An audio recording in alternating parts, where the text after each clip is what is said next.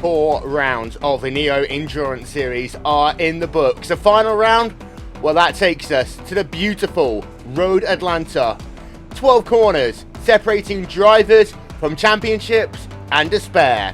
Coverage will start next on RaceSpotTV, your home of the biggest endurance events in the world.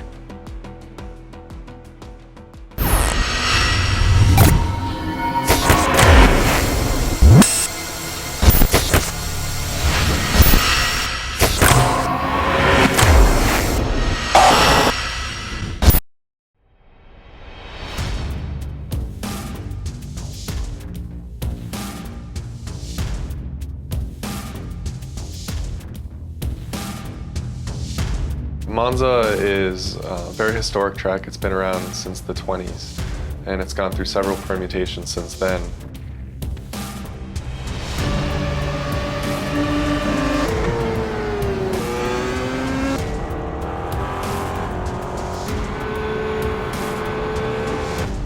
We're also bringing forward a number of configurations. So there's chicanes that they've installed since the track's early days. So they can use original, very high-speed configurations of the track where the cars would just blow through where the chicanes are today, or they could use a more modern version. So it's a pretty cool, compelling track.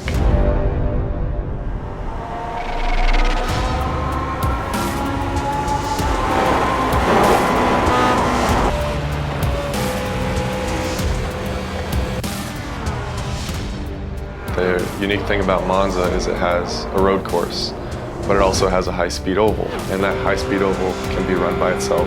The Grand Prix course can be run by itself, and they also can be run together in a combined circuit, which is very unique and special in motorsports.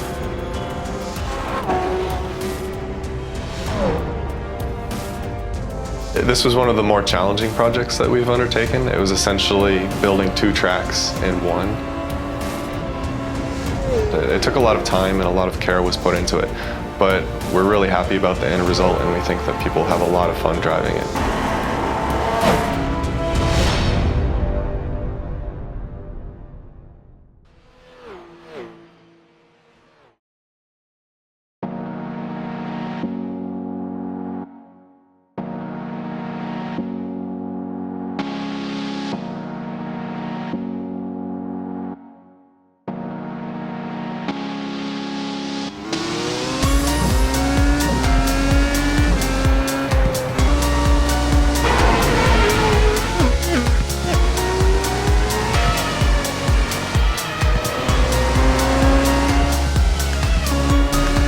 Cars are lined up on the grid. The RaceSpot.com World Championship Grand Prix Series. We are underway. They all come down into turn 1 for the first time.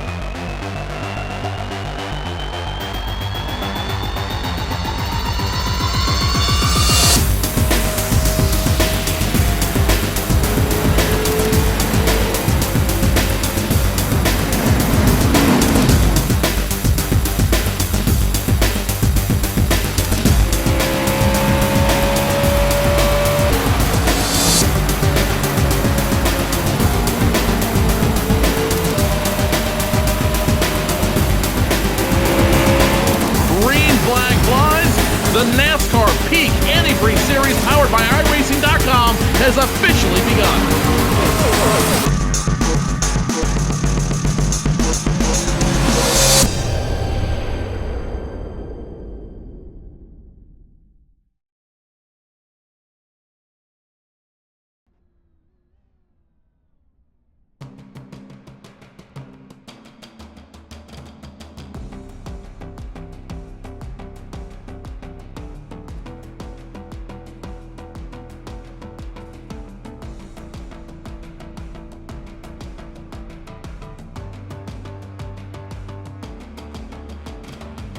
So far, drivers of the Neo Endurance Series have faced 4 unique challenges, and they head to the 5th and final round of the championship, where the competition is going to be as fierce as it's possibly ever been.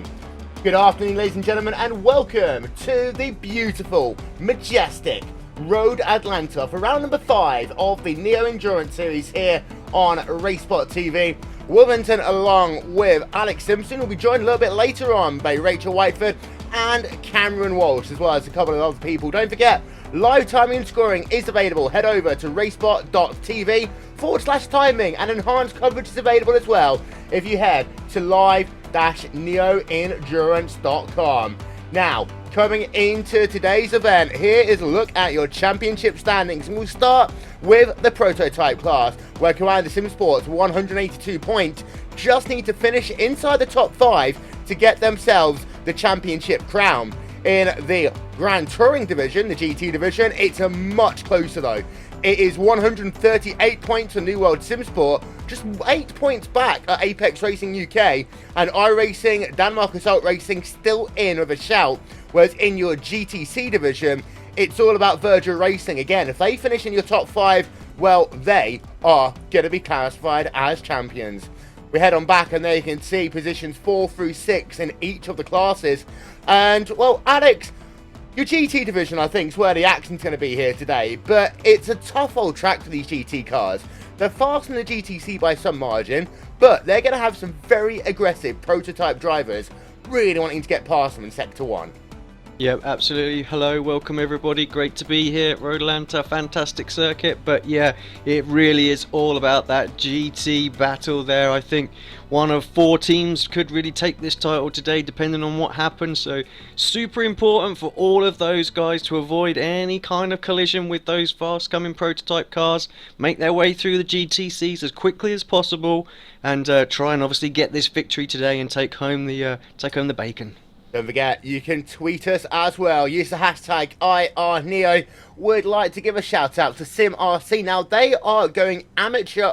No, actually, I'll take that one again. They're not the ones going amateur only, but they are trying to keep it clean. And good luck to all the competitors in today's race from them. We have got ourselves another tweet as well. This is from @_Passy.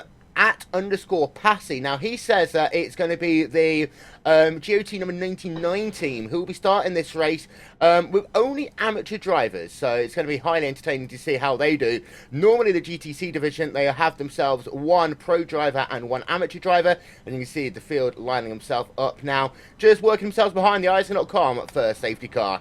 Now, in this event, the number 82 machine, the virus car, will be starting on pit road. That is due to a qualifying violation, and it's going to be very tough for them. Thankfully, they are in the GTC division, so they're not going to lose out as much as if they were a prototype class. And now we can see confirmation once again of that tweet from @_Passy. Well then, we are set here at Road Atlanta to go racing for a total of 6 hours here today for the final round of the Neo Endurance Series. And the interesting thing is, Alex, top 8 in each class classified. Free entry for next season. Add in 3 drivers from the Gathering of Tweakers, the official support series. That will be the basis for our field for next season. But there are a lot of people trying to get that elusive 8th position right now. Yeah, absolutely. I think this series has proved itself to be super success. Sells out so quickly. So those top 8 drivers will be top 8 teams, will be delighted that they've got an entry sort of guaranteed for next season. Like you say, the Gathering of Tweakers as well, they're really chuffed to be able to get up there and progress, because pretty much those guys were the ones that couldn't get on this grid in time. So yeah, great to see that the admins have done that, and yeah, those last few places that will be left, they'll be snapped up so quick, it'll be crazy. Working ourselves down the back straight away, ladies and gentlemen. If you're a new member to iRacing, have a look at the promo code on your screen. Get yourselves 3 months worth of iRacing, all of the free content plus our favourite car, which is the GT2 and GT3 Ford GT. Use that promo code that you see up on your screen. We're heading ourselves now down into that famous chicane. You're going to see lots of passing there. You're going to see lots of overtaking, and who knows, there might be a controversial moment or two along the way as well. We will find out over the course, though, of the next 6 hours who will walk away with Neo Endurance victory, and who, well, they're going to have to wait another season to get themselves the sort of finishes they want. There's a look then at your prototype class as they head themselves out of the chicane. It's turn number 10A and 10B. Dancing yourself down the hill comes the iRacing.com first safety car, getting ready to get the final round of the championship underway, picking up the pace. It's the Radicals Online car. This race starts right now. Great. Yeah, Go on. Sorry, yeah, great start by everybody there. Just filtering through turn 1 right now. No real issues, which is what we like to see. There you can see New World Sim Sports car, C2 division, Ahmed Yamin behind the wheel of that one. They, of course, are your championship leaders. We head on back, and here you can see then your GTC class just getting their race underway. That is the number 95 machine out front, the IRDK endurance car of Egil Sandfield. There you can see a car working himself out of pit road as well. But we'll go back and have a look at this prototype battle. It is between the Radicals Online number 1 car and the Commander Sim Sports number 11 machine. They head themselves down the back straightaway for the first time. Here's a look at the speed graphic as they head themselves down in towards turn 10A, 10B for the first time. Our first real big braking zone of the day, and it looks as though that Commander SimSport are thinking about looking to the outside. Not quite close enough, but they're putting that pressure on to Roger Cronin behind the wheel of that number 1 Radicals car early. Behind, we ride along board with Sebastian Job in the Apex Racing car, heading himself now out of that final corner to complete their first lap. And you can see again, Jorn Jens putting that pressure on, thinking about trying to work the outside as they work themselves down into turn number 1 once again. He's going to do the crossover. This is the battle for the race lead. They want that track position early. And again, Roger Cronin having to defend very, very heavily right now. Yeah, Jorn Jens, he doesn't need to get out in front. They're in a championship winning position right now, but he wants that really, really quickly. He wants to win this championship in style, and he put Roderick under a lot of pressure there, but just seems to have dropped off a little bit there. So perhaps just slight differences in the setup. Maybe this Coanda SimSport car is all about the straight line speed, and the Radicals there just very, very quick through the twisty section. Again, we go into this straightaway section. You can see that Jorn Jens already starting to pick up the draft and close back in. Yeah, we're turning our attention back to the C3 division, the GTC division very quickly. Riding along board with the driver of Marcus Johansson behind the wheel of that number 77 Virgil Racing car. Now, in this championship, they are pretty much secure the championship if they finish where they are now. They are hunting down Egil Sandfield in the IRDK endurance car. Currently about half a second separating those drivers as they head themselves up the hill once again. We had ourselves 36 starters here, and it looks as though all of them have been able to make it through the first couple of laps without incident. Here we look on board with the Sim RC car. That is Stefan Zulzler, who's trying to head onto the rear of Martin Fitzpatrick. This is a battle for position at number 5 in class, 4 and 5 in class. As you can see the gap on your screen, just about 3.5 tenths per second, completing another lap here. Now, here's the interesting point. We'll have a look at the rear end of our GTC field. There you can see Stefan Koppans in the Torque Freak racing car. And we'll turn our attention then back to your overall race leader, Roderick Cronin. He's already coming up to lap traffic in about 3 laps time, Alex. They only get 10 minutes worth of niceness before they are going to be in traffic every single lap of this race. Yeah, that's the hard part. I think you want to try and get a little bit of a gap, because that's when he's going to come under so much more pressure. These endurance races are often won and lost by how well you can navigate the traffic. And yeah, in just a few laps' time, we're going to see how these guys have prepped and if they're ready for it. Yeah, having a look through, you got yourself a nice little scrap going on right now. It's currently a freeway scrap. You got yourself the Gathering of Tweakers car and the Sim RC car. They're going at it for P number 6 and 7. Right behind them, you got yourself the Rev Sim Racing car. Just 3 tenths of a second separating those drivers. And then you got yourself Aspen Motorsports as well. Just 1/4 of a second separating them as you have a look from the rear of the Rev Sim Racing car, working themselves down into 10A once again. No passes being made at this stage of the race. And this is run race more than any other time that patience is going to be critically important, Alex. You will, each of these cars at some point in this race, lose 5 seconds in the space of 1 lap. We know that one to be true. However, it's what you do afterwards, not getting yourself too aggressive and too angry. That'll be the difference between you doing well in this race and the difference between you putting it in the wall. Yeah, that's the thing. I mean, 6-hour race, plenty of time to make up these little time losses with the traffic. So just got to be patient, not let the red mist come over you, and just focus on what you need to do. Stay in there for the long haul, long race. And most of these drivers know that, and we've seen this throughout this championship as well. So I'm sure, you know, we'll see some interesting moves with the traffic, but we won't see anything much come from that. Those drivers will just stay focused and just try and push on.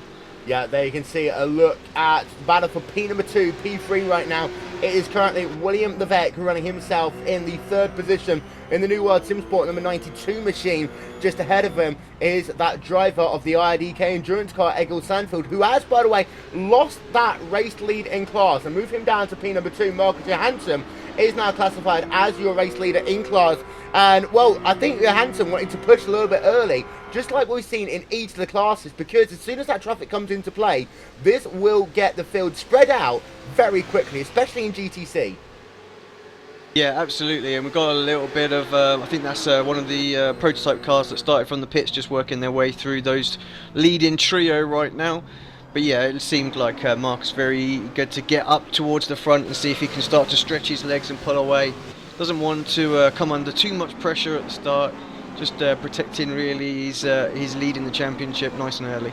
Yeah, he would have a look then on board with the driver of Connacht Motorsports, Ronan Gross, and there you can see the traffic, and here you can see the issue. There's a sense of urgency at this stage of the race. There's the number 82 Virus Machine just ahead, who's going to freeze past, and then the Dart Frogs as well, number 88 car coming into this race 3rd place in the championship. You'll see drivers being very aggressive on the front stretch and make passes, because as soon as you get through turns number 2 and 3, well, that is when things get incredibly complicated. You can see there, as we go on board of Commander SimSport, that he just had to take a very big risk through turn number 4 in the S's, and generally you can't run too wide through there, but the prototype driver is going to have to pick themselves a line and really hope that all of these drivers know what they're doing and don't get too worn out. I think that fatigue factor is going to be so important here, as we're just having a look now on board of the driver of Captain of Tweakers number 2, Dark Turnins, battling still that Sim RC car. Yeah, these guys just got a couple more laps before they start to have the prototypes on them, I'm sure. So yeah, need to make some moves early if they're going to do that. Try and stretch out, because that's, as we've seen with the prototypes already, that's split that little pack up as well. So these guys really just trying to find their feet now and see if they can pick up a place before they start after dealing with the traffic. Yeah, and for this GT class, it's going to be really difficult for them, because they are going to have to get themselves past GTC traffic. They'll be doing that in about 15 minutes time. Simultaneously, they are going to be passed by prototype drivers every about 15 laps, I'm going to say, on this one. And the difficult thing for them is to make sure that they're not going to try and make a move on a GTC driver just as a prototype driver is trying to do exactly the same on them. I think that is what we're going to see our biggest incidents of the day. But out front in your GT class, I have to say, iRacing Denmark Assault Racing, they are pushing it to the limit right now. 1.5 seconds at early advantage they have over the New World SimSports car of Ahmed Yamin. And that is all about motivation right now, I think, for the IRDK Assault Racing car, just to get themselves, you know, into the head of New World SimSports. Yeah, they've been very fast all season, and you know, I think they had a little bit of bad luck earlier on, and now, of course, they really got this chance for this championship. They're sat 3rd overall, and yeah, they can push on, and hopefully, you know, they just need a few results to go their way, and there's a potential championship in, you know, for them. So, but New World SimSports aren't going to give up. They're right there at the moment as well. They know that it's a long race. Anything can happen. Different drivers got to come into the car, and the same really goes for the Apex crew.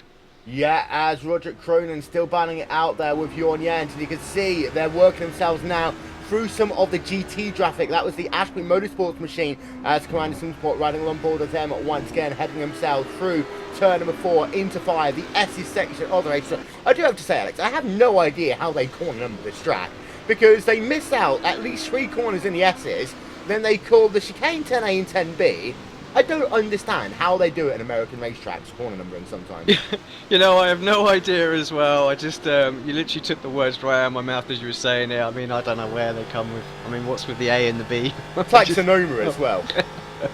So, we were, you know, they're a rule to themselves, so yeah, we'll just go with what they say.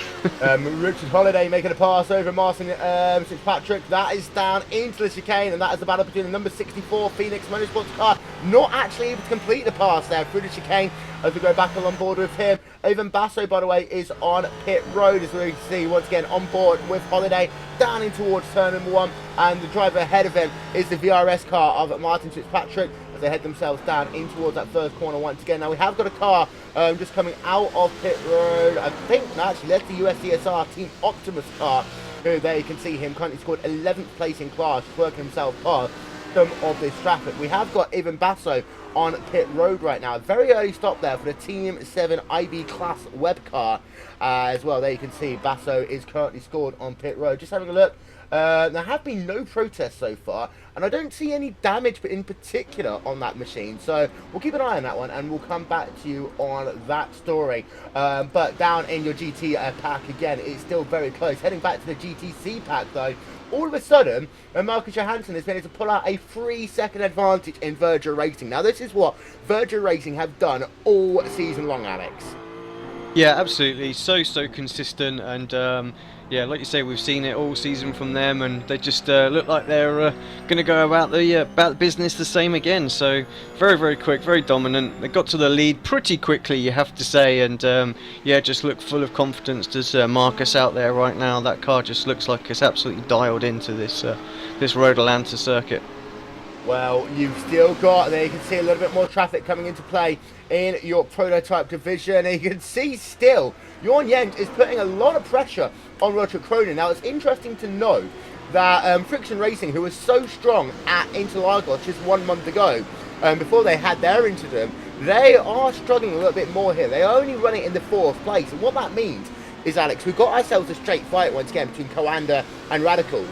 Last time out, Friction Racing, for the first 4 hours, were really there in the mix. Could have taken points away from either of those teams, but now I do think that we have got a clear 2-horse race as far as this race is concerned, and of course the implications that has for the championship.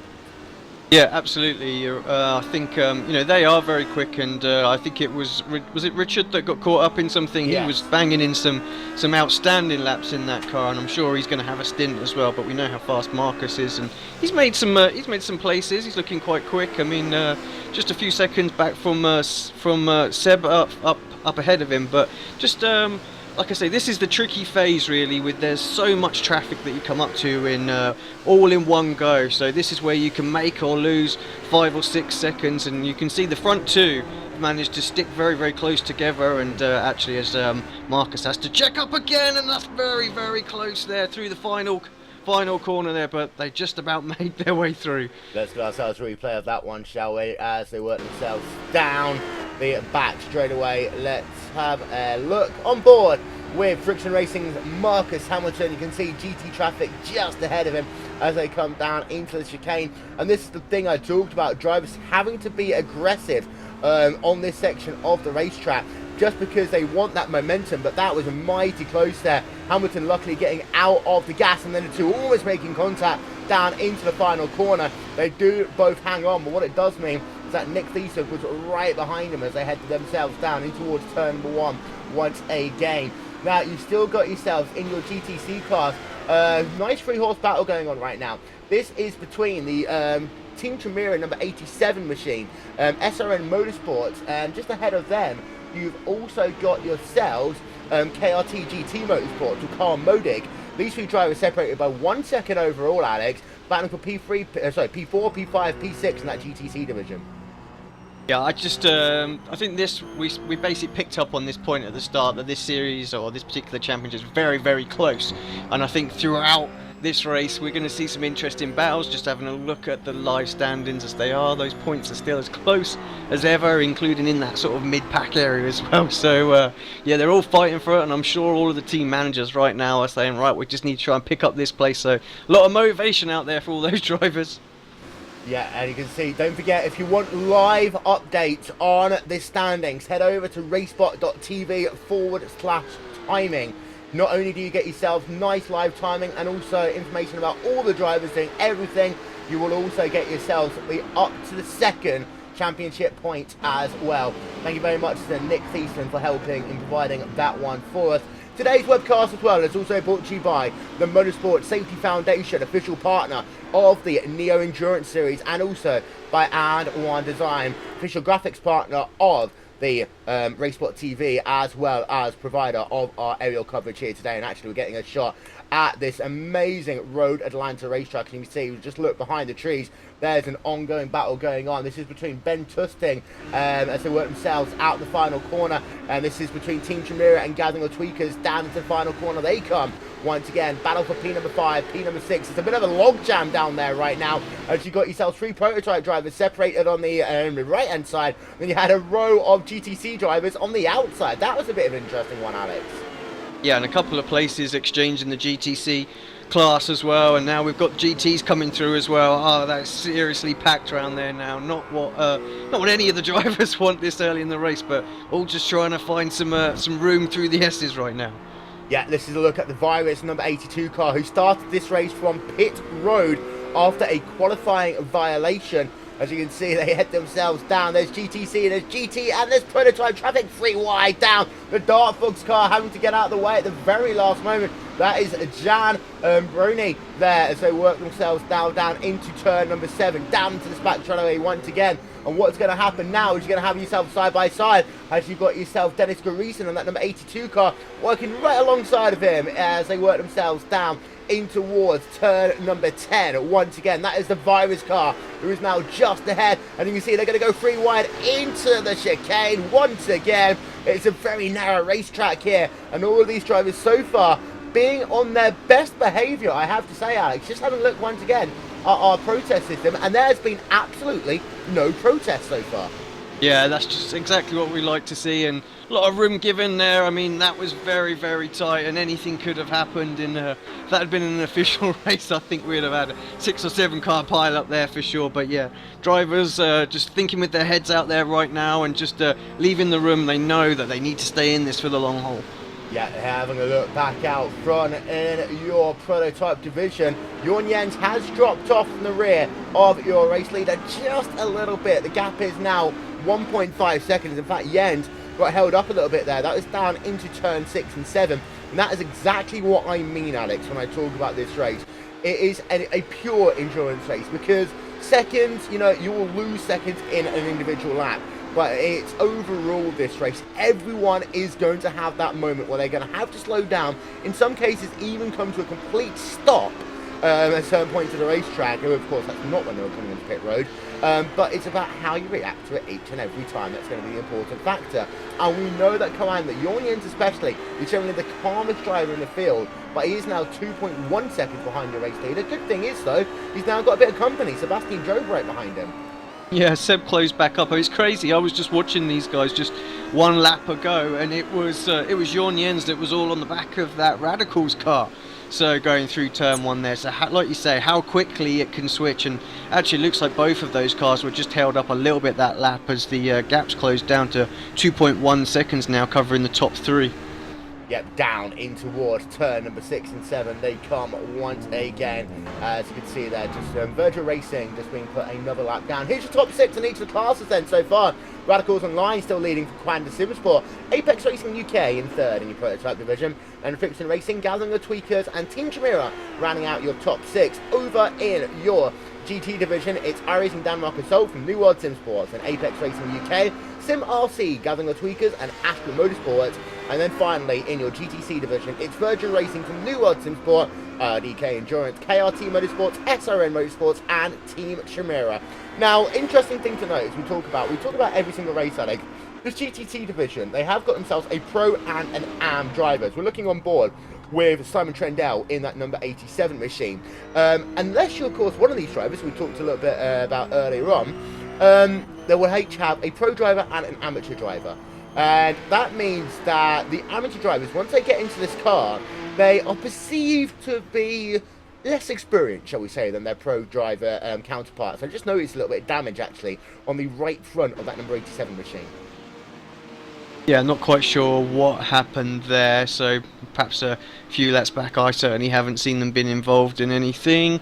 Just checking if there's any sort of protest or anything like that. No, there's not, so it could have only just been a little scuff, so yeah. A little bit of damage, doesn't seem to be affecting the pace out there right now, but yeah, as you were sort of alluding to, yes, we can say the amateur drivers can sometimes be perceived to be a little bit slower, but it's not always the case. I mean, I know we have seen in the recent sort of Neo series as well, as actually some of the AM drivers can be very, very fast, and we've seen them right up the front of the race. So yeah, I believe this is the team you touched on earlier on that filled in all amateur drivers today. Yeah, it's that number 99 team actually. There we can see it is the Gathering of Tweakers, free car. Pascal Land behind the wheel of that one right now.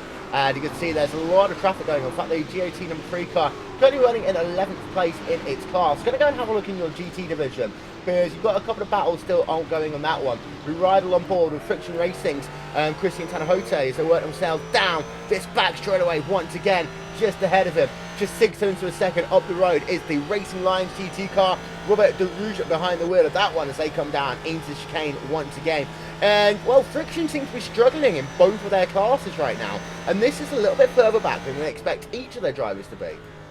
Yeah, I mean, just on a pure sort of perhaps defence point for Friction, I know a lot of their drivers compete in the iRacing World Championship Grand Prix series, and of course we've had a new build come out this recent week, and I think they would have probably all been full steam ahead to try and figure that out for the World Championship drivers there. So maybe I'm wrong, but I would think that they probably didn't have as much time to spend on just fine-tuning these sets as they would have done in the previous rounds, and yeah, I'm sure they might be able to do a pressure adjustment here and there, try and tweak the car in a little bit over the course of this race, but I think they'll also get a little bit more familiar with that and try and work out where they can pick up and find some time with some adjustments of lines. Yeah, and that's one of those things as well. There are very limited adjustments these cars can make now they're actually in the race. It's not like park firmly, so to say. There just isn't really much they can change. Tyre pressures is the big one of that. And I'm thinking maybe the Radicals car especially might be thinking about that one, because they were very slow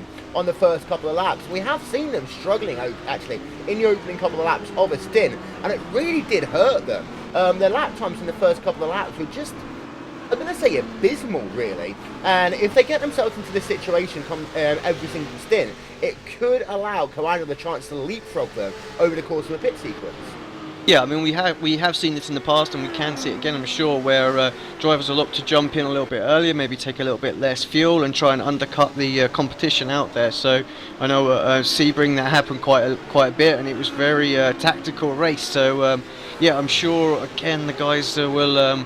They probably want to fill their car up to that optimal fuel level rather than going full tanks with it. I might be completely wrong, and they might just go, we're going to go with it. We can deal with it. It was just them getting used to the car, maybe a little bit of nerves, perhaps settling in for the first few laps, as the Coanda SimSport prototype there is absolutely stuck in GTC traffic right now. Yeah, and that gap all of a sudden's up to 3.6 seconds. You can see having to wait before we can finally get past the Dartfrog's car. Let's give ourselves another look at that one, actually.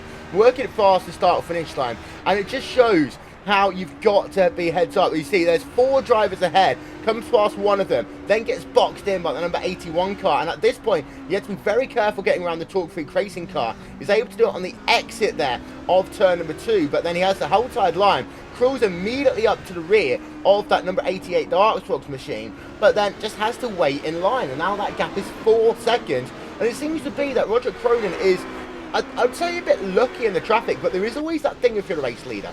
It's called leader's prerogative, because no one wants to be that driver taking out your race leader. And you always get a little bit more cautious when the race leader's coming past you.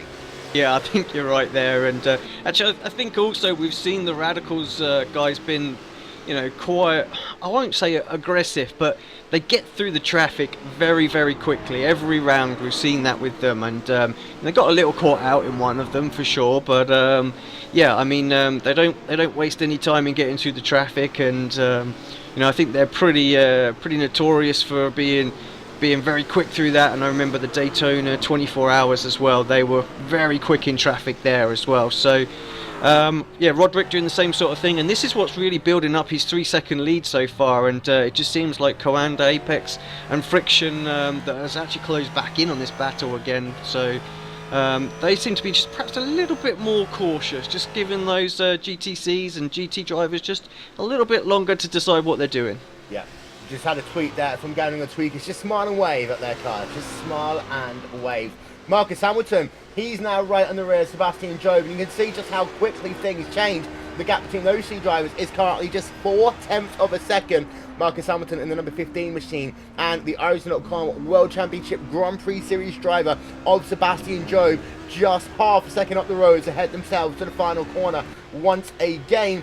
You can see down in the pack as well, you've still got a little bit more of the battling going on. This is between Mikel de Jong and Roland Gross as they head themselves out of that final corner.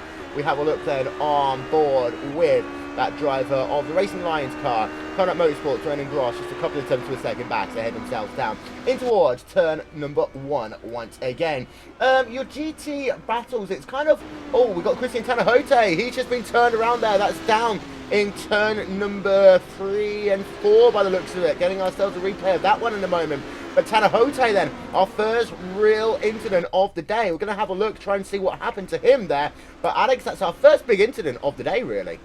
Yeah, it's affected Christian quite badly. He was starting to make his way up through the order as well, and we picked up earlier on that perhaps struggling a little bit with pace as to what we normally expect to see, and that's not going to help him one little bit out there now. And yeah, it just looked like as just having a little look at that back, it just looked like 2 into 1 didn't go there, and Christian wanted the corner, so did the prototype there, and yeah, I think I don't want to be the admin here. I don't know if it was a late move or what, but it just I think it just caught Christian out there, and yeah, unfortunately, just a little bit of side contact sent him spinning off wide there. Yeah, that's that number 24 car as well, down in towards turn number 2 and 3. So there you can see the Friction Racing car turn around. That number 24 machine, just to let you know, by the way, is the driver of Ben Tusting. He's been in the wars a little bit this season in the Team Shimera number 24 car, and we'll keep an eye out to see whether that one does go under review. And well, Race Control, we do have to give a very big shout out to Race Control, because all season long they've had themselves an absolutely sterling job at making sure that these drivers get a fair crack at the whip. I'd like to give a shout out to Alan Neves, to Burke Ekmans, also to Neil Heckins and to Egil Sandfield, who have been doing Race Control all season long. Especially big shout out to Egil Sandfield, who actually runs the race for the first stint, gets out the car, hands it over, and immediately runs up to the Race Control booth. Incredible stuff. Yeah, great commitment there, and yeah, I think all the admins need a good shout out, because you know, they give up their time to do this, and we all enjoy it. Driving in it, competing, it's all plenty of fun, and then you know, they're just out there. But yeah, a girl as well, like you say, doing double duty, he enjoys it, I'm sure. Yeah. So you can see we've got yourself now Nick Thiessen, as we go and look at him in a freeway battle right now, and he's got himself just about a second ahead, much less than that. All of a sudden Friction Racing's just about 2/3 of a second up the road, and we've got a car's turnaround as well. I believe that might be your boy, the Apex Racing car. Now that is going to be critically important. And the Coanda Simsport prototype there as well, just as important. 2 championship contenders may be taken out in one foul swoop. Let's get ourselves a look at this one then, and we'll have a look over at Lassie Brun Hansen. There you can see him just coming into shot now. There's the Coanda car right behind him. You can see on your screen, we slow it down, and right about here, Coanda running into the rear of the Apex Racing UK car. Now, this is not what we generally expect to see. And then another tap upside down and around is Coanda. Now, this is potentially a championship over for Coanda Simsport, and they had been doing so well all season long, been getting the Clean X Award race after race after race. But that one, from first look, I do have to say, was Coanda's fault. Let's get another look at this one. Up the hill, and you can see traffic all around. We slow it down right about here. And, well, the Apex Racing car, on second look, the Apex Racing car lost it by himself there. Yeah, it does look like Glazer lost it there. Sorry, Will, yeah, just as it's my teammate there. I just thought, wow, as much as I would like to say it was, but yeah, just lost that bounce. I think it just looked like the car was bouncing over that curb and just lost the back end, and Jornien's there just like you say, just got flipped over. Yeah, we'll get ourselves one more look at that one. And well, Lasse Brun Hansen. Now let's have a look. We'll slow it down from here. And you can see at this point it looked okay. We saw it from a different angle earlier. And Brun Hansen, he just got himself a wiggle through turn number 2. And then he just started. Let's be honest here. This was not intentional at all by Lasse Brun Hansen. But it has a huge impact in 2 championships here. As we've currently got ourselves Apex Racing on a pit road, making themselves a service. You've got yourself Coanda Simsport on pit road as well. They are down all the way, second to last in class.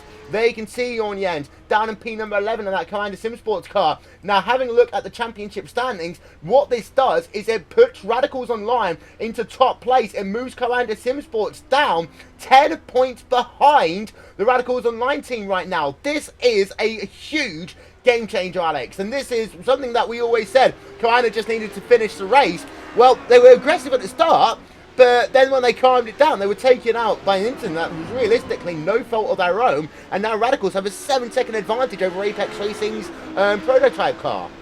Yeah, how quickly that changed. You know, we really thought all they needed to do was finish, and it just goes to show anything can happen in these endurance races. We are only half an hour into this race as well, and yeah, unfortunately that looks like it might have put pay. I mean, I'm not going to rule it out. Of course, these cars have gone through a new build, and we know that actually the cars can be repaired now as well. It might take them a while, but if we get a few more DNFs, Coanda Simsport might score just enough points if they just persist with it. So get that car repaired, get out there, just see what sort of place that you can get finished today.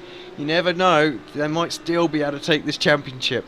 Yeah, there is currently no reviews going on. We will give you any and let you know if anything happens. So what are you implying for Coanda, Alex? They need to do the McLaren Honda strategy. Oh, absolutely. Just get it repaired, get out there, just chundle around at the back, even if they've got, you know, half of a car hanging off, as long as they don't get black flagged. But yeah, just try and pick up a few more places. I mean, they're only a few points behind, a couple more places up, and you know, they're gonna actually score enough points to still win this championship. So bear that one in mind. Currently, the point swing, and we're not even to election season yet, and I'm talking about swings. The point swing is 10 points to the Radicals Online organisation, who came into this race with an outside shot. Now, this was the standings coming into today's event. There you can have a look and pay attention to both the drivers in the New World Simsport camp and the Apex Racing camp. There's only 8 points separating those drivers. New World Simsport can pretty much, at this stage of the race, claim themselves to be champions. Coanda Simsport had themselves a huge advantage, but that has been taken away from them now, just half an hour into the final round of the Neo Endurance Series. Having a look down the pack just a little bit, we ride along board with the driver of Slipstream Racing's Mark Hewitt, putting pressure right now on to the Virus car, number 82. Of course, Virus started this race on pit road, have been able to move up the field. They're just being put a lap down once again by your overall race leader. That's Roger Cronin in the Radicals Online car. But Slipstream Racing doing themselves a nice little job in this event so far as well. Yeah, good little battle going off between those. I think they exchanged positions last lap as well, so having plenty of fun out there. I've just done a little bit of calculations as well, Will, and I believe if Coanda can make it up to 7th place in class, they will win the championship. So we'll keep an eye on that. We'll see how long it takes them to get that car repaired. It's a tall order, but we've seen more cars than that retire before in this Neo Endurance Championship, so there's the potential there. Could get really, really exciting at the end. Yeah, as we just stick it with that battle for the time being. You can see Lasse Brun Hansen, by the way, has brought his car back out onto the racetrack, but he's currently scored 10th place in class, so he needs to do a lot of work, especially due to the fact that that New World Simsports car is way up the road right now. There you can see one of the New World Simsport actual GTC car that's currently got William Levesque behind the wheel of that one. But if you have a look, that number 15 New World Simsport car leading the championship coming into this event by 8 points. Point swing in their favour right now. The gap to the race lead as far as that one goes, just 8.5 seconds. And well, all of a sudden that New World Simsport C2 car can take it a little bit easier, which is going to be a bit of a relief for them. They don't have to be as aggressive every single time they head themselves into a corner, Alex. No, exactly. Very yeah, very comfortable for them now, and like I say, they can sit where they are right now, and the championship's there. So, like you say, we've seen this just a moment ago. It can happen really, really quickly. It can be no fault. So, I'm sure the guys would have seen that. The team will be radioed into their driver right now, and they'll be like, look, just what's happened to Coanda out there. Just take it easy, give everybody all the room, be patient. So they won't want to fall foul like Coanda have just done. Yeah, we're just having a look at the driver on pit road. Now, this is sorry, I'm just going to start on again. That is Boy van der Laar, and you can notice there, back end of that car is completely destroyed. Now, we didn't see it, Alex, but we do believe that was a big incident on the back straightaway. So we had ourselves two simultaneously big incidents on the racetrack. Phoenix Motorsports car is currently on pit road, so it's a disappointing day for them right now. And you've also got yourself Jorn Jensen on pit road. And Stefan Coppins is currently classified in the last place in the GTC division, currently down in the 10th place. But, well, Phoenix Motorsports, they've had themselves an up and down season. Again, it's a shame to see them on pit road the way they are. Yeah, I'm not really sure, you know, what's happened to those at the moment. But like you say, their season has, you know, they've had some really good, strong results, and yeah, some not so good ones. So. Yeah, they've been very, very competitive all season, and you know, it's a shame that they're on pit road right now. Yeah, there we are, riding on board with the Gathering of Tweakers #1 car. Got ourselves an interesting message on YouTube. Don't forget, you can get in contact with us. Use the hashtag IRNEO. Follow us at RaceSpotTV and get involved in the conversation on YouTube as well. If I'm ever in a race like this, please, commentators, don't mention me until the end. We understand. Yeah, curse of the commentators. Well, it hasn't really struck yet today, Alex, but Commander Simsport, they'll probably claim that we cursed them. They said at the start of this broadcast that they had the championship pretty much wrapped up. Yeah, I was about to say, I think we've Dan Kirkhoff, by the way. We've done a major one. So yeah, Darren just making a little mistake. That's coming out of the chicane there. So recovers, doesn't look like there's any damage. So he continues on his way in that Apex Racing TV car. Yeah, there you can see he's actually turned around by the looks of it. That is by a Ford GT car. I'm not sure if that's the Ashby Motorsports. We're going to have to get ourselves another look at that high above. It's actually in the number 44 machine there. That is the Ashby Motorsports car, that's right. Ashby Motorsports, and it did look as though he just ran into the rear of that Apex Racing TV car. We have got ourselves two Apex cars in this event. You've got yourself the Apex Racing car and the Apex Racing TV car. I'm not quite sure. There you can see the Apex Racing TV car just coming ahead, the Ashby Motorsports car locking up almost into that final corner. Now, that is one incident that I do believe will be reviewed by Race Control. We'll give you an update on what is going on in their world in just a little bit. As you can see, that number 44 car probably got himself a bit damaged because he's just gone off the racetrack, and that is on the exit of turn number 7, and the Apex Racing TV car goes past him once again.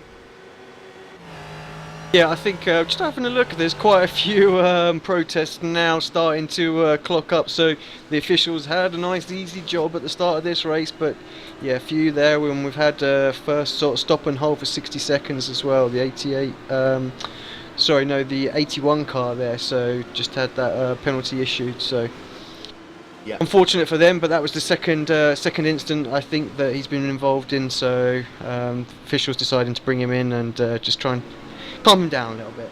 Yeah, as we have a look, we'll get you a confirmation in 1 second. Here you can see that Marcus Hamilton now up into a podium position in that Friction Racing car, continuing to battle it along with the Apex Racing UK car as they head themselves down in towards turn number 6 and 7 once again, just working himself on the outside of a GT car.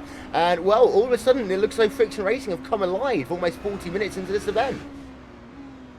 Yeah, Friction very, very strong up into third place, getting very, very close now to Sebastian there. So just 7 seconds behind the Radicals as well. So these guys are not that far behind, and we've seen with the flow of the traffic that they could catch up really quickly. Just Radicals just catches some traffic or a big gaggle, then these guys could be right back on them as well. Gathering of Tweakers not too far behind. So that podium spot's really starting to hot up in the prototype class. Oh, I can completely agree with you on that one. Just having a look down the field a little bit and just checking out on the number 88 car. That is the Dark Frog. and that is the driver who lost out due to contact with the Torque Freak Racing number 81 car, which is the reason why they've got themselves a stop and hold penalty. We still have under review the Ashton Motorsports one. Just having a look, it's not yet been determined. We'll let you know as soon as it is. And they see the dart floor down in 9th place. And that's a bit of a shame for them. They've been running in the top 5 pretty much all season long, Alex. Yeah, sorry, just a little bit distracted there, Will, for a second. The friction racing cars from the prototype and the GT class were getting very, very close to one another through the S's, and I just thought for a minute, I was like, please don't do it. I could imagine all hell would break loose in that team channel if they if they come together there. But actually, it cost the prototype car just a few seconds there, but in a foul swoop, there's a little bit more traffic that holds up the Apex car, and all of a sudden they're back on their tails again.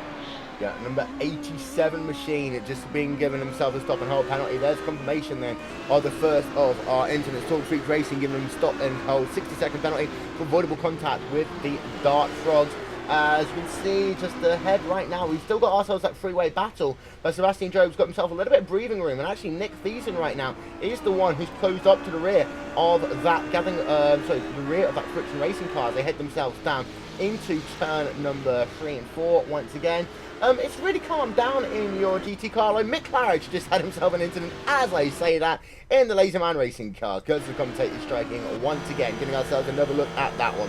Down in towards the chicane. Now, does he bin it by himself? Does he get a little bit of help into the corner? That's a KRT car right ahead of him. Nope, he loops it all by himself, Alex.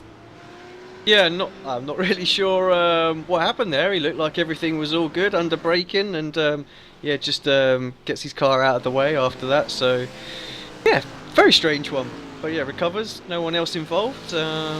Carries on about his business. Yeah, why not? There you can see he's currently scored in the 9th place in that GT class. It has really calmed down overall in that division. Still got ourselves a nice little scrap going on though. It's between Egil Sandfield and the IRDK Endurance car as they work themselves up the hill down towards the chicane. Once again, that famous chicane down at turn number 10A and 10B. We will use the official corner names here as they come down into that corner right about now. To give you an update, by the way, the number 87 machine, Team Chimera, have been given a stop and hold penalty for avoidable contact. So they are now going to have themselves their day pretty much ruined. That's with cars number 10 and 66. The multi-car incident there involving that driver, as they are going to have to make themselves a stop and hold penalty. Just riding along board then with that New World Simsport, the 92 car. New World Simsport having themselves a good little day here today as they're working themselves down in towards turn number 2, 3 and 4. Once again, just over 20 minutes now, sorry, 40 minutes of this race will complete, and there's confirmation of the Team Chimera car being given themselves a 60-second stop and hold penalty for their actions. And well, they're not going to be happy bunnies about that one, and it's going to put them well down their respective field. That number 87 car is actually on pit road by the looks of it anyway, so they're not going to go any fast anywhere soon, I'm going to have to say, Alex. No, not at all. I mean, pretty much an entire lap that they've just been penalised with there, so can't obviously do any sort of real adjustments or anything like that whilst going on. I'm guessing that they'll probably sneak some fuel in, maybe a set of tyres or whatnot that needs to be done. I don't know exactly how that works, but yeah, I think like I say, their race really now is just all about making sure they finish, and that, you know, others have mistakes and similar fate sort of happens, and hopefully they can work their way back up there. But yeah, not ideal at all. Let's ride a lap then on board of the number 92 New World Simsport car, currently still hunting down that IRDK Endurance car. Enjoy this one with us.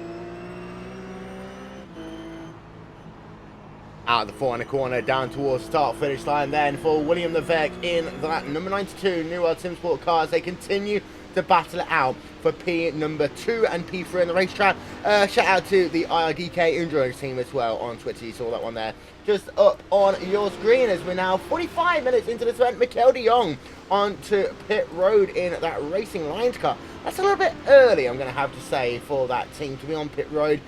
You'd think that they'd do it as close to the hour mark as they can to get themselves a free pit stop, but it does look as though that Racing Lions car, they've done this before, being on pit road a little bit earlier than everyone else. Yeah, I think, you know, some teams decide to take their little short stint that they often have to do and break it up into a couple of shorter ones earlier on. Maybe try and get out of sort of like a little battle that they might be in and see if they can sort of jump teams in there. So yeah, maybe this is a little bit of strategy coming into play, or you know, maybe they're just driving to their numbers and they can't make it on an even full tank all the way through. So just taking a bit of an early stop. There you can see also Jorn Jens is on pit road. You can see him just at the front of your screen. He's right about there. Still on pit road, all the way down in class right now, as we've got another car just coming out of pit road back onto the racetrack. Boy van der Laar, just not sure if he's had himself a moment. He's actually coming onto pit road. Apex Racing TV onto pit road as well. So we're getting ourselves a couple of pit stops here in the early going of this event, and I do believe though that the Apex Racing TV car might be coming in just to get themselves a couple of repairs.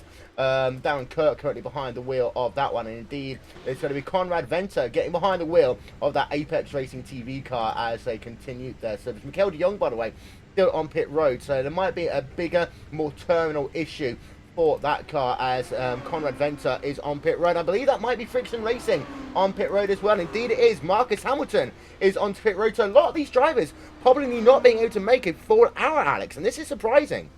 Yeah, no, just that sort of 50-minute mark. So, yeah, you normally expect, like you say, you expect to see them with the hit that hour mark. So perhaps just these long straightaway sections really eating into the fuel. No real opportunity to save in those areas of the track. So, yeah, perhaps a few more pit stops going to be needed this particular race, and that opens up strategy as well, because we might see people take slightly different strategies there, and people coming in early and yeah, make our job a little bit harder, just trying to work out where everybody is.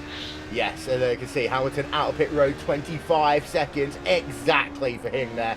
Nice and perfect for the Friction Racing team as they do another tour around the racetrack. And just have a look as well.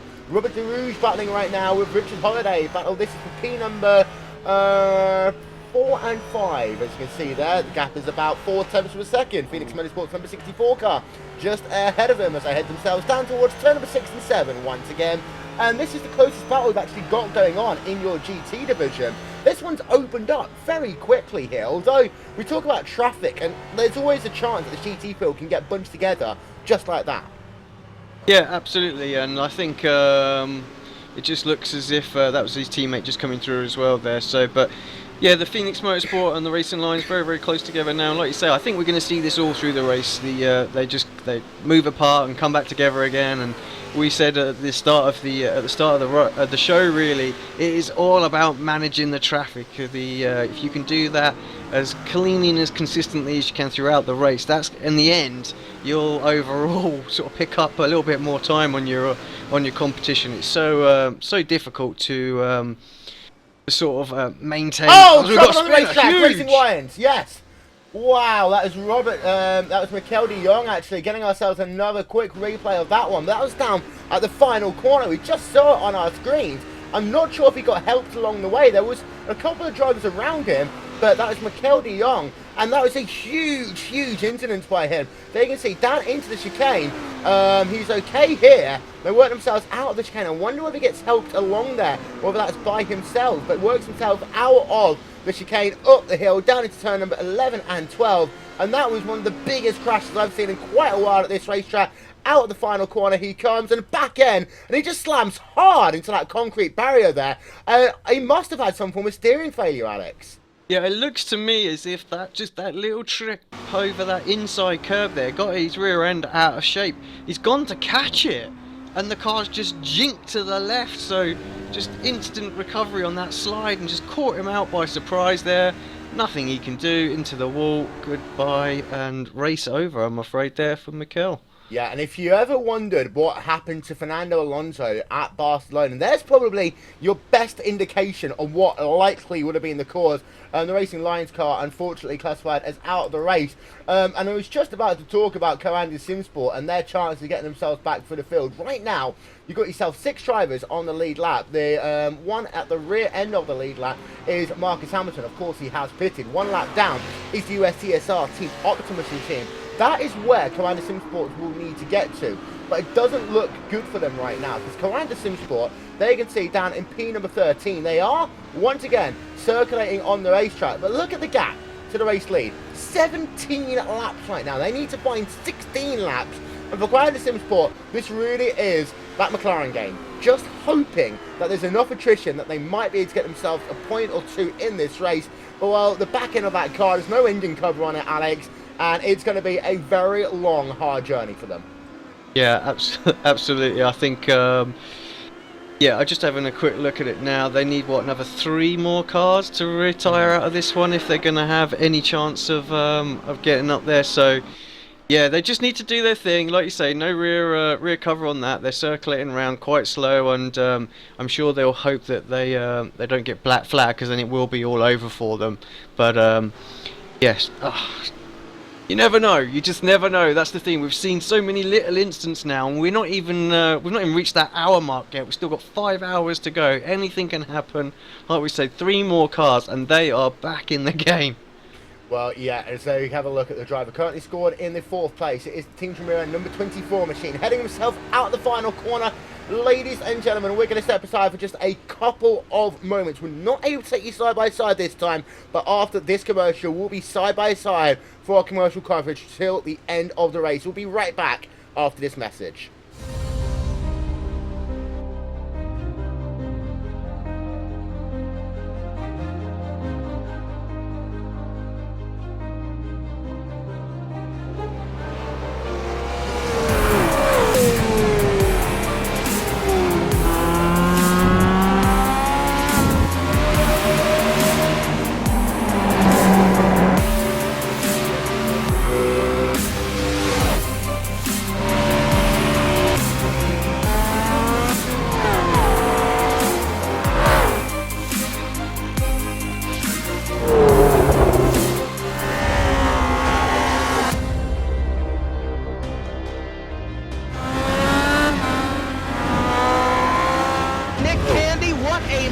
Truex in the outside, contact made, 56 slides it at a 4, who's going to be at the stripe?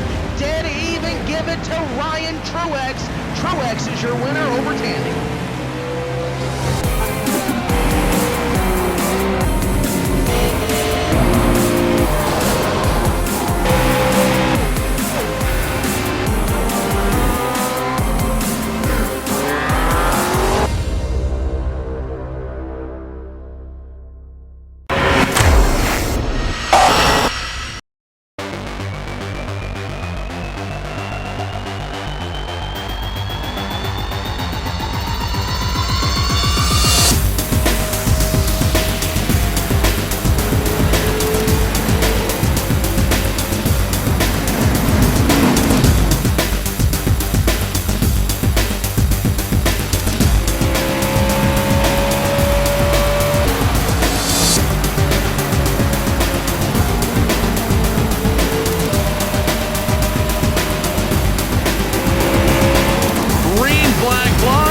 The NASCAR Peak Antifreeze Series powered by iRacing.com has officially begun.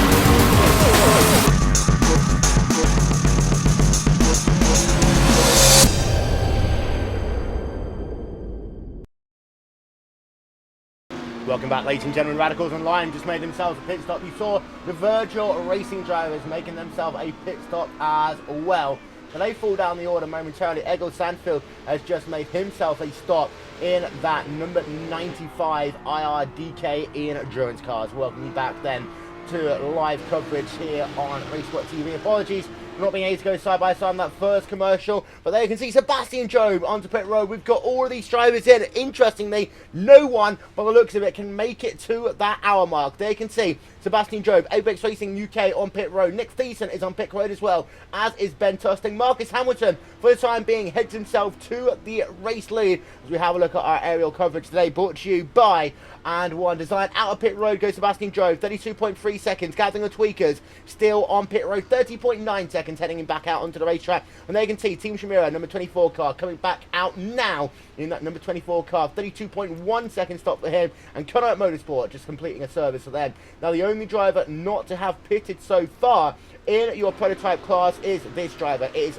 Friction Racing's Marcus Hamilton. He's heading himself into the back end of the racetrack, down that back straight. We'll keep an eye out to see whether he comes on towards pit road this time by. We've got pit stops going on as well in your GT division. There you can see Eric Verdorf now in the iRacing Denmark Assault Racing car. And second place is currently Ahmed Yamin in that number 50 machine as they head themselves down towards turn number 10A and 10B once again. Out front there you can see Marcus Hamilton. Will he come onto pit road this time by? Is he going to be able to get past everyone? He's only 5 minutes away from being able to leapfrog everyone as far as strategy is concerned. This could be a very, very interesting one, Alex. Well, just while pick up, he has actually come in. He was the first person to come in, if you remember correctly. So he had a very, very short stop. So he's definitely throwing a curveball there with the strategy. Just trying to find it out. About 25 seconds I make his pit stop. So yeah, very interesting call. Got himself out into the lead. Maybe a bit of clear air. Now hopefully he'll have the advantage of like what we were talking about earlier on, that leader's sort of awareness. So yeah, Roderick now down in second place, and what that does is makes that championship fight even closer. Radicals still have it right now, but what it does mean is that Coanda have got to pick up much less points. I'm just trying to work that out right now, just to see where it is. So there is just 2 points between them as they stand right now. So one more place for Coanda, and you have to think the championship goes back their way. That is incredible stuff. So basically, it's win or go home for Radicals Online. Very quickly, we're going to get a word with the number 10 machine. That is Phoenix Motorsports. They had themselves an absolutely huge incident, so we can just take a look at their car. Stranded on pit road, not where they want to be. But Boy Van der Laar is here. And boy, not a good day for you, unfortunately. All the way down in P13. What happened to you? Yeah, well, I remember exiting turn 7 and I saw a bunch of GT cars. I believe it's just a single 4GT, and I believe it's 2 or 3 roofs and a lapped HPD car. So I decided, well, I'm just going to stay in line with this HPD car and just pass these cars in the safe way on a straight line, right? There's enough room to go 3 wide. So I stayed behind this HPD car and I just got swiped from the side eventually. I didn't see the accident itself, I just felt heading swiped from the side, and that's basically our end of our race. Because we fixed the car, got back out, but the car is just unsafe to drive and it's just unsafe for other people, so we decided to retire the car for safety reasons, because it's just confusing other people out there. But in the end, we had fun until that quite a big incident right there, because I believe there's more cars involved in that incident as well, because I saw a 4GT all the way sideways. Couldn't really tell, I haven't seen the replay yet, but that's my experience of this incident, unfortunately. Well, thank you very much for talking to us. Unfortunately, your HPD car is out the race. Number 64 Phoenix Motorsports car, though, is still circulating. It's just to let you know, New World Supersport number 92 car on pit road, coming out in 38.4 seconds. Frank Levesque will stay behind the wheel of that one for the time being as they head themselves back out onto the racetrack. In fact, just being passed in the process as well. So down provisionally into P number 4 for them. But before we let you go, boy, Jonas Phelan currently is still circulating in that number 64 car. Currently scored in the 4th place. Hoping, I'm presuming, for better fortunes with your GT class driver. Yeah, definitely, and I know these guys can do and actually have a good result themselves. It's just a matter of not getting into trouble, really. Like, just stay with the lead cars and then just fight it out for the last 2 hours. I haven't spoken to them what their strategy is, so I'll have to see. But I know definitely these guys can do it if they want to. They really go for it. They can definitely can. Well, thank you very much for having a chat with us there. We do apologise for that brief incident there. As you can see, back onto the racetrack is that Phoenix Motorsports number 64 car. Out front, you can see Roger Cronin is currently in second place, 4.8 seconds behind your race leader. There you can see confirmation of the gap, Alex. 4.8 seconds, a lot of work now to do for that Radicals Online car. Yeah, I mean, I think they are on a different strategy. I'm pretty sure. I'm checking the numbers. They were stopped, and yeah, about 5 or 6 seconds longer than the friction guys. So I definitely think we've started to see splitting strategies appearing here now. Now, whether or not this means that friction going to do that all through the race, and they're going to have to take one extra stop, I don't know. We'll have to wait and see. But if it's just they've decided, like I said earlier, they might have had that little fuel stint that they need to do. Normally the guys seem to leave that towards the end of the race. They've decided, well, we'll take a short one now, try and jump ahead, see if we can build on that lead. So yeah, it's interesting. I think it's going to take maybe another 2 or 3 more stops before we really understand where they're at with it. But right now Marcus is doing a great job and actually lapping a little bit quicker that last time by than the Radicals car, but I put that mainly down to traffic.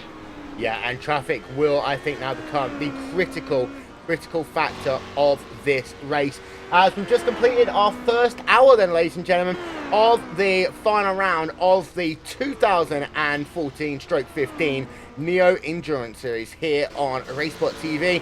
And now it's time for your Hour 1 recap.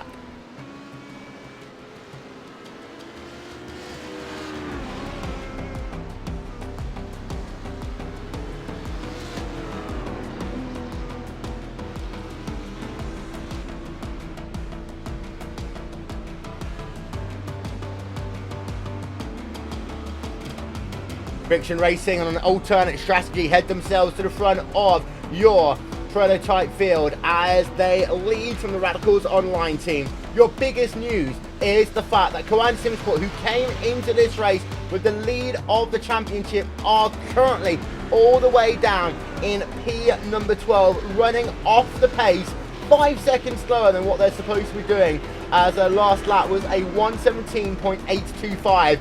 Koan Simsport, as it stands, need to be at least in the top 10 for a shot at the championship. Realistically, if Radicals win this race, they need to be placed in 7th place or higher. In your GT class, well, it's all about this driver. It's a number 35 machine of the iRacing Denmark Assault Racing car. Eric Verdorf behind the wheel of that one. Ahmed Yamin has currently scored 2nd place in your class. Although the big news of the day is about the Apex Racing UK car had themselves a huge incident, and that means that the New World Simsports C2 car potentially just 5 hours away from winning a championship. Over in your GTC division, you've got yourself Virgil Racing, number 77, once again out front as they were into the championship coming into this event. You've currently still got yourself a strong charge going on by the IRDK endurance car. Number 95 machine, Egil Sandfield, still behind the wheel of that one. Traditionally, he's run 2 stints and then handed that car over. William Levesque has fallen back actually in that New World Simsport number 92 car after at one point being classified just behind Egil Sandfield. We want to know over the course of this hour, ladies and gentlemen, who you think will win in the prototype class. Use the hashtag IRNEO and then use either hashtag Radicals or hashtag Coanda. We want to know, will Radicals be able to get the job done, or will Koan Simsport find a way of dragging that car back up into a position where they can get themselves that prototype class victory? Let us know on Twitter. Use the hashtag IRNEO, and don't forget you can follow us at RaceSpotTV. So Alex, into hour number 2 and hour number 1. Well, it was sure exciting. The first half an hour was nice and calm and collected. Then all of a sudden, wham! All these drivers started going at it. Yeah, we were commenting about it, saying how clean and everyone giving each other a little bit of room out there. I guess the team managers must have heard us and said, "What are you lot playing at? Go for it. Step on it a little bit," because all of a sudden all hell broke loose and we got loads of protests going on and lots of different position changes wrecks all over the place, and yeah, I think it's settled back down a little bit. The battle seems to have spread out. Traffic's also spread out. There's a few less cars on there as well, so that will certainly help for the remainder of the race. Also, want to pick up on just a couple of little points now, and that is the gathering of tweakers have moved themselves up in. Well, with the current positions into 3rd place in the Prototype Championship as well. They are having a great battle with my teammates, Apex Racing UK, both currently 99 points, so sitting 3rd and 4th in this race. So that's a good battle that's going to form up from the rest of this race, I'm sure. But fighting for that last podium position in the championship, and you know, the prize money that comes with it. Yep. There you can see Racing Lions GT was able to get themselves parked. Frederick Evers in that number 69 car. There you can see the Friction Racing machine. Again, a little bit slow at the start of the run, but we know that these guys get faster as the race goes on, and actually the Apex Racing UK car having to work themselves past. So just have to say, by the way, whilst we have you, team principal for Apex Racing UK here, what's with the new paint schemes on those cars? Yeah, well, I think the paint schemes will get updated as and when sort of 2015 kicks in proper for us. Just things are all in motion at the moment. But yeah, I think I don't think we're settled in on a livery or anything like that. So yeah, can't really say too much at the moment. But yeah, these were the ones that were painted up special for the Neo Championship. Well, there we are. As you can see, Team 7 IB Classy Web has just entered pit road. Live timing and scoring, ladies and gentlemen, is available, by the way. Head over to RaceSpotTV/timing. No further action for Team Chimera, number 24 car. They had a dive bomb protest in number 69 car a little bit earlier on. That was Frederick Evers in the Friction Racing car. No further action. Aston Motorsport, to give you an update from earlier on, they did get themselves a 60-second stop and hold penalty, as currently we've got ourselves on pit road. There are a lot of cars on pit road. Some of them are damaged, some of them a little bit less so. We're looking at the one rear of shot. That is the Team 7 IB Classy Web car. Masina Bindi now behind the wheel of that one as they're going to head themselves back out onto the racetrack in just a couple of moments' time.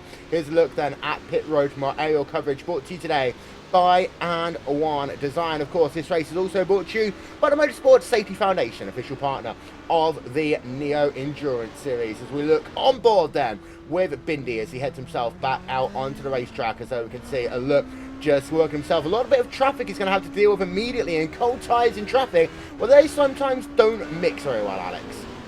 No, not at all. Yeah, drivers just want to get those temps into the ideal place. Don't want to be slipping and sliding anywhere where they've got people making sort of late moves, and you know it does happen. Or yeah, let's just hope we see nothing else. We don't want to lose any more cars on this race. Not in this second hour anyway. Well, unless you're of course Commander Simsport, in which case you pretty much want everyone to retire from the race. The question is though, for Radicals Online, now they're in this position. They're 3.8 seconds behind the race leader. They are realistically in a win or go home situation.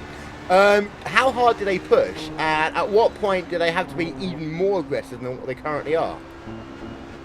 Yeah, I mean it's still very, very early days in the race, and yeah, we are just looking at a 3.8 second gap between them though. So I honestly think right now they'll be pretty happy. Maybe, you know, they'll wait to see what happens with the driver swaps. Obviously you've got some very talented drivers in both teams, so they'll know how quick Friction were at Spa though, so perhaps, you know, it's go time now for Roderick, and the team there are pushing him, willing him to get up and see if they can jump ahead. They will know that those guys will have taken a little bit less fuel though, so at some point that's going to switch back around, and Radicals will take a bit less. So if they can just stay in contention, potentially they can jump them straight back in the next fuel stop. Look at the helmet cam then from on board of Frederick Evers, a number 69 Friction Racing car. Just ahead of him is that Racing Lions GT car. Robert de Roos, they are still going at it. They head themselves down that back straight once again. Mighty close racing going on in your GT battle. We haven't talked much about your GTC class for quite a while now. The reason why we say that, Alex, is because, well, it's all really spread out. Virtual Racing, of course, they didn't start this race in the lead. They did what Virtual Racing do better than most, get themselves up for the field. And let's not forget, Anders Stahl hasn't stepped foot in this car yet, who we realistically have to say is the best driver in that GTC division. Marcus Johansson behind the wheel of that one, and a 15-second advantage right now over Egil Sandfeld in the IDK Endurance car, who in turn then get himself a 16-second gap over William Levesque in the new World Team Sport car.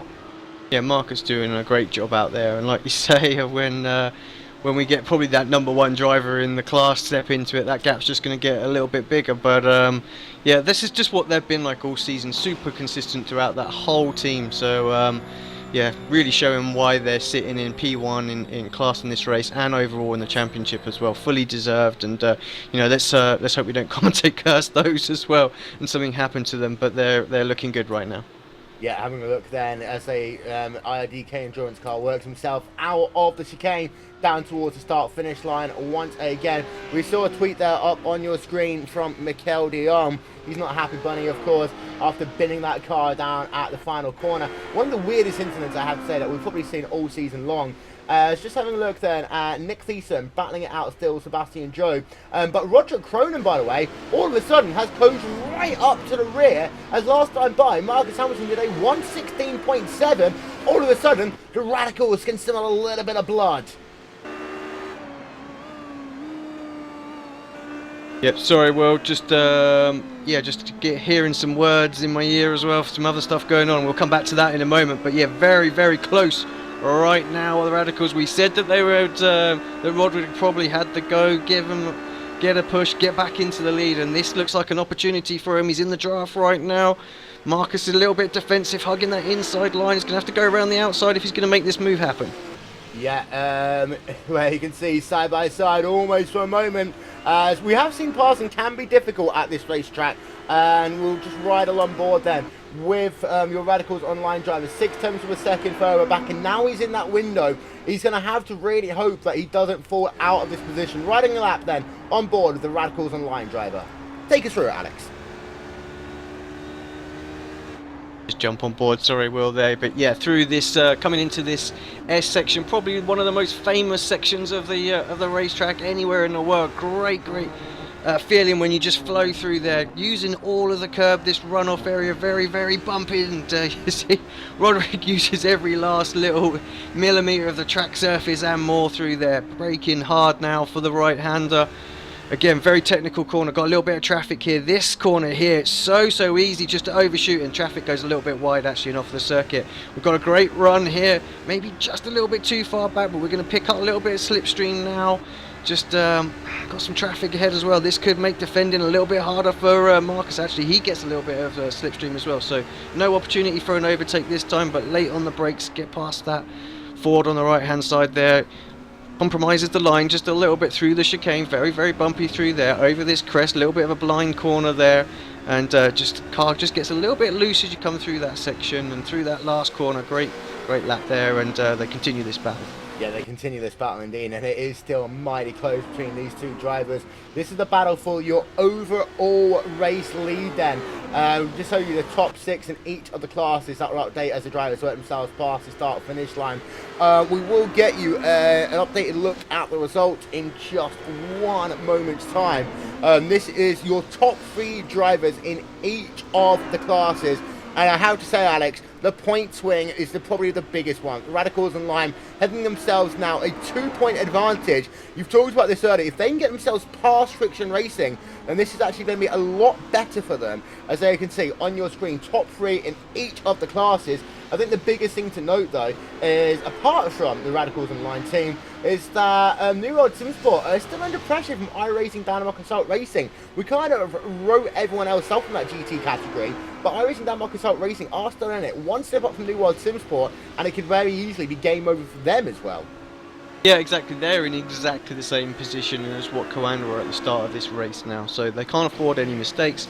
As they've said, they've got the hindsight of seeing what's just happened to Coanda as well, so they'll keep themselves clean. But yeah, iRacing, Denmark Assault Racing, they just need to push. They're in the right position right now. They need to win this race. That's all they can do. And then if anything should happen, I mean, they really need the Apex team to perhaps come in and sort of beat the New World Simsport if they were going to happen. Now we're looking at Sim RC for them to step up and do it. Quite a gap between those guys at the moment, though, so really it's going to take some sort of accident. Yeah, it will do. So have a look then on board with the New World Simsport car of Ahmed Yamin as he works himself up the hill once again. Very interesting to see actually who's going to be in that number 50 car today. I think that's going to be possibly one of the key decision makers as to how well they do in this race. Down in your pack in your GT class, you've still got this ongoing battle between Robert De Rouge and Frederick Evers. We have a look on board then once again with Frederick Evers, and it's interesting to note actually, oh, we've got a car turned around there as well. That is Robert DeRouge, as we talk about him, number 42 car turned around. That's at least one position he's lost there, and about 10 seconds in the process as well. Replay of that one up on your screen, and well, curse to the commentators, Alex. Yeah, exactly. I think by the end of this race there'll probably just be a few left than us in the comms box of the way we're going today. Down into the chicane. Not the first time we've seen a driver take too much curb. He looped it all by himself. Now luckily he kind of spun off of the racing line, because had he have spun just about 6 feet too far to the right, then the dart frogs would have been collected, as well as that number 69 car of Frederick Evers. So very lucky, very good getting on the brakes and stopping that car on the outside line, allowing at least one lane open for other drivers to get past. And well, good, I wouldn't say a save, but at least good car control once that car came to a stop. And of course, you have to remember as well, Alex, as far as these rules concerned, you can't get going in a forward motion until the track is clear. Otherwise, you will be penalised. Yeah, absolutely. And like I say, they did what they needed to do in that one. And yeah, unfortunate for the incident, but they've got themselves going, and that's what's important. Yeah, there we go, back to live coverage then. And what that does mean is that Frederick Evers all of a sudden has an 8.9 second advantage over that Racing Lines GT car as they head themselves to do another lap. Interesting stat point, first random comment of the day, is that we've done 59 laps now in your prototype division. Your GT Dream have done themselves 54 laps this time by, and it's been a total of 52 laps done for your GTC division. So there you can see your race leader, Marcus Hamilton, who has eked out a little bit of a gap once again. That gap is now up to 1.1 second. I have to say, Friction Racing are very, very good in working themselves through traffic, Alex, but of course they are light on fuel compared to that Radicals team. Yeah, they are, but they've always been very, very quick actually, and they were about 5 or 6 seconds behind the Apex car earlier on in this race, and they soon closed that gap up once they started getting into the traffic. Yeah, Marcus very, very quick through that. Roderick also very, very good, and these guys are pulling away from third and fourth right now, who are actually closing back in, just a few tenths of a second separating Gavin of Tweakers and the Apex car as well. So 2 little battles out there now for the prototype class. Yeah, as they can see, the second one of those battles, it is Nick Thiessen in the number 8 machine, and he's catching up to the rear of Sebastian Jones, who head themselves down in towards the chicane once again. They can see 1, 2 drivers separated by pretty much nothing as they head themselves down into that turn 10A and 10B chicane. And I was going to say morning to Andy Chenworth there, and he decided that he didn't want to talk to us. So we'll just carry on without him, Alex, as we can see, riding along board now with Nick Thiessen. Battle for P number 3, P4. Your prototype division do have the closest battles in this race right now. The GT field's eked out an absolute ton, and so has your GTC division. Richard Albert's actually having the closest battle right now in your GTC class. He's in that number 679 Slipstream Racing car, and he's trying to catch up to the rear of Roy Visa, but he is 5.3 seconds up the road at the number 82 Virus machine. Yeah, I think just needs to, I mean, as we keep touching on, really, these just work their way through the traffic, and that 5 seconds could soon come back down again. So, yeah, anything can happen still, and I think this is sort of that phase of the race now where drivers just really focus on what they're doing and settle into their rhythm, and drivers starting to perhaps think about driver swaps as well. A few people have done sort of double stints out there now, so yeah, mistakes can happen really, really easily, and that's basically you just need to avoid anything like that, and soon you can close back in. And yeah, 5 seconds is nothing really in this 6-hour race. It really isn't, as they can see a look as they head down in towards the corner. Once again, that is Richard Albert in your number 79 car heading themselves up the hill. As Nick Thiessen still battling with Sebastian Joe, battle P3, P4.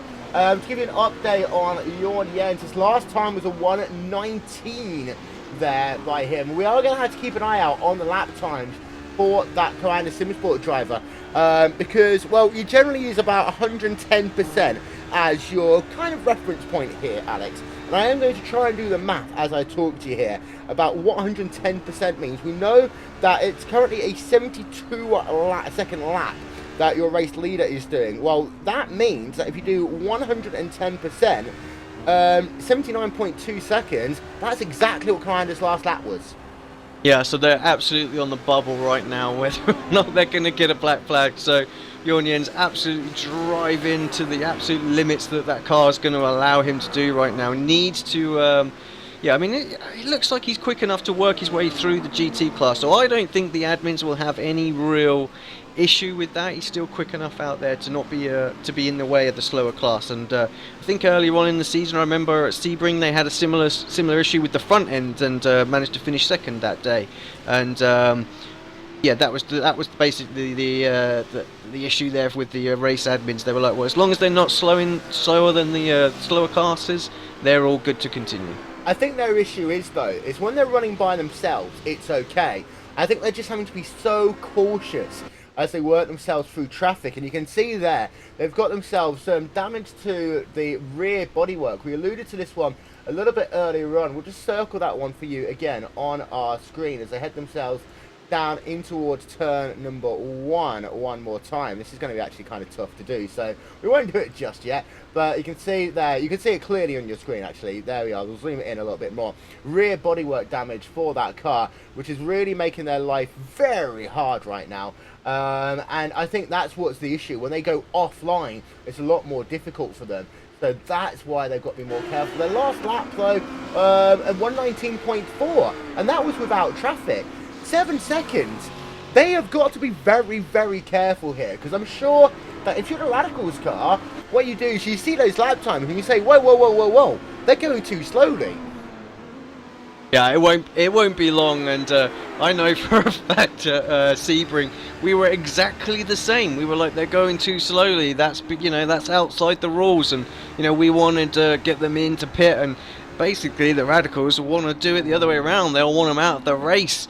So just to guarantee that they don't have to do anything but just bring their car home and the championship's theirs. So yeah, if you're the Coanda team manager right now, you're hoping that these guys can just find a half a second here, there, but yeah, we'll have to keep an eye. Still no protest. I'm looking right now, and we'll see what happens if they get any slower, any more damage to that car, and then that really could be them done.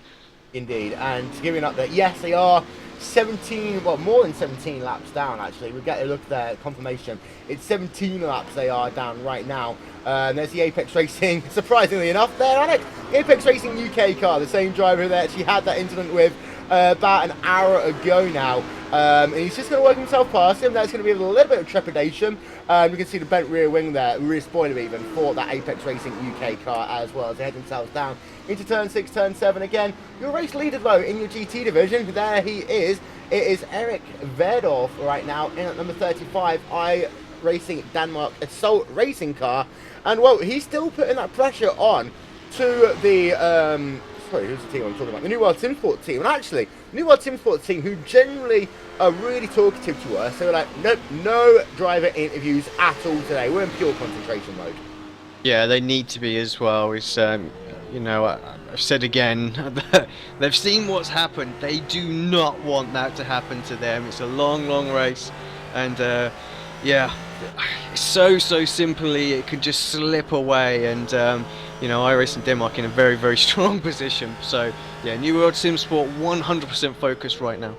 Yeah, and their gap is currently 11.5 seconds as they work themselves onto their 60th tour around this wonderful racetrack. And here's the thing about Road Atlanta as well, Alex, is that we've not really touched upon it once. There are 3 unique sectors here. Sector 1, it's all about aerodynamic, mechanical grip, and also driver skill. As soon as you get out of turn number 5, you head yourself down to turn 6 and 7. It's almost as if we head ourselves to Road America. A couple of right-hand corners, long straightaway. Then your final sector, the chicane, and then that dip down the hill. That's almost as if we're heading ourselves to Sonoma.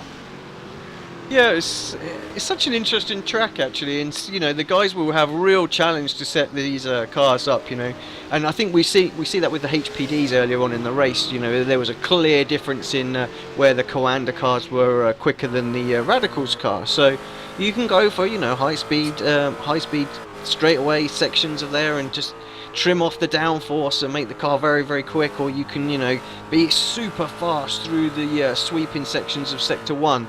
So, yeah, tricky, and I think it's what makes this such a great racing circuit to drive and to race as well, because you never know what your competition's doing with setup, and yeah, it makes for such great racing. Yeah, there we can see the number 88 car, the Dark Fox racing car. We'll come back to them in just one moment's time. Nick Thiessen has fallen off. We've got car who I think Lassie Brun Hansen is on pit road now. They are on a different strategy as Lee Thompson's getting behind the wheel of that one, Alex, due to the fact, of course, they had that incident with Clander about 50 odd minutes ago. Yeah, obviously Lee, very, very strong driver, former World Championship driver as well. So he's got a job to do out there right now. They're still in third place in the championship, so just need to make sure he keeps his nose clean, brings that car home. But yeah, unfortunate for them with what happened. Of course, not only did it affect Coanda's race, but they had a chance for a championship as well today, and it pretty much ended that as well. So gutted for those guys, but they're really just fighting in there now for to salvage their championship. Yeah, that's confirmation of the pit stop time. 36.2 second stop for them as they head back out onto the racetrack.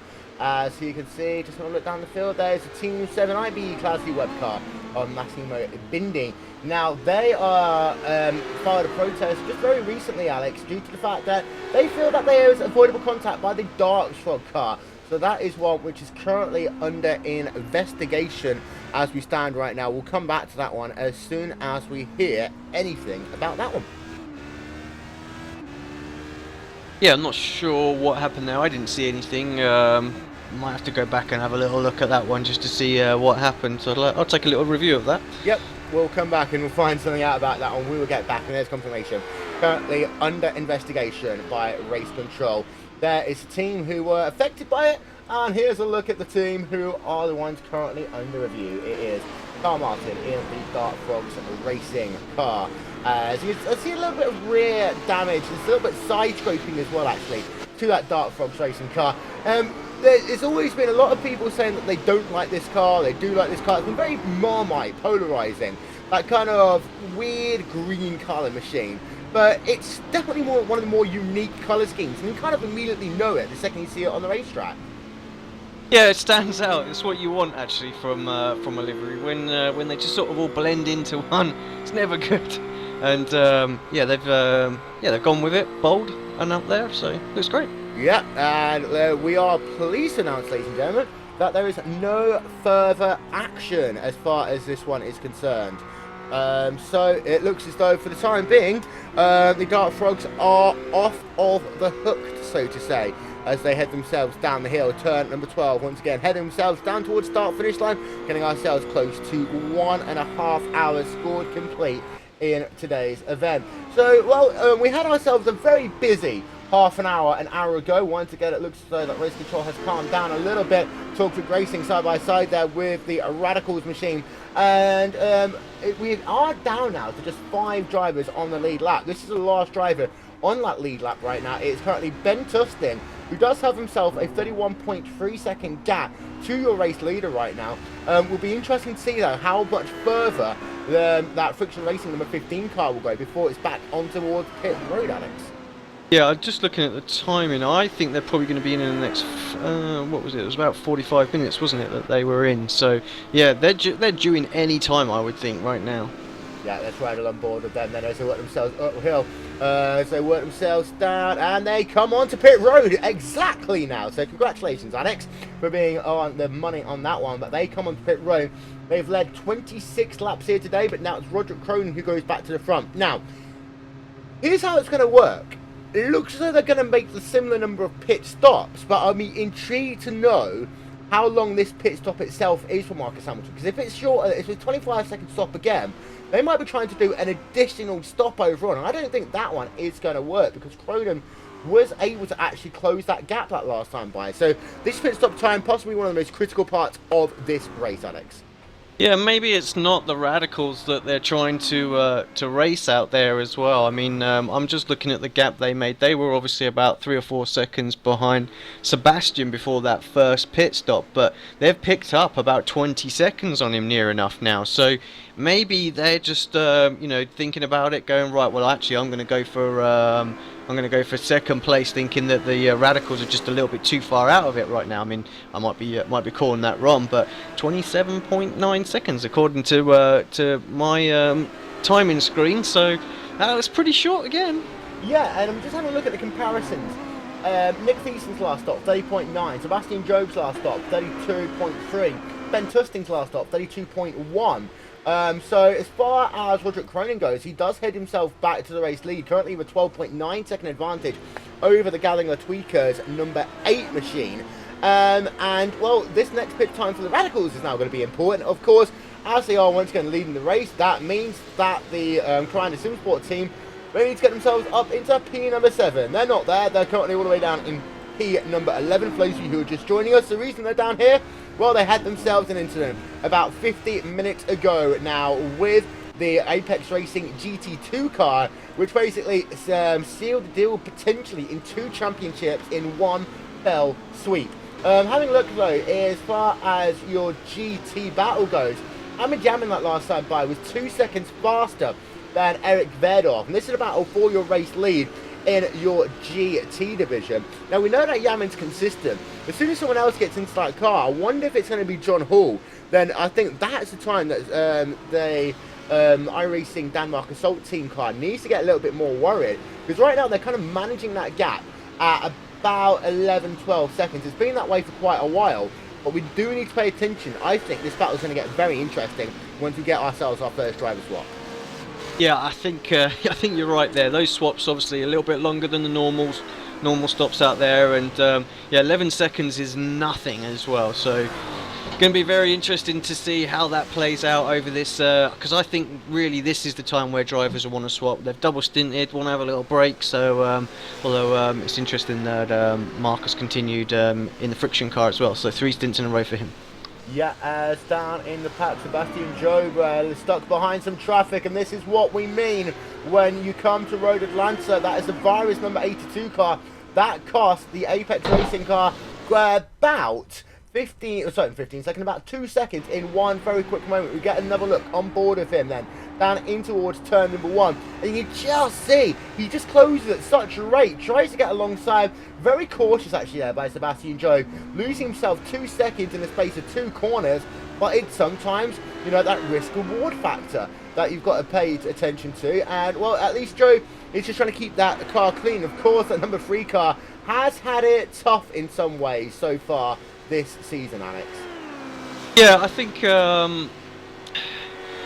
it's just one of those things. I think this season just not gone right at all, and yeah, unfortunately, you just got to bounce back each race and just do what you're doing. And yeah, very unfortunate. The guys look very strong all throughout the season, always qualifying right up there as well. Just yeah, been totally gutted for them actually. So few DNFs, none of their doing out there at all. But yeah, he's lost a little bit of ground now as Seb on the Gavin and the Tweakers car. So 10 seconds behind.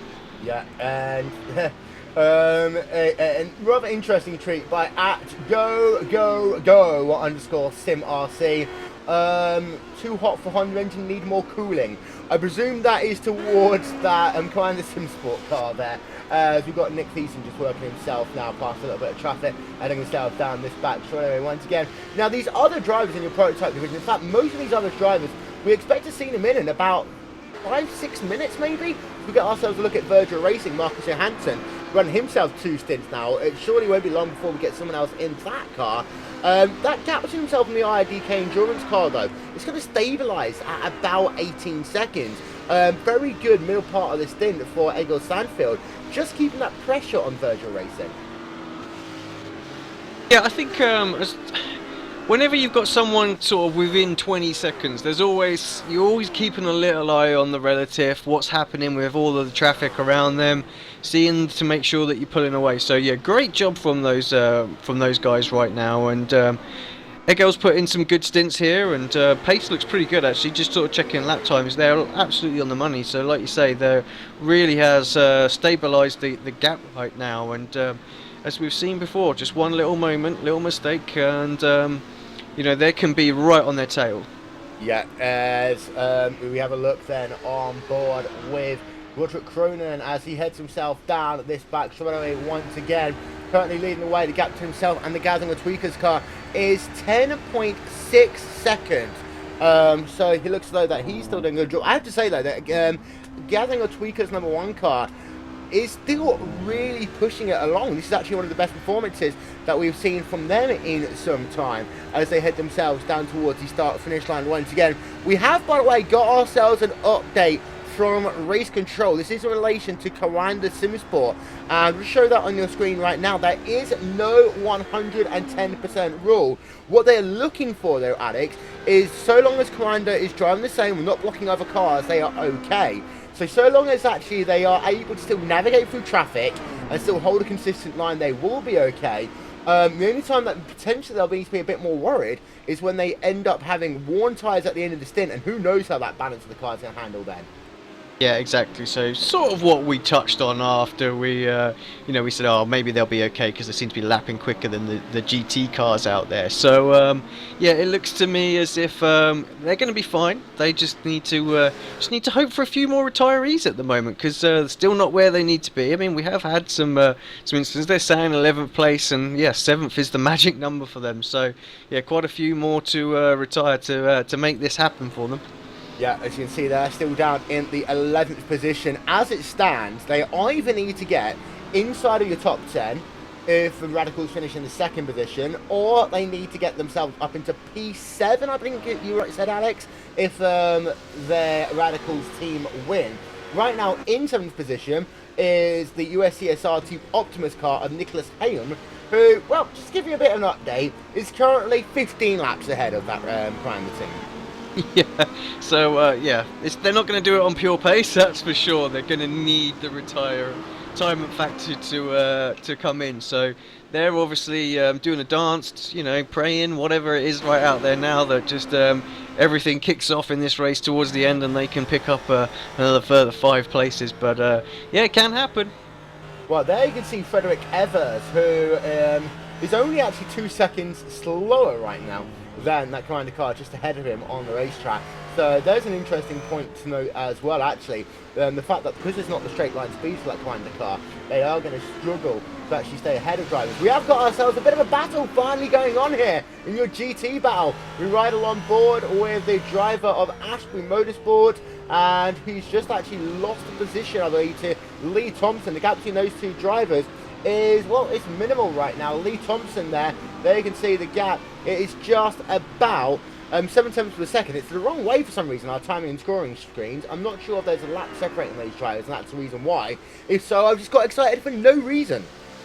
Yeah, I'm afraid so. I think there is a lap separating them right now. So, yeah, a little bit of excitement. All of a sudden, oh, an engine's just gone bang as well there. So, unless I'm seeing something different on my screen, no, pulls over to the side. Who was that there? That was yeah, the Ashby Motorsport car. Shall we just stay silent for the rest of this race? That is, I think, at least the 4th team that we've talked about today who have had some form of an issue after we started talking about them. Here is the Ashby Motorsports team then. We'll have a look from the rear of it as it heads itself down. And just listen to this engine note then, coming down into the corner.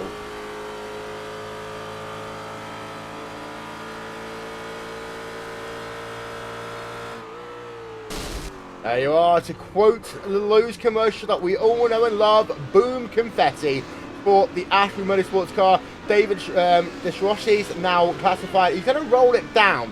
And because it's downhill from here, I'm surprised if he won't make it onto pit road.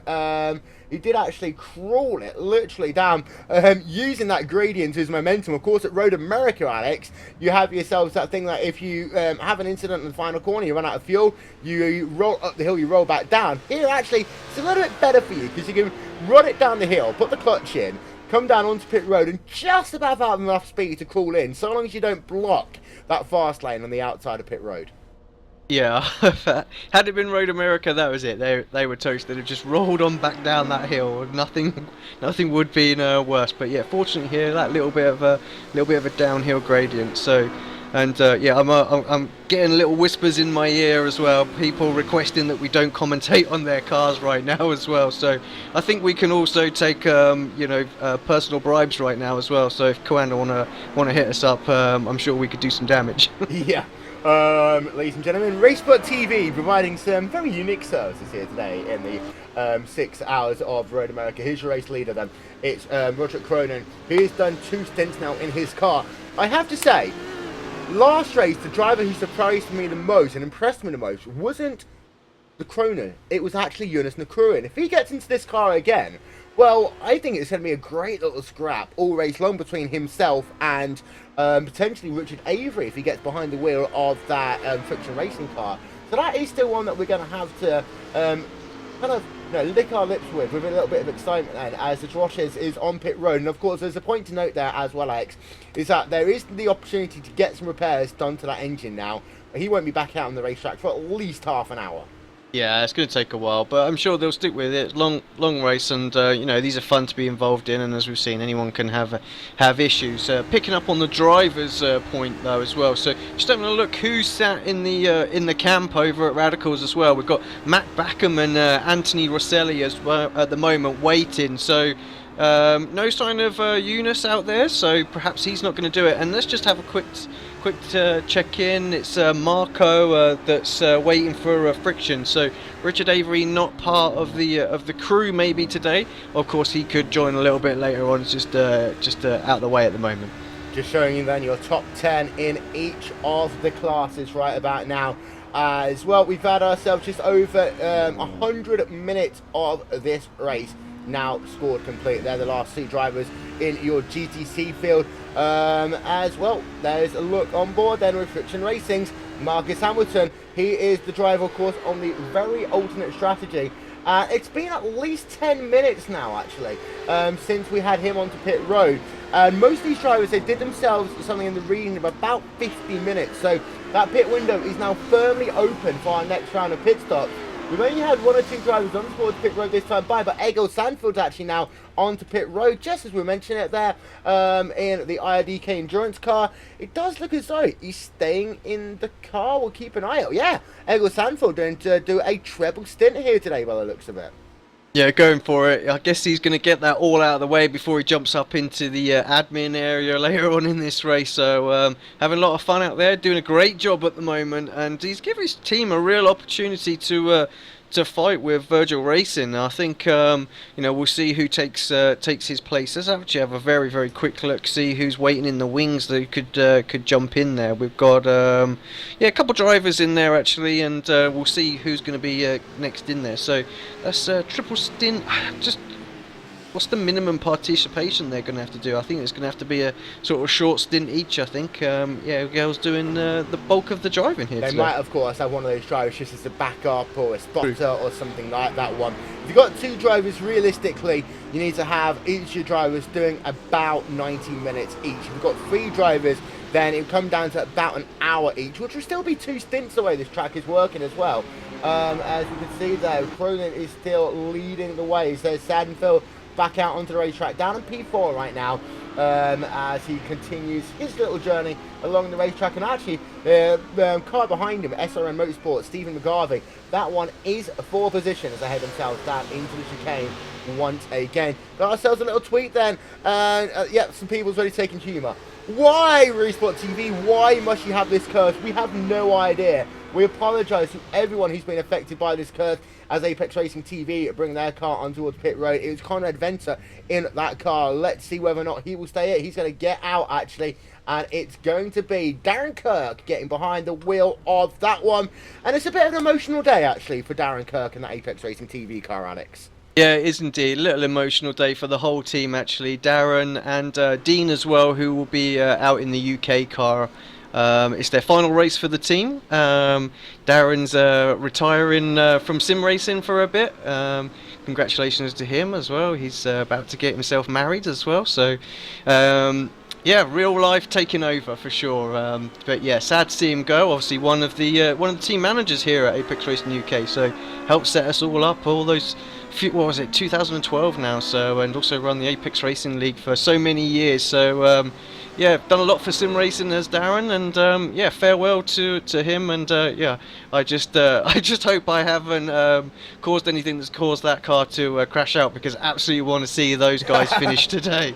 Anthony Rosselli on pit road then, now in behind the wheel of that Radicals Online car. We know just how fast Rosselli can be. 32.6 seconds, back out and away. Now Hamilton is ahead, so right on board of that Radicals car, out of pit road, back onto the racetrack he comes. So your second driver in that Radicals car, Cronin does himself 2 stops, gets out of the car, allows the American to get in. That is Anthony Rosselli as they continue their journey around the racetrack. We've got a couple of drivers in your GT field on pit road as well, and there you can see one of them is a Sim RC car coming out of pit road, 37.7 seconds. Joe Thielen in the Phoenix Motorsports number 64 car. We talked to one of the guys, Boy van der Laar, from the prototype team. Of course, they had a miserable day here today, as you can see Thielen there just completing his service. We've got ourselves Arno Gibran, of course, still scored on pit road. They had themselves horrible day earlier. Pit stop time completing then for Phoenix Motorsport 64 as Ed Vedov onto pit road as well in that number 35 machine. 36.6 second stop then for Thielen Vedov on pit road. It's going to be interesting. Is he going to treble stint it? I have to say, in these GT cars, this is the one track where I'd absolutely hate to treble stint, but it looks as though quite a few of them are going down that route. Yeah, interesting that the guys have decided to do that. I'm just getting whispers in my ear that yeah, and actually, well, I think if we can possibly bring that back up, lap 82, the final chicane. This is why Roderick's brought the car into pits. I don't know if he was coming in anyway, but Radicals involved in an accident there, and yeah, they lost their front end to that car. Fortunately, it's been repaired very, very quickly. But yeah, there was, I think it's the Racing Lions car, just lost it going in, and that's caused huge problems for Radicals. So yeah, maybe we can pick up back on that. But yeah, that's. I mean, they were lucky where they were. It's only cost them a few seconds, and yeah, I'm not sure how that's going to affect the outcome to this race. Well, it might give the advantage to Friction Racing, and again, just like with Commander Simsport when they had that tangle with the Apex Racing UK car, nothing really that Radicals Online car can do. We'll get a look then from our Super Slow-Mo replay brought to you by the Motorsport Safety Foundation. Into the chicane they come, number 42 machine looped it by himself. Now that's not the first time we've seen a car, especially one of those GT cars, loop it down at the chicane. Rosselli came into the corner and there was pretty much nowhere for him to go at all, you have to say, on that one. So just a bit of bad luck there, and karma strikes both of your prototype teams. As the Racing Lions car, again, you can't really blame that one on him at all. You can't really blame a driver just spinning it by themselves. It wasn't intentional, it wasn't malicious, but that Racing Lions car coming into play in this event, causing a little bit of damage there for that Radicals Online car. Yeah, more importantly, you can't blame us. We weren't commentating on that one. It happened a little bit, so we're innocent this time round. But yeah, I mean, they've got lucky, I have to say. Their pit strategy was pretty much there, that we were expecting them in a few minutes. Their stop was just the same as it was normally. So yeah, I think they've perhaps come in 2 or 3 laps earlier. That's all. But for what it's worth, the car looks fine. Lap times look fine. 1:12 last time by, so they're not being affected with speed anything right now. So hope I don't curse them any further. But yeah, they're back on their way and they still look good. Checking the points as they stand right now, they do sit P2 in this championship though. Yeah, and that is mainly because of the fact that Ben Tusting is yet to come on pit road. Here's the Racing Lions car, by the way. He got spun around, then pushed back into the right direction. But it looks like a lot of damage there for that Ford GT car. So you can see Nicholas Heyman, the US CSR Team Optimus car, making himself another pit stop. And your current race leader is actually Sebastian Joe. He is yet to make his second stop of the day. And look on board of him as he actually does bring that car onto pit road this time by in that number 3 machine. So here it comes then on towards pit road, and he's going to make his second service of the day. We'll just zoom it in, and there you can see the message. Farewell, ARUK, from Darren and Dean, as that car comes on towards pit road. As they can see, Sebastian Joe making his second stop of the day then in that Apex Racing UK car. Ben Tusting is also on pit road, so Marcus Hamilton goes back to your race lead, and once again that will move Anthony Rosselli up into P2, and John Broadmeadow now getting behind the wheel of that Apex Racing UK car as it continues its service, and Ben Tusting is getting out that car. Jamie Wilson getting behind the wheel of that Team Shimura number 24 car. Broadmeadow then going to complete his service in a time any moment now. Come on, hurry up, Broadmeadow.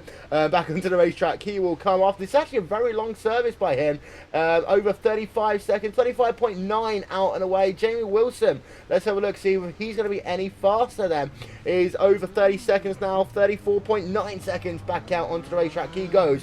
What this confirms to us here, Alex, because of that Marcus Hamilton is about 6 seconds faster per stop and pit road, realistically, I think they are planning to do another stop here today. Now, that one might be strategy based, as in trying to find a way to get all their drivers in, or it might just be because of the fact they think it's the fastest way around the racetrack. We know that this track, no one's able to do that 1 hour mark, which has normally been a critical factor this season.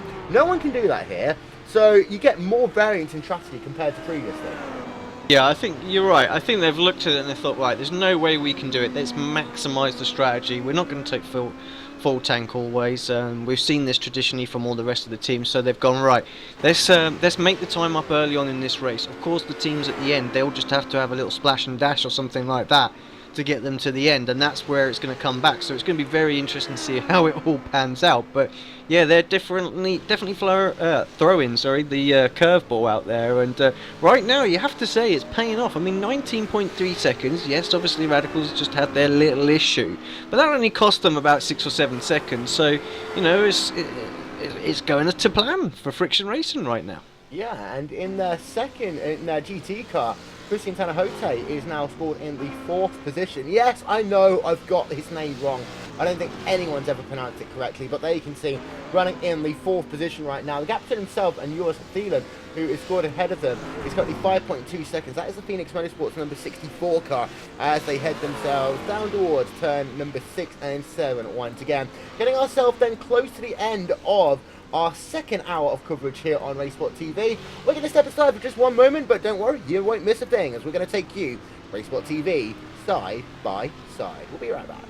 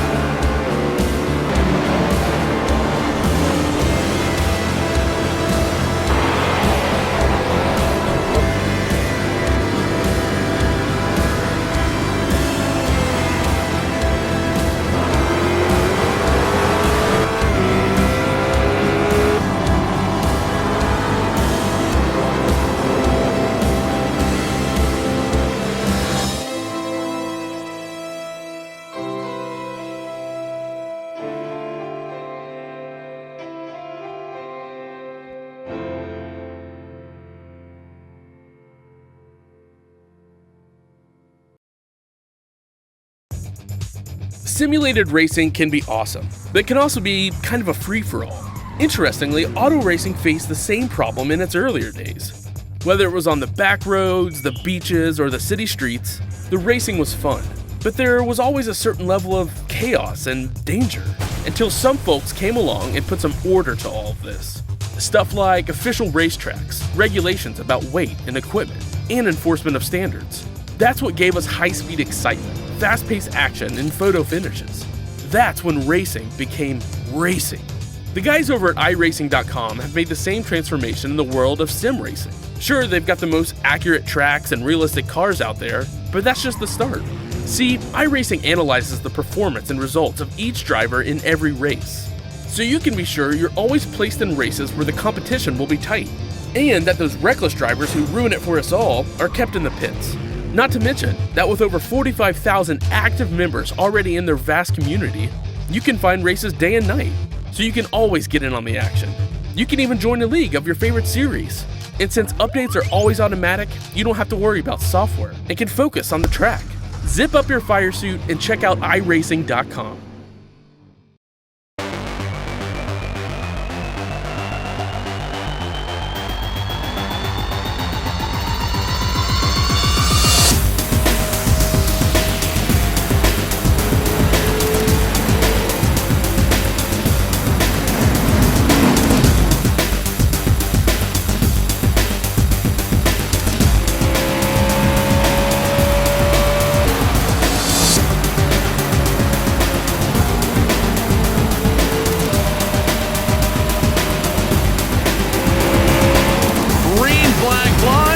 The NASCAR Peak Antifreeze Series powered by iRacing.com has officially begun.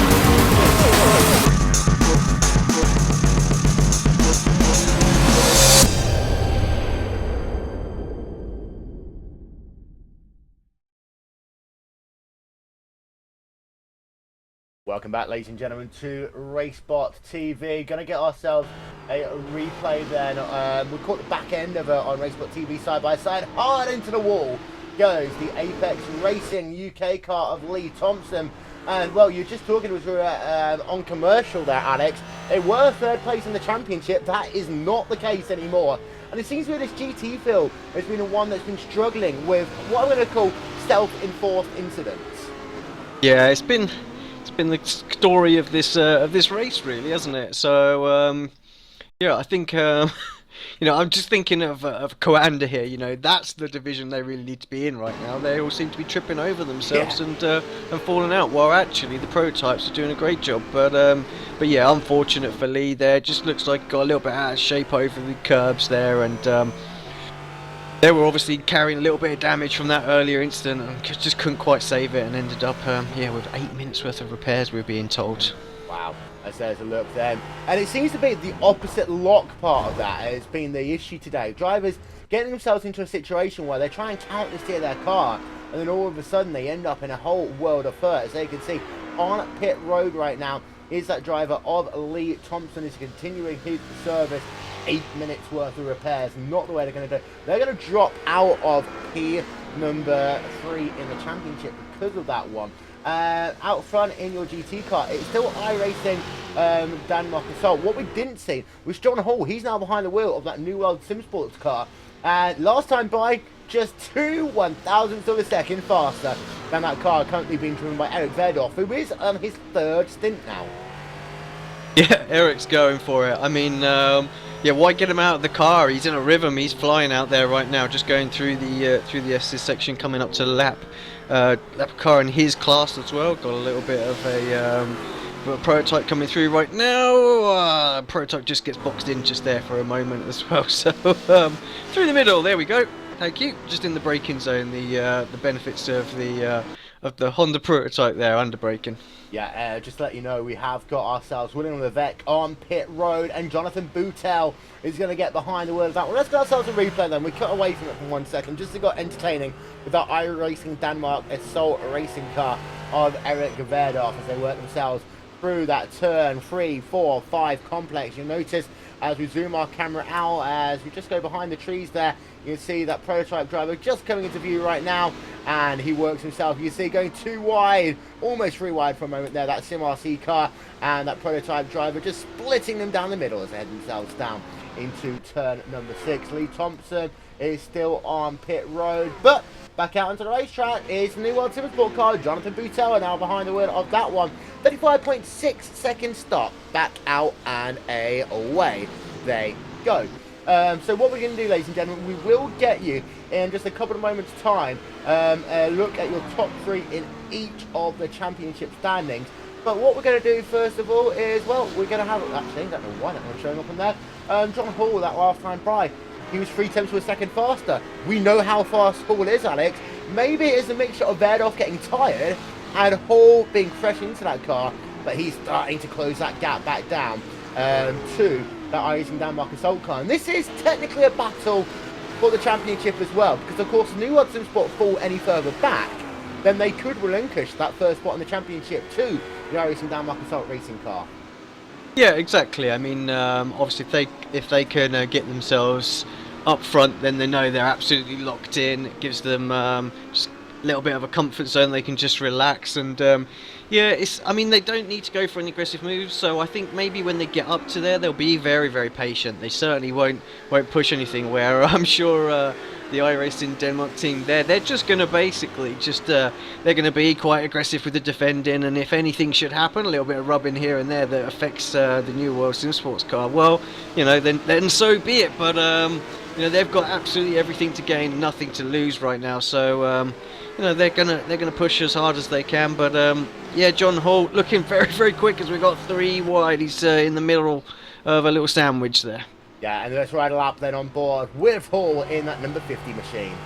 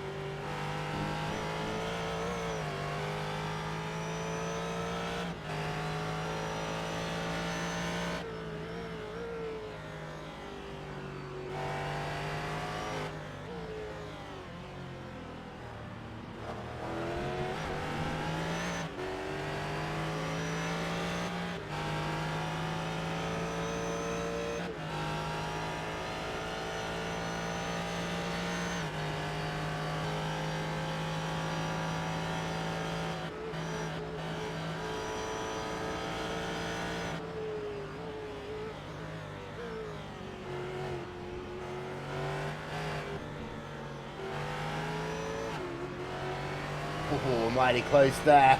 Again, it looks like he is pushing very hard, is John Hall right now. There is another look at the gap.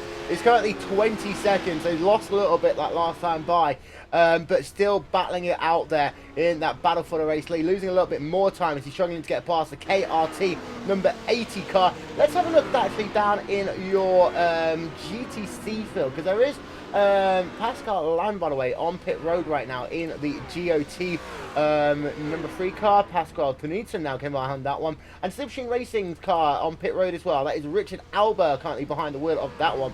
Let's see whether he stays. No, he's not. It looks like it's going to be Jürgen Mittelhöhner getting behind the wheel of that one, Alex.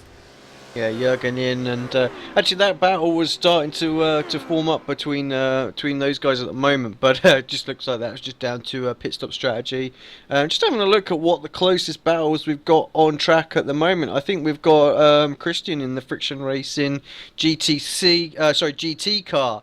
Currently sat, he's 4th in class at the moment. Closing in on the Phoenix Motorsport car as well. So they had their little moment earlier on, of course, through, was it turn 3, 4, and yeah, got spun out and onto the circuit. So recovering quite well. Obviously, there's been a few incidents in that class as we touched on, but doing a good job, sitting 4th and closing in at the moment, and could maybe push for a podium. Yeah, they're having a nice little scrap, and there you can see, having a look at the helmet cam then of Christian Tanahote as he works himself down towards the chicane once again. Now I'm actually having a look at where they are in the championship. They are currently sat at P6 in the championship. And here's the thing, especially in that GT division, every point really does matter. And it's worth noting as well, as far as we talked about this at the top of the broadcast, Alex, that the top 8 drivers will get themselves a golden ticket to next season. Of course, they'll be joined by the top 3 drivers in the Gathering of Tweakers Endurance Series, which is the official feeder series for the Neo Endurance Series. But every point really does matter, and one wrong mistake with the difference between you getting yourself secured for next year or having to try and battle it out to get one of the non-kind of confirmed spots. Yeah, absolutely. Set 6 for them right now, so they're pretty comfortable. Just trying to work on points. I mean, it's a gathering of tweakers actually that sat like 8th in that particular class, so they're on the bubble right now. Who is 9th? Who's looks like they might be out. Is Talk Freak Racing currently, as far as that one goes. Just sat outside. So we will get you a rundown of your top 9 in each of the classes in just one moment's time. If you're wondering what I'm doing, I'm multitasking, Alex. Can you imagine that? Will Vincent actually multitasking? Can be done. Yeah, just. Whilst to talk about that, a very happy Mother's Day to all the mothers around the world as well. As Alex, it is officially Mother's Day today. So, of course, known as the best multitaskers in the universe. Just having a look at Anthony Rosselli. We talked about him earlier on, of course. We talked about the Radicals car earlier on. They had himself that front nose damage. They are still matching the pace overall with Marcus Hamilton. That was a bit of a slower lap for them that last time by, but it does look as though they seriously dodged a bullet. Massive. I mean, yeah, they've lost a bit of time, like you say, and that's mainly, there was that little incident, but the pit stop strategy is really playing out now for friction, working really well. But yeah, that Radicals car still banging in the lap times that it needs to right now, and 27 seconds, that's not a great deal. And I think we need to pick up on the fact that gathering of tweakers is actually closing in on the Radicals car. Now they are absolutely flying at the minute. They started to close in before the pit stop phase as well, just 6 seconds back, and they're doing a great job out there. This is the best performance I've seen by that GOT team all season long, so incredibly well done. Bob Van Cantwink currently behind the wheel of that one, and they are doing an absolutely sterling job, I must say, behind the wheel of that machine. And it shows that in this series, we always talk about the big teams and big drivers, but each of these tracks in this series have been so unique overall. We think back through the season. We had ourselves Sebring, we've had ourselves Circle of the Americas, Spa-Francorchamps, Interlagos so far. 4 very different racetracks, and this again is very different to all the other tracks that we've seen so far. Each of them have their own uniqueness, and I think that's what makes the series so great. Yeah, and I think, just from the team aspect thing, we've picked up on drivers like, no, I don't fancy this one, and others say, oh yeah, I love this as well. So that's one element that's been great, actually, to see that, different drivers favouring different tracks get out there and enjoy it. And, that really has opened up with the team driver swap functionality that we now have within iRacing as well. So that's great to see, and yeah, I think next season as well, when it comes around, again, we'll have some interesting circuits on there that are going to favour some and not others, and yeah, we'll see a lot of different faces turn up for these different races. Well then, ladies and gentlemen, 2 hours scored complete of the final round of the Neo Endurance Series here on RaceSpotTV. We're going to start by showing you the top 6 in each of your class. It is currently Friction Racing leading the way once again. Now they are on a different strategy to the Radicals and Line team, but the important thing is they've currently got themselves a 27.1 second advantage. Now if they can continue doing what they're doing, they might actually get themselves an extra pit stop, which we think they are going to have to make in this event. So Marcus Hamilton is really pushing it to the limit right now, working himself past a little bit of traffic. As you can see, the live gap is currently 28.2 seconds. They head themselves down towards the chicane once again. Now, Rosselli currently behind the wheel of that Radicals car. They were very lucky. They had themselves an incident. This was down at the chicane just as they were coming in for their second pit stop. We think they might have come in a little bit early because of it, but the driver of Paul Little, I think, yeah, had himself a bit of a moment as no fault of his own at all. Spinning Racing Lions car down at the chicane meant that that driver had nothing he can do, ploughed into the side of him, was able to get his new front end of that car, was able to go back out and away. Our biggest story though in your prototype division is, well, Andre Borcher behind the wheel of that car right now. Jorn Jens is out of it, but Andre Borcher going to some sports all the way down in P number 11. They are going to need to break into the top 10 if they want any chance of winning this championship. They came in with it pretty much secure, and now they are fighting to stay alive in your championship. Over in your GT division, it's not all said and done there yet. iRacing Denmark Assault Racing are leading the way. They've currently got themselves a 31.3 second advantage over the New World SimSport car as their iRacing Denmark Assault Racing car heads itself down in towards the back straightaway once again. Now, the New World Team Sport C2 car currently being driven by John Hall. They are still in the lead of the championship, but if they fall any lower than P number 3, there will be a point swing away from them towards that number 35 car. Your biggest story as far as your DT field goes, it's been an absolutely miserable day for Lee Thompson. There you can see him. He's currently working himself down in the 9th position. He's been involved in a couple of incidents here today. First of all, probably the most famous one of the race, the incident with Coanda Simsport, which has put Coanda all the way down where they are, and that's the reason why the Apex Racing UK car has got the damage to the rear wing. Then another incident means that Apex Racing UK have fallen outside the top 3 in your GT division. We head on back and we have a look into your GTC field, and guess what? Andy Styles now behind the wheel of the Virgin Racing car, and well, he's only got a 12.8 second advantage over Egil Sandfield, who is now in his 3rd stint in that IRDK endurance car and doing an absolutely incredible job, actually going toe to toe with the veteran that is Andy Styles. Then it's the New World Team Sport number 92 car, Jonathan Boutel, who sits 3rd place in that class, although your top 2 drivers have really stormed away in your race here today. But then only a couple of retirees. We've had most notably Martin Fitzpatrick, Mike Denison, Boy van der Laar, Mikel de Jong, Adam Parr is currently running, and David Disher has scored in out of the race for the time being. But let's have a look then at your championship standings. This is 2 hours into the race. We took a snapshot 2 hours in, and it's very interesting to note that overall you have yourself Radicals in line leading by 1 point over Coanda Simsport. Now, as it stands, if Coanda get themselves 1 more point, they may well actually end up back in the championship league. There's a huge gap to Gathering of Tweakers number 1, who currently scored 3rd place in class. In your Grand Touring division, it's a 9-point advantage for New World Team Sport over iRacing Denmark Assault Racing, although iRacing Denmark Assault Racing are leading this race, don't forget, with New World Team Sport in the 2nd position. Virgil Racing currently in 3rd, Phoenix Motorsports currently in 3rd, and then in your Grand Touring Challenge, it's Virgil Racing from SRN from IRDK Endurance. We head on back to look at P4, 5 and 6, and it gets a lot closer. Friction Racing up into 4th, Apex Racing UK down into 5th, and Twisted Apex Racing in 6th in your Prototype division, and Apex Racing UK out of the top 3 in your Grand Touring class with 145 points. They look to be safe though before going any further down, as SimRC.de are currently in 5th, with Friction Racing in 6th. Then the Dart Frogs have fallen out of the top 3 in the GTC field. They currently got 101 points. New World Team Sport in 5th, Slipstream Racing in the 6th position.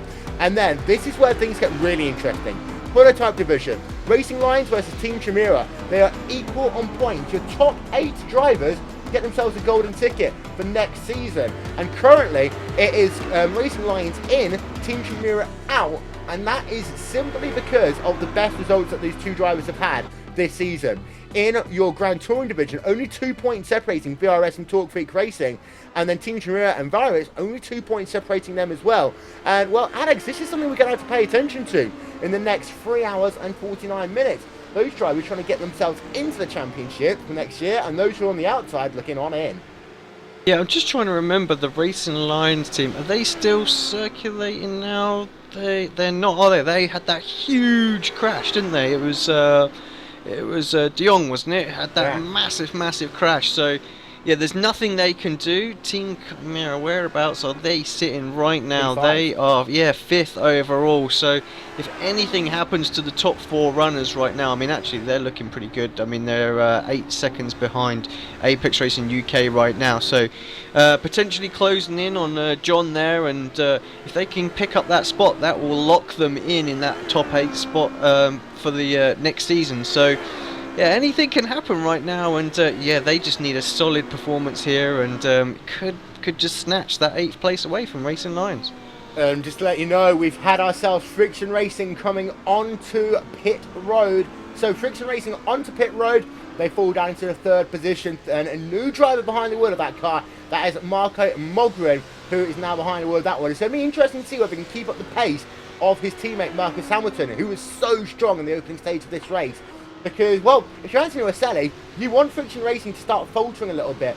We'll get an indication of their lap times. They head themselves past the start-finish line in 1 moment. They'll work themselves past the Ford GT driver as they come down past the start-finish line. Let's get a look then at that Friction Racing car. Is up 4 places so far in this race. His last lap time isn't showing up for us, unfortunately. His fastest lap of the race, a 1:11.902, which actually is the fastest lap of the race. And also, Alex, the only team into the 1:11s all race long. Yeah, I mean, Marcus very, very quick, and we know he's had a little bit less fuel, so that will help on that, but will take nothing away. That's a blinding lap time because he's done that quite late in the race as well, where there's a lot of traffic around. So fantastic lap, and actually need to congratulate Marcus as well because he picked up his pro license in the official Class A series as well. So just proving what type of driver he is really, and that is very, very fast. Yeah.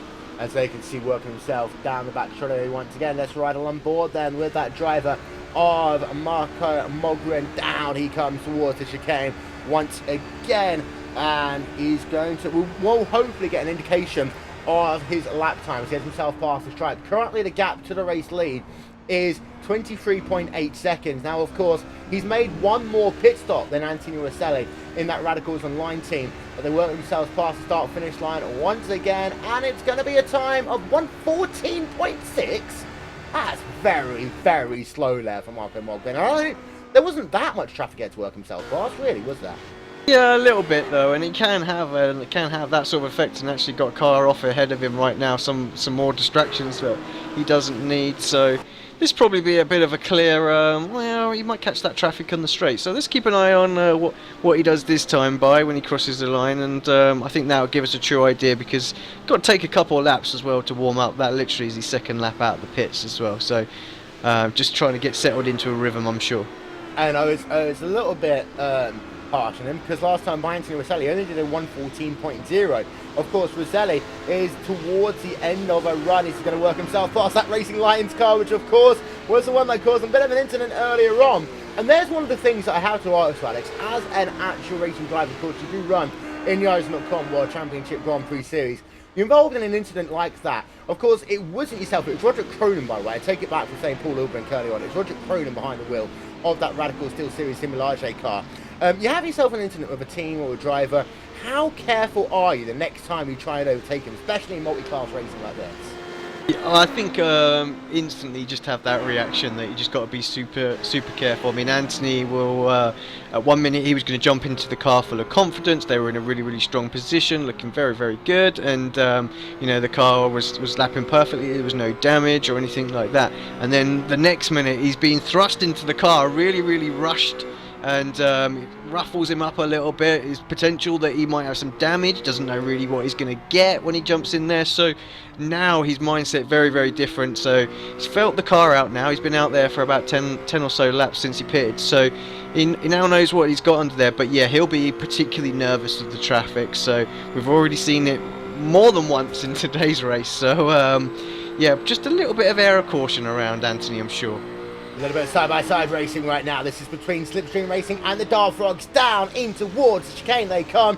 Dart Frogs going to get themselves up one position there.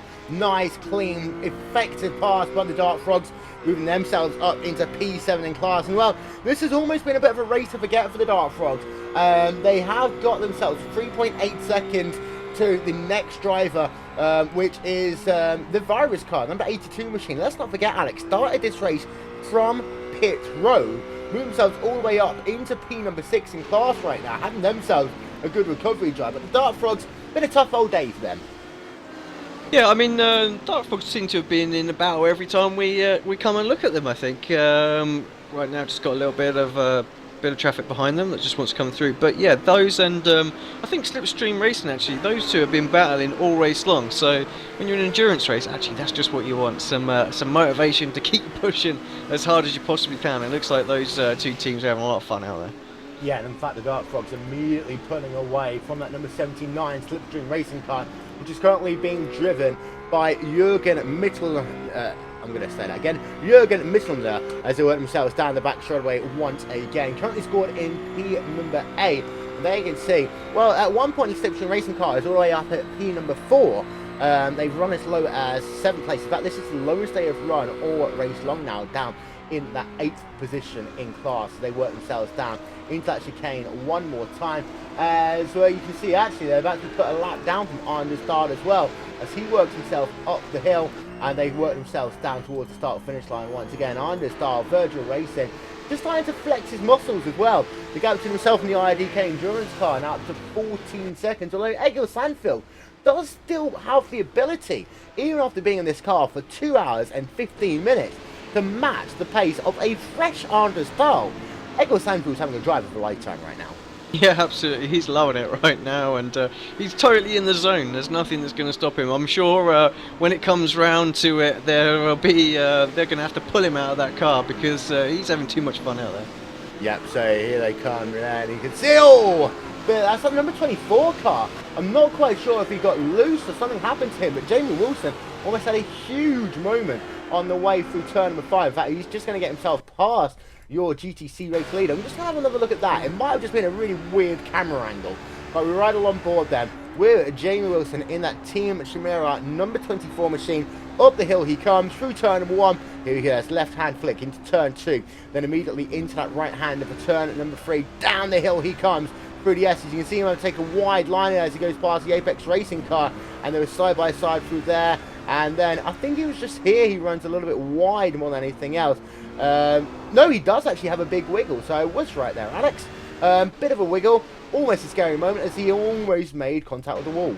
Yeah, that could have been that top 8 spot that he's chasing over and done with right there. But yeah, saves the car well and just gets out of it and collects it back up and back on his way. Lost a little time there, 1 minute 17 laps. So yeah, quite a slow lap for him. And I don't think that was all that wiggle. There was a lot of traffic as well. Yeah.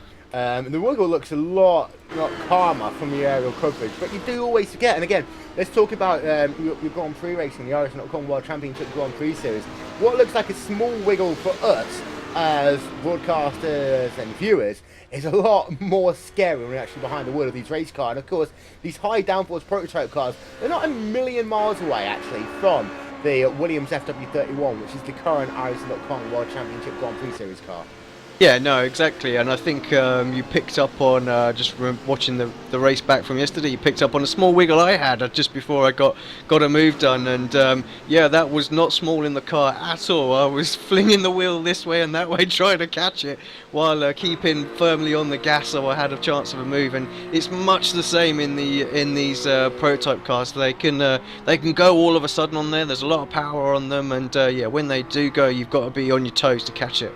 Well, here you can see the Dart Frogs. Yep, the Dart Frogs once again on the move as we go back and have a look at them side by side down the hill. And they are going to get themselves up one position now past the Virus car. So the Dart Frogs are back on the move then as they've worked themselves up 2 positions in 3 laps. Incredible recovery drive by Carl Martin in that Dart Frogs machine. It's been a while since we've seen some real action in this GTC field, but the Dart Frogs are keeping it interesting for us. That was our closest battle. The only bad thing is now, for Carl Martin, the gap up the road, 1 minute 13 seconds to SRN Motorsports. It's a bit of a journey.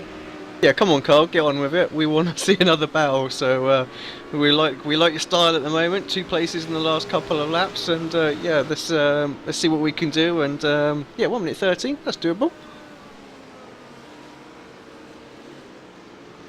Just having a quick look, where are we here? So yeah, Carl just being overtaken by the damaged Apex Racing UK car as well. As you can see, there's still 1 minute 13 gap out front for the Dart Frogs car.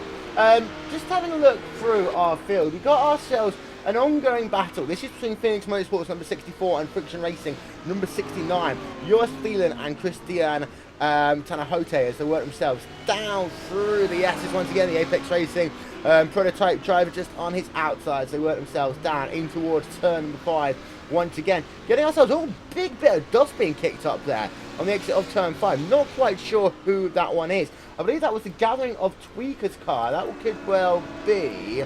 Just trying to figure out which one that was, but that was the Gathering of Tweakers car who I did see kick up quite a little bit of dust. He would be well down the field by the looks of it. Just trying to figure out, cycle through dark turn-ins there in that number 66 car. Just kicking up a lot of dust on the exit of turn number 5. Yeah, easy to dip the wheels over there, and I think we see quite a few drivers already this race do that. So, but you got to be careful. We've seen a few cars just get all out of shape there. So yeah, pushing it for sure. Yeah, we are going to get ourselves any moment now a quick word with the one and only, it's Randy Chenoweth. As Randy, it's been a busy day for New World Sim Sport, battling for a championship in GT class. Not having such a good day though in the GTC division. We're running P3 right now, so it's looking pretty good for us. There, I think definitely our best run of the season. We're actually all our teammates in the Ford GT are up there battling to win the championship. We're trying to make anything we can happen to try to get into that top 8. As we run right now, we would be about 5 points short of locking it in. So we're hoping for both a little bit of bad luck on some of our competitors' parts, as well as us just pushing like mad, trying to get as far ahead as we can. You know what you could do? You could ask this very nicely, start talking about people. It seems to be every time we talked about people in the GT division and the GTC division, they've ended up going off and to have a crash. So, if you'd like... Well, I'm going to be in the car anyway soon, so that's going to happen regardless. Oh, true story. But that number 92 car, third place then, Jonathan Boutel behind the wheel of it. What's the strategy then for the rest of this race? Strategy right now is looking actually somewhat strong for us. We're running about 5 laps further than anyone else is per stint, and that's kind of stacking. So we went about an extra 10 laps last time around than anybody else. So it's starting to look like we're going to be making one less pit stop than anybody, which as we run with where other cars around us are on track, it looks like we'll be able to gain at least 1 spot, maybe even 2. So I definitely think we're contenders to actually win this race right now, depending on how everyone else's strategy is playing out. Besides that, it's more or less push like mad and trying to get that anime-addicted Canadian into the car as much as we can. But before we let you go, that one additional stop that everyone else you think is going to have to do, we haven't been able to see drivers do the magical hour, really, like we've been able to see the other races. Any idea on the reasons why, from your perspective? I haven't gotten as much testing in as I normally would have liked with the new build. Kind of came out at a bad time for me in terms of being busy. Probably just the way the fuel numbers go. I know in the gathering of Torker's race yesterday, the Falcon GP guys had to stop 1 extra time. So they actually opted just to go for a straight 3-stopper rather than trying to save for a 2-stopper. And it kind of cost them. So I think it's definitely a misstep on some of our competitors' parts trying to run slow, but they want to make mistakes, I'll go ahead and let them. Well, good luck in the car later on. We're going to see you again, I presume? More than likely. Yeah. JB's probably going to do a double, and then I'll have a single, and then we're going to get William back in the car to finish the run. I'll probably hop in and make this stream actually entertaining for that last hour. Well, make sure that you at least put some anime in there, otherwise he won't go driving at all. Randy Chenoweth then, currently scored 3rd place in his class in that New World Sim Sport car. Of course, he's not in the car. Jonathan Boutel is. Thank you very much, Randy, for having a chat with us. Let's go to your prototype division, Alex. Because, well, the GT car, they started to fall back a little bit into the clutches of Marco Moglen in that Friction Racing car. Now, of course, Moglen is on that alternate strategy compared to the GOT car. But as it will stand, they'll each have to be doing about the same number of pit stops. So it's interesting to see the fact that Friction Racing is catching out a lot of traffic. And Bob's made a huge mistake actually coming over the crest, and all of a sudden the Friction Racing car is through and into 2nd place. So yeah, afraid we've done it again, Will. It's only in the prototype in the GT division. It seems to be that in the GTC one we're completely fine. But we'll get ourselves a replay then from on board of Bob Van Catwick in the GOT1 car. And of course, we've been singing their praises all day long. But one little incident coming over that crest. Well, we don't run this track, of course, in the iRacing.com World Championship Grand Prix Series anymore, Alex. But that crest is one of the scariest corners in a high downforce car. And you see just a little bit early on the throttle. And for Van Catwick, after being in the car for so long, just one of these momentary blips of imagination for him. And, well, it really did bite him. Yeah, we were talking just a few laps ago, actually, how easy it is just to lose the car and have a little twitch that turns into something so much more. And that pretty much was that wrapped up there. I mean, just got a little bit out of shape coming out of it. It is quite bumpy there as well, under acceleration. And you really do need to give it as much as you can out of there to get the lap time out of it. Yeah, and just a little moment. Just couldn't quite gather it up quick enough. And yeah, out of shape, and yeah, have to say, Friction looking good for second place now. I mean, they've jumped both Apex and Gathering of Tweakers, and they've had an extra stop already. So their strategy, I have to say, is looking good. They're only 17 seconds away from Radicals as well. You have to think that if their next stop goes to a plan, they're going to be within 5 or 6 seconds of doing the complete extra stop there as well, and that really is game on for Win. Yeah, and there's an interesting point as well.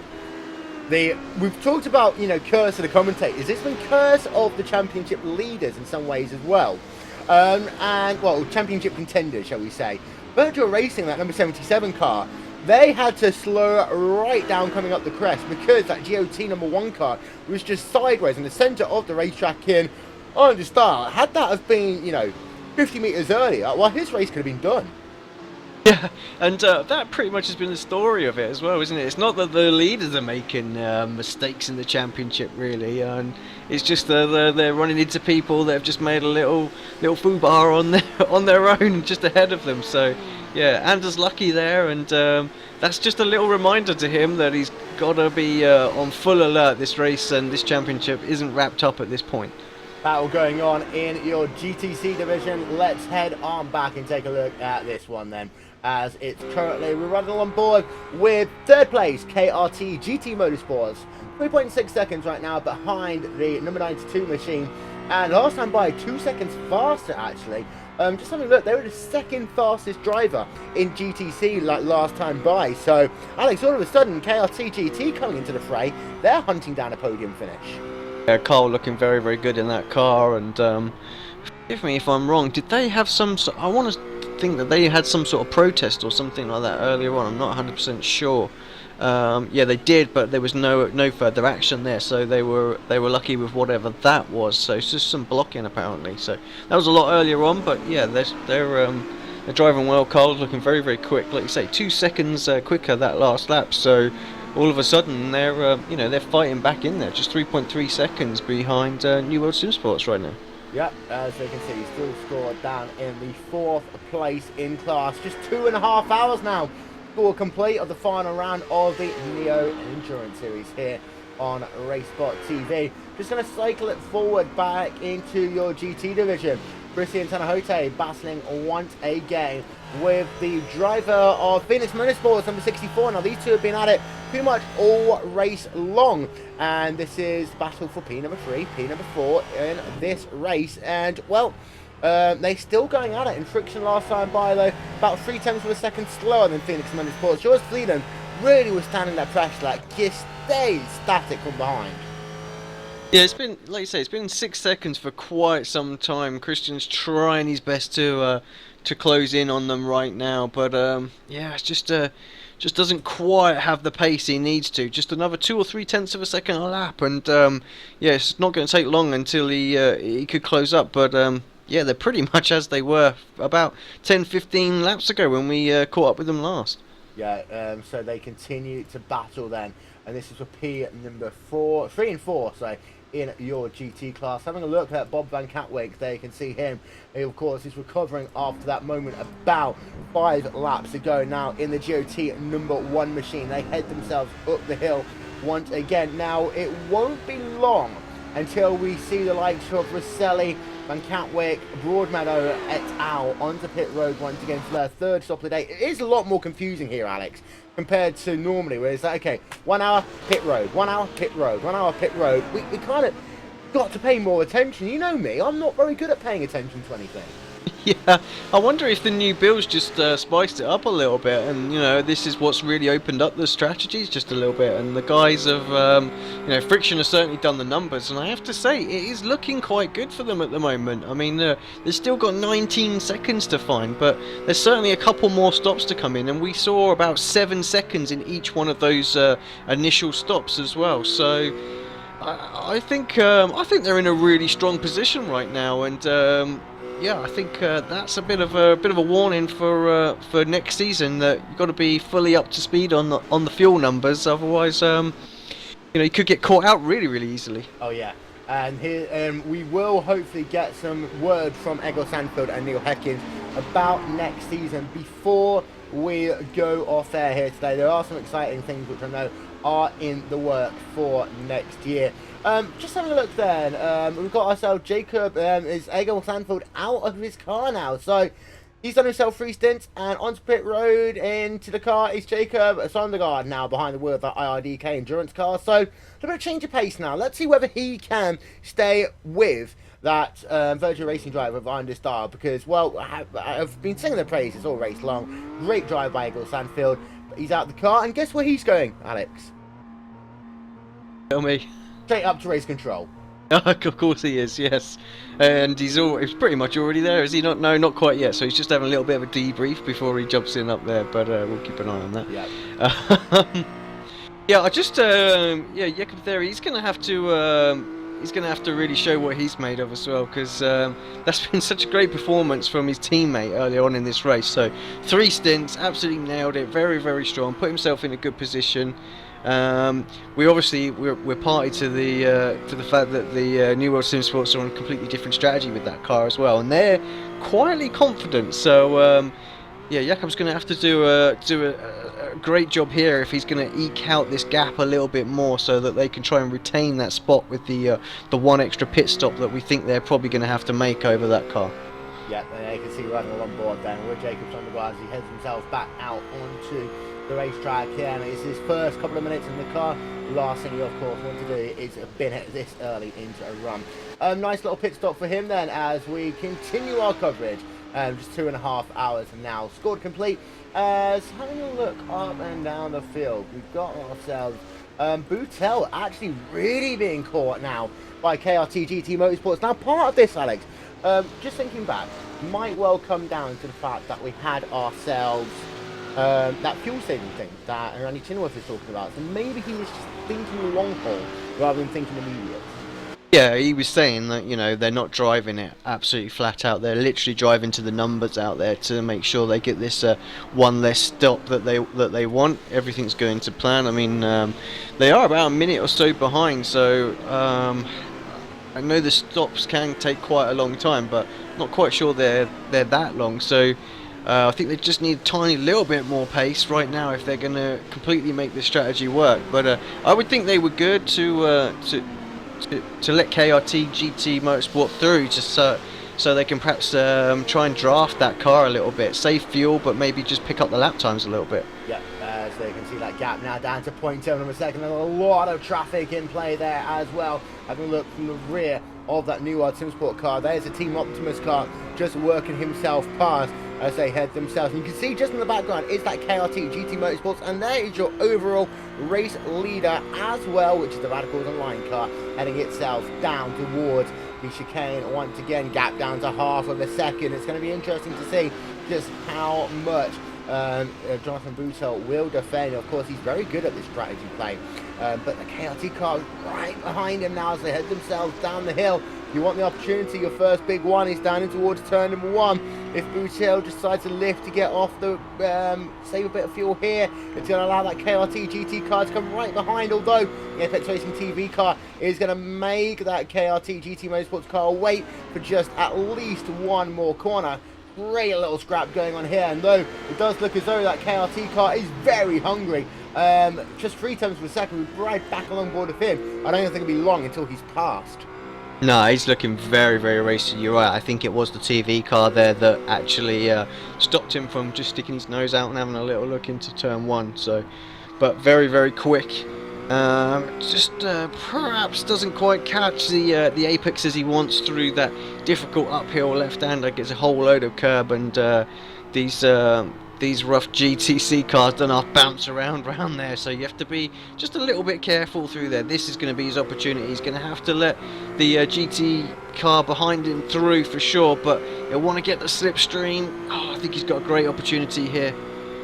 Yeah, going to be side by side as they head themselves down the hill there, and that number 80 KRT Motorsports is side by side. You can see just getting that inside line, the nose alongside. This is exactly what he needs as they head on down into the chicane. Not even a little bit of a fight put on there by Boutel at all. He just allowed that KRT GT Motorsports car, Cole Modig, to go past. They head themselves down the hill once again. and moving himself back in position. Eric Verdorf, by the way, is on pit road, so making his second stop of the day. He's out of the car, and Rasmus Lawson now behind the wheel after that one. 3 stops is also, I just see that the All Radicals race leader is also on pit road. So Anthony Waselli now into the pits, and it looks like he will be staying in the car for the time being. So let's get a look at our aerial coverage there, and we'll see the fact that the pit stop time for Anthony Waselli now up to 20 seconds. And to head on back, by the way, Rasmus Lawson's completed his service, 37.2 seconds back out and away. Anthony Waselli completing his service. We've got ourselves Bob Van Kantwink on pit road as well. Of course, don't forget he had a spin about 15 minutes ago. 32.3 second stop there for Waselli as Van Kantwink is still classified on pit road. That means your new race leader once again are the Friction Racing crew of Marco Mogren. So Catwing on pit road, just going to complete his, what's this, his 3rd service of the day with 3 hours and 22 minutes remaining in the race. He's going to stay in the car. Has he been in this car the entire time, Alex? No, he's not. He had a, I'm trying to think who was in the car before him, but I'm sure there was another driver in there. I'm going to try and look it up now, see who it might have been. It was Nick, wasn't it? Nick did the first stint. That's right. So I was completely wrong on that one. So Bob Van Kantwink then doing what is his 2nd stint in that car. John Broadmeadows yet to make another stop as Darren Kirk is actually into pit road in the Apex Racing TV car. There you can see a look at him as they head on down. He's going to get out of the car, and coming into it will be Conrad Venter then in the number 2 machine. Let's have a look at his pit stop time as he continues along the way.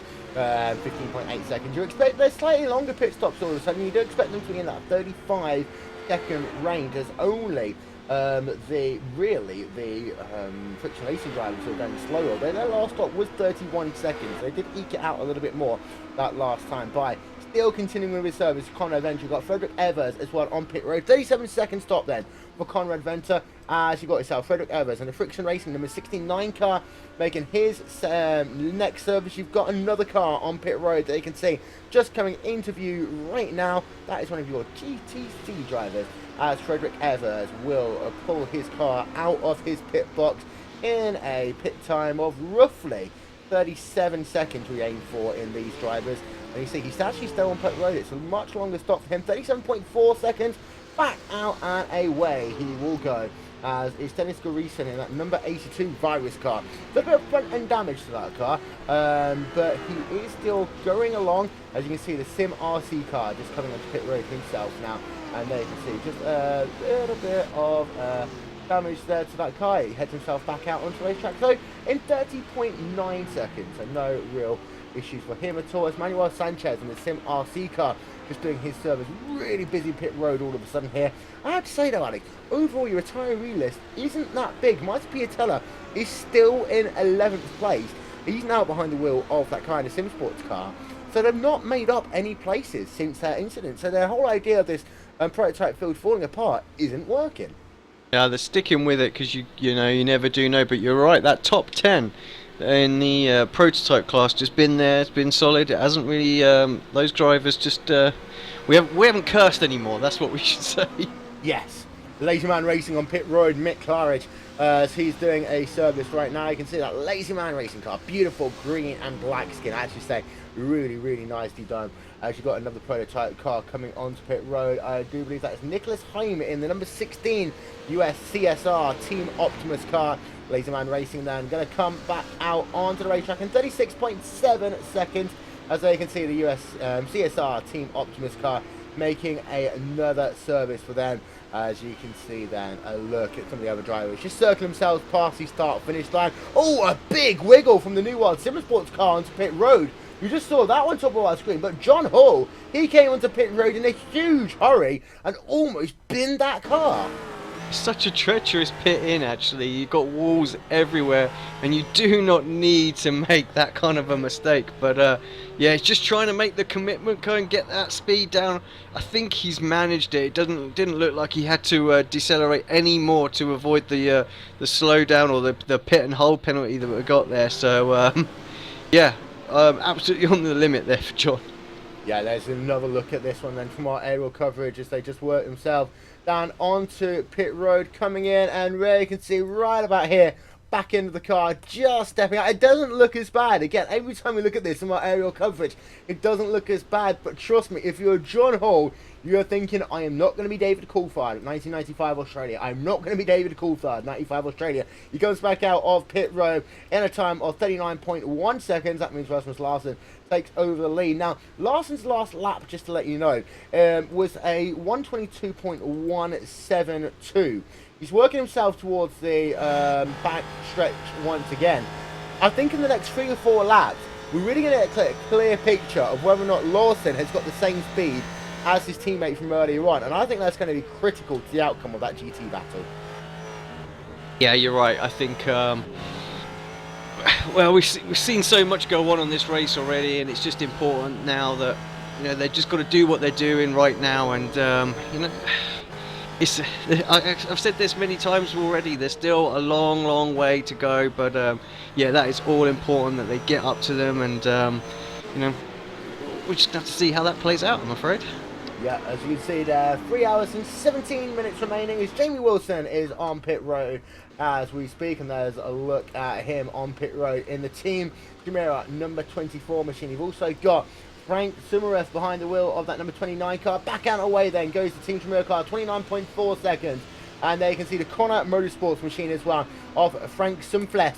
He is completing his service. A bit of a shorter stop actually for Team Chimera, 29 seconds. It's kind of in a weird window for him that they're not really dedicating themselves too much on either the long game or the short game. 32 second stop for Connor Motorsports. And realistically, you think about this race, about 1 second, 1.5 seconds on pit road equals about a lap of fuel. No, it's about 1 second equals a lap of fuel, realistically here, Alex.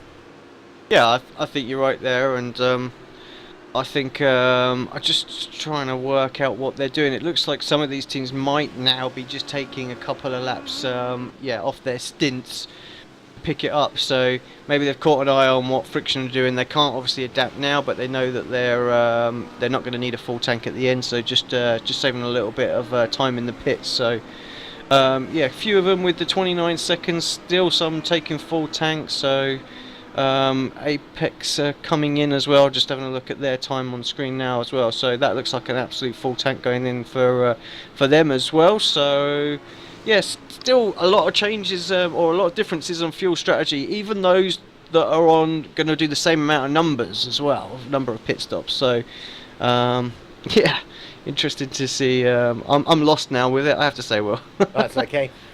We are just having a look there at the Dart Frogs. Number 88 machine then doing a service. That really does now complete our third round worth of service. By the way, ladies and gentlemen, if you head over to RaceSpot.tv/timing, get yourself enhanced timing and scoring for this race, including a live look at the championship standings, literally instantaneously all race long. So you know exactly where your favourite driver and your favourite teams are throughout the course of this event. Dart Frogs come out of pit road then, and their pit stop time was a 35.9 second stop. As we're just going to very quickly have a chat with the number 64 machine, Richard Holiday now behind the wheel of that one in the Phoenix Motorsports car. But yours feeling is here, and well, you've had yourselves a pretty interesting day today. Currently scored in third place overall. Having yourself a nice little scrap though with some of the other guys around you, Friction Racing especially. You've been at it toe to toe pretty much all day long on the yeah, we had a very good race with them. Ourselves, we made a small mistake at the start of the race. Richard had a spin in turn 8, I think it is, or turn 9, I don't know the turn numbers here. And we lost about 20 seconds there, but we managed to get around again and to climb through the whole class. It was a very good race for us. Yeah, I'm just actually having a look to see where you are in the championship. And as it stands, you will be classified as third place if this race was to finish right now at 149 points. Is that the aim, just trying to keep yourself in P3 overall and dispatch Apex Racing? You do look as though that they are likely to fall down into fourth place overall. Was that your aim now, just trying to solidify that third place in the championship? Yeah, I think P3 is a very good position for us overall, also in the race and in the championship, but we are closing in a bit on New World Sim Sport in this race, and yeah, we're going to see how the race turns out. If we can catch them, why not? Well, you still got yourself potential to move a little bit further up to the field. New World Team Sport, 4.7 seconds ahead of you. Before we let you go, is it going to be you in the car again? Anyone except for Richard going to be in that car throughout the rest of this race? I'll be in next stint, and then Richard will finish it off, the last 2 stints. Well, thank you very much for having a chat with us. Yours feeling then, doing an incredible job, Alex, in that number 64 Phoenix Motorsports car as we ride along board with them.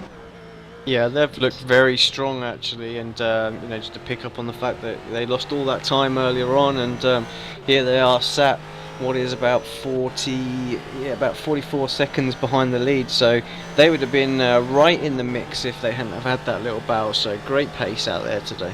Let's ride a lap then on board with that number 64 machine. Just working himself past some traffic as he works himself now up the hill down into turn 2. And one thing actually we didn't talk about earlier on, when we saw the Astral Motorsports car blowing up, is that it's just one missed shift and your day is done in the 4GT and also in the GTC division. And it means that these drivers, they are having to push all race long, but then also you have to remember that one little shift down too early, it's game over for them. Yep, absolutely. I mean, you know, the HPDs, obviously their semi-automatic boxes will prevent that kind of early shift that just won't engage. And but yes, a real trouble for these GT and GTC drivers. They have to be wary of, you know. So, you know, arguably as well, I've seen it in the past where, you know, a couple of close calls can start to can't add up, and then all of a sudden it just goes all out of nowhere, and you think, well, what was that? But yes, so you have to be careful not to wear it too much as well. We had ourselves warning number 1 for the Guthing Tweakers GTC team for an unsafe pit entry. So it wasn't an actual black flag for them, but it's the sort of thing, if they do it again, they've had their one slap around the wrist, the next time they'll be dragged onto pit road, kicking and screaming, and forced to serve themselves likely a 60-second stop and hold penalty. Having a look then, and we've got ourselves a nice little battle shaping up in your prototype division. This is between Apex Racing UK and Team Chimera, the number 24 car. Team manager Apex Racing UK, I'm going to ask you a question. How do you feel about the fact that your car still actually scored in this race in that prototype division? Well, just to be honest, I think that's just all we could really ask for from today's race. So we've had an absolute shocker of a season with the amount of DNS we've had on all of the cars as well, not just this one, but yeah. So we're almost halfway through this race now. Still a long way to go. So I'm not going to say anything because I'm sure the guys will come up here and have me if I say anything more. Yeah, courtesy of the commentators has been strong here today. We'll be joined in the next hour by Rachel Whiteford and hopefully also Cameron Walsh. Don't forget, you can use the hashtag IRNEO if you'd like to get involved with the conversation with us today. Follow us also at RaceSpotTV. Find us on Facebook, facebook.com/RaceSpotTV. And of course, if you're watching this on YouTube, which you are likely doing if you're hearing our dulcet tones, then hit that like button, hit the subscribe button. Why not? We'll change the world together. If you're new members at iRacing, get yourselves 3 months for just $12. All of the free content, plus the 4GT. That is both the GT2 and GT3 models. Use the promo code that you see up on your screen. And who knows, Alex, in a year's time, you might well be driving in the Neo Endurance Series, toe-to-toe with some of the best sim racers in the world. Yeah, absolutely. Sign up. It's you know, the content that you get as a new member is great, gets you under your way, find your feet, and get to know all of the members as well, and it's a great community behind the scenes as well. So if you're really into your sort of online racing, then yeah, sign up right now, come and play. World's most realistic online racing simulator, and of course you can see the best races in the world on RaceSpotTV, including the 2015 iRacing.com World Championship Grand Prix Series, the iRacing.com Endurance Series, and the 2015 iRacing.com Indianapolis 500, as well as the world's best sim racing leagues, which live on RaceSpotTV. And in fact, in just 1 week's time, yeah, we have the return of the world's most realistic online IndyCar series. The ISOWC returns to RaceSpotTV in just 6 days' time. And look from the rear then of the Apex Racing UK car, John Broadmeadow, as Team Tremira is right behind them. Battle for P number 4. It looks as though that Jamie Wilson is really ragging that car out to the very edge now as they work themselves down the hill once again. I think it's just now a case of Wilson trying to find a way to get past. They head on down to turn 1. He's not quite close enough. It's just in that thing there. He just moves that car to the right-hand side. Just say, "Hi, how you doing?" Trying to upset Broadmeadow a bit. Yeah, absolutely. Wilson's got a little bit less fuel on board. Obviously, they had a much shorter stop, about 5 seconds shorter. So, yeah, John really heavy right now, and be difficult for him to keep him behind. So, but John's a nice, sensible driver, and he's good through the traffic as well. So he'll just be doing his thing through that and trying to hit his marks and see if he can keep this this Team Chimera car behind him. Yeah, and you can see they're working themselves down towards turn number 8 once again, and a nice little scrap going on in our prototype division. We're just a couple of minutes away from the halfway point of the final round of the championship. Now, we talked about this driver just a little bit earlier on, who literally ran out of the car, ran to debrief with his team, and then headed straight up to race control for the second half of the race. It is, of course, our favourite friend, Mr. Eggleston Phil, and just a nice little tweet from him explaining his race. And, well, he did a great job. It was a hard race in the IDK endurance car, but very positive. Kim and Jacob takes it home, hopefully without damage. And who knows, they've been putting that pressure on the IDK car all race long. Just to let you know, Jamie Wilson does get himself past there, Broadmeadow. So we'll get ourselves a quick replay of that one before we head ourselves to commercial. But an incredible, nice, sensible pass. You talk about Broadmeadow being sensible. Very sensible there, just allowing that Chimera car to go, because of course we still got ourselves 3 hours to go, Alex. Yeah, absolutely. There's no point in battling too hard at this point. I'm sure the guys have picked up on the fact that they're a lot lighter on fuel at the moment right now, so they're going to get the jump back later on. And just John's really job is just to stay in contention. Actually, it was just the Apex car and the Radicals car that took a full tank that last time as well. So it looks like those guys are on very, very similar strategies, and the rest now starting to take fuel, just save a little bit of fuel during the fill-up phase. So yeah, very interesting to see how this is going to pan out. I think the last stint is when it's all going to come back together again, and we're going to see a great race actually between a few different cars out there. Yeah, Talk Freak Racing have just got their car on pit road. Having a look then, it is Stefan Coppens getting behind the wheel of the Talk Freak Racing number 2 car. Now, TFR not really having the season they would have wanted to have had. And TFR, they're one of those teams that, you know, have been enshrined. In fact, the first ever race I commentated over 4 years ago now, Alex, was involving Talk Freak Racing. It looks as though that they've just not had the season they necessarily wanted. Coppens is a great driver. You've got Marcus Johansson on pit road as well as Jonathan Boutel. So Boutel does come in. He's 5 minutes short right now, I think, to come to the halfway point. He does need to do a little bit more fuel saving. Yeah, I think we've seen this stint. You know, he really had to back it off a little bit to hit the fuel numbers, and yeah, maybe we'll have a little chat with them a bit later on, but I wonder if actually that fuel strategy is just slipping away from him a little bit at the moment. Yeah, as you can see, a 37.7 stop for Coppens, a 34.3 second stop for Jonathan Boutel. Ladies and gentlemen, we're going to step aside for just a couple of moments. When we return, we are going to have our mid-race report here on RaceSpotTV, brought to you by the Motorsport Safety Foundation. You won't miss a thing, though. We're going to take you RaceSpotTV side by side. We'll be right back.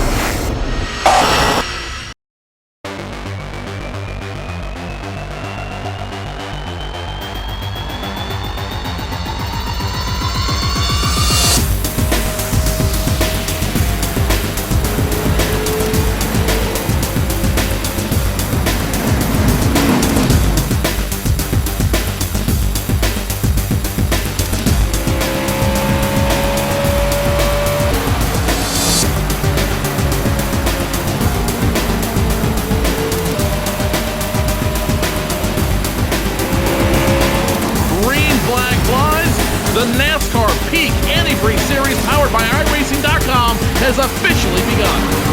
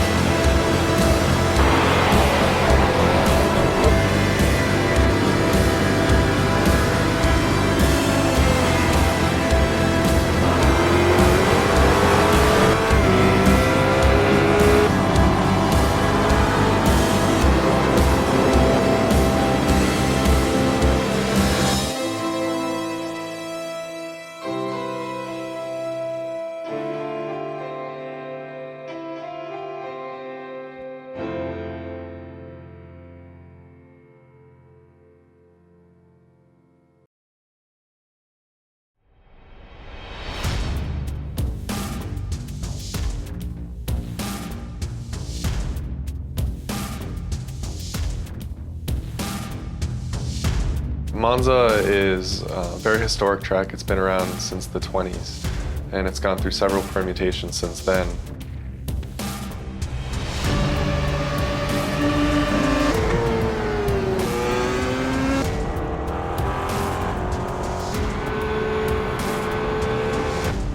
We're also bringing forward a number of configurations. So there's chicanes that they've installed since the track's early days. So they can use original, very high-speed configurations of the track where the cars would just blow through where the chicanes are today, or they could use a more modern version. So it's a pretty cool, compelling track.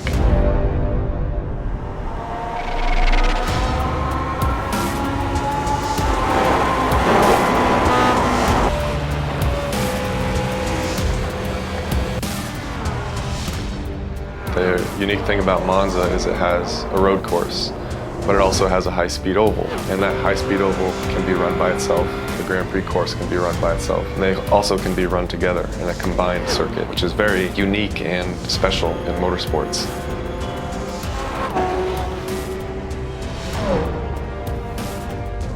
This was one of the more challenging projects that we've undertaken. It was essentially building two tracks in one. It took a lot of time and a lot of care was put into it, but we're really happy about the end result, and we think that people have a lot of fun driving it.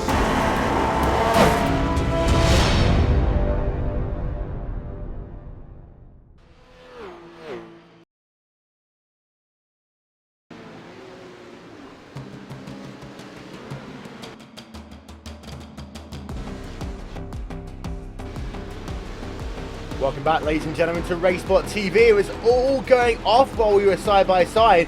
Virgil Racing have had themselves an incident. We've also had the Racing Lions 4 GT car have ourselves an incident as we are just about to tick over to the halfway point of our event here. The final round of the Neo Endurance Series on RaceSpotTV.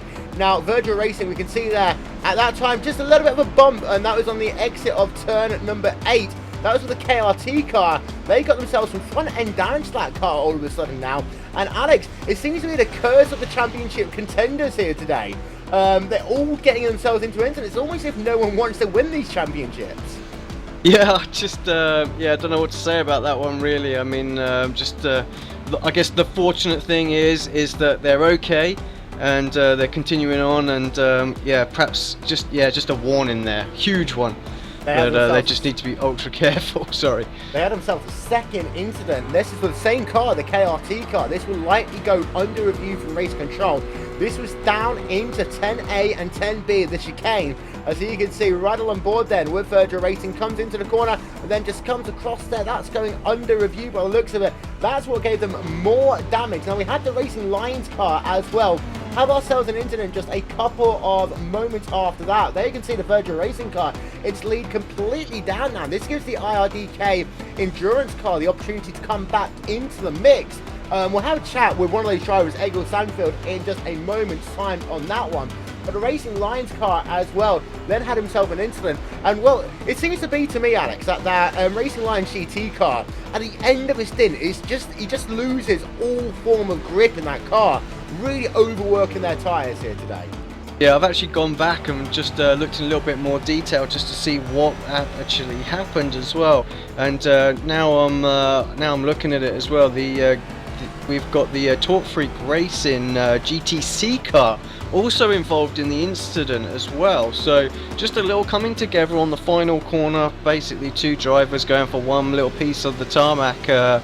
Looks nothing more than a racing incident to me, but I won't call it. But unfortunately it looks like it's put out the Torque Freak Racing. They certainly had to have a tow back to the pits, and yeah, bit of a disaster for Racing Lions GT as well, because they had to sit there and wait for what was probably at 20-25 seconds for the traffic to clear through. Yeah, we're going to try and get ourselves another replay of that one, although to be fair, here we are then, a look for the Racing Lions. We'll try and find out what happened to them, as we're just going to have to cycle it back just a couple more times, ladies and gentlemen, to find this incident. Just having a look to see when it is, as here we are. It'll be down this straightaway now. There you can see the Torque Freak Racing car just ahead of them on the racetrack as they work this one on board then with the Racing Lions GT car. And Alex, curse the commentators for Talk Creek Racing? We were just talking about them 5 minutes ago. Well, I think we've spoke about all of them now, so I think we'll just take it on the chin, and anyone who goes out there, you can just blame us. It's fine. Yeah, so you can see down into the last corner, they will head. Racing Lions GT and Talk Creek Racing will slow it down as they work themselves up the hill right about now.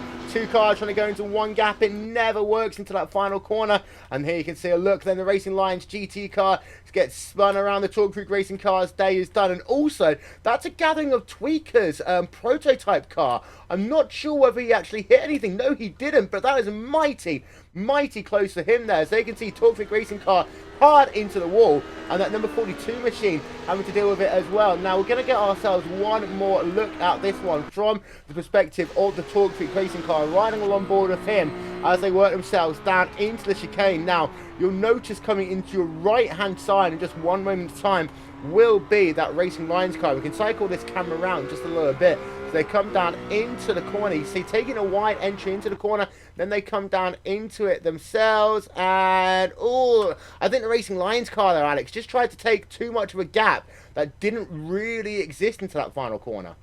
Yeah, absolutely. Yeah, just perhaps a little bit of mental fatigue creeping in now, 3 hours, you know, and drivers just thought, well, I can have that, and yeah, nothing going there. Well, it seems to come in waves here. It really does seem to come in waves. You have ourselves no incidents for an hour, and then all of a sudden, boom, they're all getting involved in it once again. And just to let you know, Marco Mogram as well made himself a pit stop whilst we're on RaceSpotTV side by side. Makes himself another stop, 25.8 seconds, so a faster stop for them once again. So it looks like they've got themselves back into their sequence. It does mean that Anthony Maselli is once again leading the race. He's had 81 laps so far. Marco Mogren 61 laps. We're going to have a chat though with the driver of Egil Sandfield. Well, Egil, you had yourself, in my opinion, your best performance of the season in that IRDK endurance car. We're having a look on board of your teammate right now, who is currently classified in the second place. And, well, you're only 15 seconds still behind Virgil Racing with half this race called complete. Incredible stuff. Yeah, thanks, Neil. Hi, everyone. Yeah, my stints were kind of good, but you should also be aware that we had less fuel in the car, so naturally I was going to be a bit quicker. That being said, I really enjoyed the 3 stints. First stint was horrible. There was so much traffic, and I got a bit surprised on many occasions because there were 2 or more HPDs behind me trying to overtake me. It was chaos in the first stint. Then everything kind of settled, and here in the end, in my third stint, it was just pure racing nirvana. Well, you guys have had yourselves a rather entertaining season so far. Is it sad to have your final run in the series? Of course you are now. Got yourself dressed up in your virtual suit, ready to go into race control, but are you sad that your racing season's over now? Yeah, I am. It's now it's starting to really go great for us. So why stop now? But yeah, on a serious note, I really like these 5 races because you gotta perform in each race. You can't just have a bad race and then just recover through 19 other races. So yeah, you really gotta perform in each race, and that's what I like about it. Speaking of performing, we had that virtual racing incident before, and naturally, both as a race control and a competitor to virtual racing, I'm interested in how their times are doing after they had that major impact with the wall. And it seems like they lost only about half a second, 0.7 of a second on each lap. So they are still running out there, and they are trying everything they can to keep the lead, but we are trying to reel them in. Well, thank you very much, Egil Sandfield. We'll have another chat with you later when you put in your race control hat, but thank you very much for talking to you, and a great run there, Alex, by Egil. Cheers. Currently his team scored in the second place as they continuing to put that pressure on what is now a wounded Virgil Racing car. Yeah, I'm just having a quick look at times. I mean, they're very, very similar sort of pace out there. This just wait for them to come across the line. 124.371 for Marcus there in the Virtual Racing team. So let's see what Jakob does as he crosses the line, and that was 24.9 as well. So yeah, they're about the same. So like they say, like really just need to carry on doing what they're doing. I mean, the gap has come down, it's only 15 seconds, so yeah, any little slip up now and they can capitalise on that and potentially nick a win here. Yeah, one team though who is going to have to pay for their sins is the Racing Lions GT team. The number 42 car has been yanked onto pit road. There you can see then a look for them. They have got themselves a 60-second stop and hold penalty. That is for their collision with the Talk Creek Racing GTC car. Well, that's really hurt Racing Lions GT team, who, let's be honest, they've had themselves a good race, but they have had some, mishaps along the way. They had that one recently, the Talk Creek Racing car, and the one most notably, of course, they had the one where they spun in front of the Radicals Online team earlier on. Yeah, exactly. It's not been the best of days, I'm sure. Yeah, I think the stop and hold's probably pretty justified for that, and I don't think they'll have any complaints about that at all. So 60 seconds, that just compounds their problems that they've had today, though, for sure.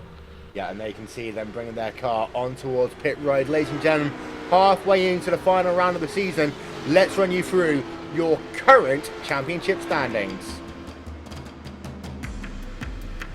So then we start off by looking at your top three in each of the classes, and it's Radicals Online now with a 10-point advantage over Commander Sim Sports. We need to remember though that an interesting fact in this will be the Friction Racing team.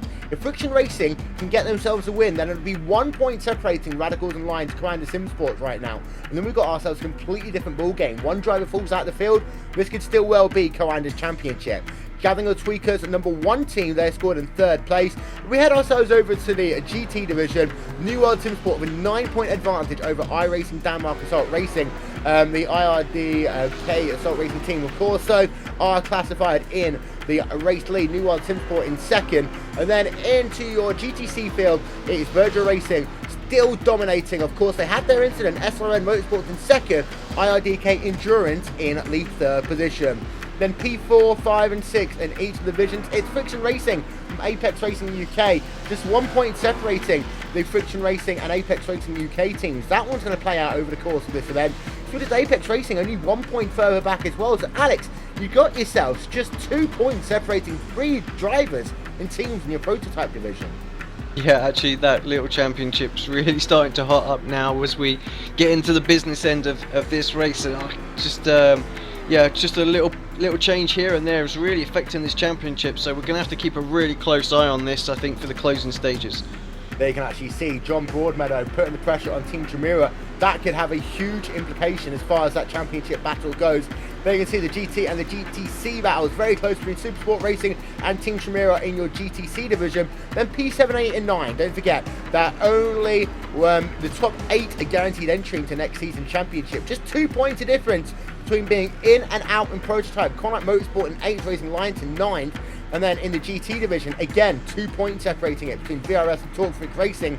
Virus looks secure for the time being in the GTC division. Slipstream Racing have started to fall back. They are currently 7 points away, meaning to lock themselves into the field for next season.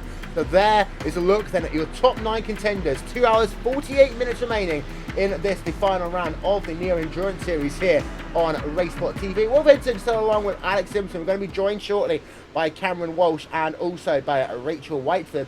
And, well, Broadmeadow, again, with Chimera putting that battle on. This is a little bit of a reverse replay of what we saw earlier on, Alex. Yeah, it's interesting and how it played out. Obviously, different fuel strategies going on there, and I think perhaps the fuel's just burnt out of John's prototype at the moment, and now the car's really starting to come in its own. I saw actually when Seb was in the car earlier on as well, they were really quick through sort of this phase of the race. So tyre wear particularly good on the Apex car right now, and they're able to start to close back in, and hopefully John can really put some pressure on Team Chimera there. Yeah, as they continue their scrap, and this is a battle for what is essentially now a podium position. Of course, with Coanda Simsport being so far down in this race, let's open up a podium position. There is a look, by the way, at Marty Piatella. We're right a lap on board with him in that Coanda Simsport car. And what you just notice all the way through the corners here, the corner entry, corner exit, straight line speed, there's still a lot wrong with that Coanda Simsport car, as the Radicals car just breezes past them into turn number 1. Yeah, that must be frustrating them no end right now to see that Radicals car just steam on through like that. There's nothing Marty can do about it whatsoever. He's just got to do his thing.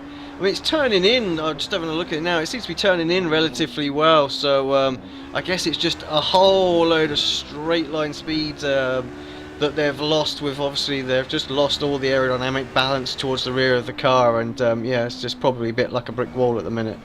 Yep, so here you can see then down in towards turn number 7 they head. And actually we'll have a look at the speed then for Martin Piatella. You can just see the acceleration is so slow, and also you'll notice, we'll just circle this one for you, the fact that he's having to hold the wheel pretty much to the left all the way down into that corner right there. You can see it. He's not actually holding that wheel straight at any point at all on the racetrack. Yeah, so, well, it's just doing an amazing job, actually, just to keep that car going. I mean, you look at the time he lost to the Radicals car there, it's just not a great deal. I mean, to be lapping just 2.5, maybe 3 seconds slower with that amount of damage, and the length of time they've had to do it as well. But, you know, all credit to them, they're sticking with it as well. You know, they know there's still a chance. A couple of places... well, one really, actually, I think, and if Friction win it, then they're back in. They really are back in the hunt. So this isn't over by any means at all. One more prototype to retire, and that is it. We really are race on. SRM Motorsports, Daniel Giralti there, just getting himself past the driver of Jonathan Boutel. Now, Boutel is seriously in some form of fuel-saving mode right now. He's dropping down the field, and this is part of their aim when we talked to Andy Chinworth earlier, to try and get themselves one stop less than everyone else. But here's the thing, I'm just having a look through, and they are really falling back now. I'm just trying to do the math in my head. They're almost 2 minutes behind your race leader, so they're definitely not going for the win right now, because 2 minutes and what is a short pit road, it's just not good enough for them right now. Yeah, I mean, I'm sure they'll have to correct us if we're saying something a little bit wrong here, but I'm thinking at best. I mean, and that really is at best a 3rd place, but I think it's just 4th that they're fighting for right now, just based on how long it takes to pit in and fill up the car. So yeah, it looked like it was going well for them, but all of a sudden that strategy's just coming undone. I think the other guys are taking shorter stints now as well, so they're even lower on fuel and actually pushing the pace up a little bit more. So yeah, not working for them right now. Well, yeah, they continue to charge along through the field, and random stat fact of the day, 156 laps going to be scored complete this time for Anthony Rosselli. He has led 90 of them, as actually we've got ourselves side by side, Team Chimera versus John Broadmeadow. Chimera's going to have the inside line still into the corner. Broadmeadow is on the attack there. That's about as close as he's been for a good couple of corners now, Alex, but not able to seal the deal. Yeah, no, being patient, didn't want to push it too much through there. Of course, yeah, I'll stay out of this one as a neutral, but yeah, come on, John. Well, we've got ourselves a development here as well. The number 16 team having themselves some technical difficulties. That's the USCSR Team Optimus car. Now, they have got themselves a lot of time over Coanda Simsport, but this one position, as they got themselves some technical difficulties here, Alex, this could be the difference maker. If they can't get their car restarted and back out onto the racetrack in the next 15 minutes, I'm going to say, then they are going to end up being passed by Coanda Simsport. And if Friction Racing, if Friction actually win this race, there you can see Radicals Online leading, and there you can see Friction Racing in second. If it stays as it is, then, well, potentially, Coanda might be able to scrape it by a point or so. Yeah, all of a sudden, yeah, we was just talking about it, saying that they've got to stick with it. Anything can happen, and boom, here we go. Something's happened. The 15 minutes to get themselves reconnected and back on the circuit. Let's just see how it happens and what goes on there. But right now, all of a sudden, Coanda back in with a chance, and they'll be trying to help Friction out with anything they possibly can do, holding up Radicals whenever they come round to lap them as well. Well, yeah, ladies and gentlemen, we have got ourselves then 2 hours 41 minutes remaining in today's race, and let's run you through them, the stories so far in the final round of the Neo Endurance Series. We start with your prototype division. It's been an incident-filled day. Antonio Rosselli and Radicals Online, they are currently leading the way, but when it was a little bit earlier on in this race, just before they came up to pit road, the Radicals car had themselves a near-death experience, and they almost had their championship dreams fall away as a spinning Racing Lions GT car blocked the path of that number 1 Radicals Online car, and meaning the fact they got a little bit of front end damage. And the important thing for them is they were able to come immediately onto pit road, get themselves a driver change, get themselves back on their way. Radical Online dodging a huge bullet here today. The driver who runs in second place, he could well be the big talking point in the last 2 hours of this event. It's Friction Racing's number 15 car, Marco Mogren, in that car. Just as it was at Interlagos until the last hour and a half of that race, Friction Racing could well determine who comes where in the championship standings, as Friction currently scored in P2 in a different strategy right now, and who knows how that one will end in the remaining stages of this race. Now right now, for those of you wondering where are Coranda Simsport, they are all the way down in P number 11, trundling along, just hoping that things will go their way. People will drop out of the race. Marta Piatella currently behind the wheel of that car. They had themselves an incident in the very early going of this event, got flipped upside down into the air, got that car back onto pit road, but it is struggling. They're running on average about 6 seconds off of the pace as they're working themselves all the way down in P number 11. But an interesting recent development and technical issues for the USCSR Team Optimus car might mean that if Friction Racing win this race, that Coanda will steal the championship by just a couple of points. Over in your GT division, Rasmus Larsen continues to lead the way in the Irish and Denmark Assault Racing car as they try and get themselves a little bit further up in the championship. The team currently scored in P number 2, while that is John Hall and the number 50 New World Simsport car. They are still your championship leaders as Apex Racing UK's GT team bit the dust, the same way that their other teams have done all season long, struggling for pace, performance and luck. As they can see, well, actually they had the pace and the performance, but Lassie Brun Hansen, driver involved in the incident with Coranda Simsport earlier on in this event, and also being involved in another incident afterwards. They are all the way down in P8 and out of the championship running. They came in with an outside shot.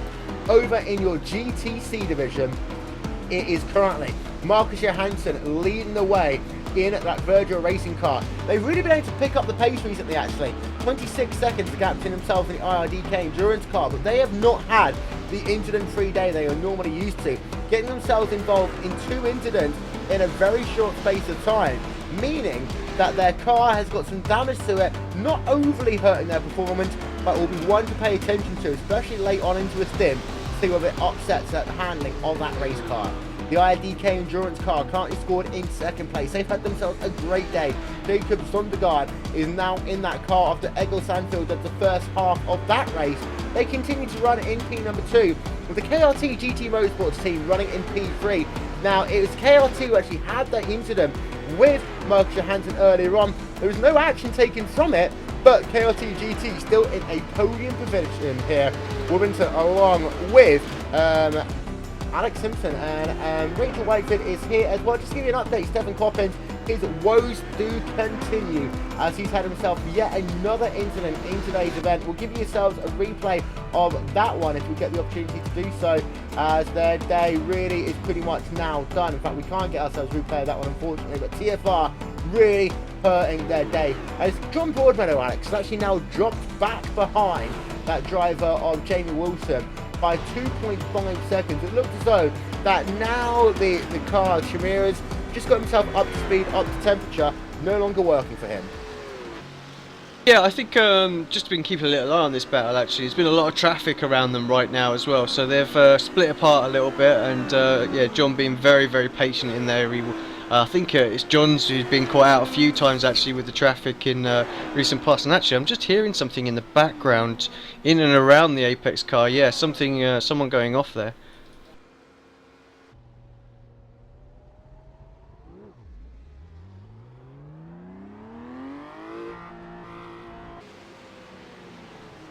So yeah, 32.2 seconds there for IRDK Endurance, but also we had ourselves a bit of an incident with the KRT Motorsports, Rachel.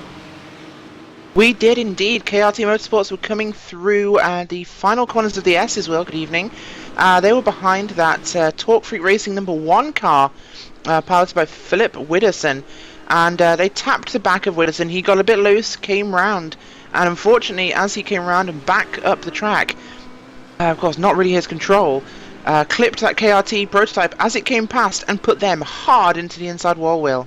Yeah, that is going to just what Commander needed. Yeah, that's exactly what Commander needed. There you can actually see the KRT car with some big damage to it. We're going to rewind our tape just a little bit further and try and show this one to you as they work themselves down towards the chicane. This is exactly what Commander needed. Potentially, Alex, and I say this only as potentially because that car is on pit road right now, but there's still two things in play here. First of all, if that KRT car can get back going before the Commander car, then it's almost going to be a battle of drivers struggling for performance. If the fact that it is out of the race and Radicals win, well, it's not enough there for the Commander. They need really Friction Racing to win this race to guarantee themselves the chance of getting this championship.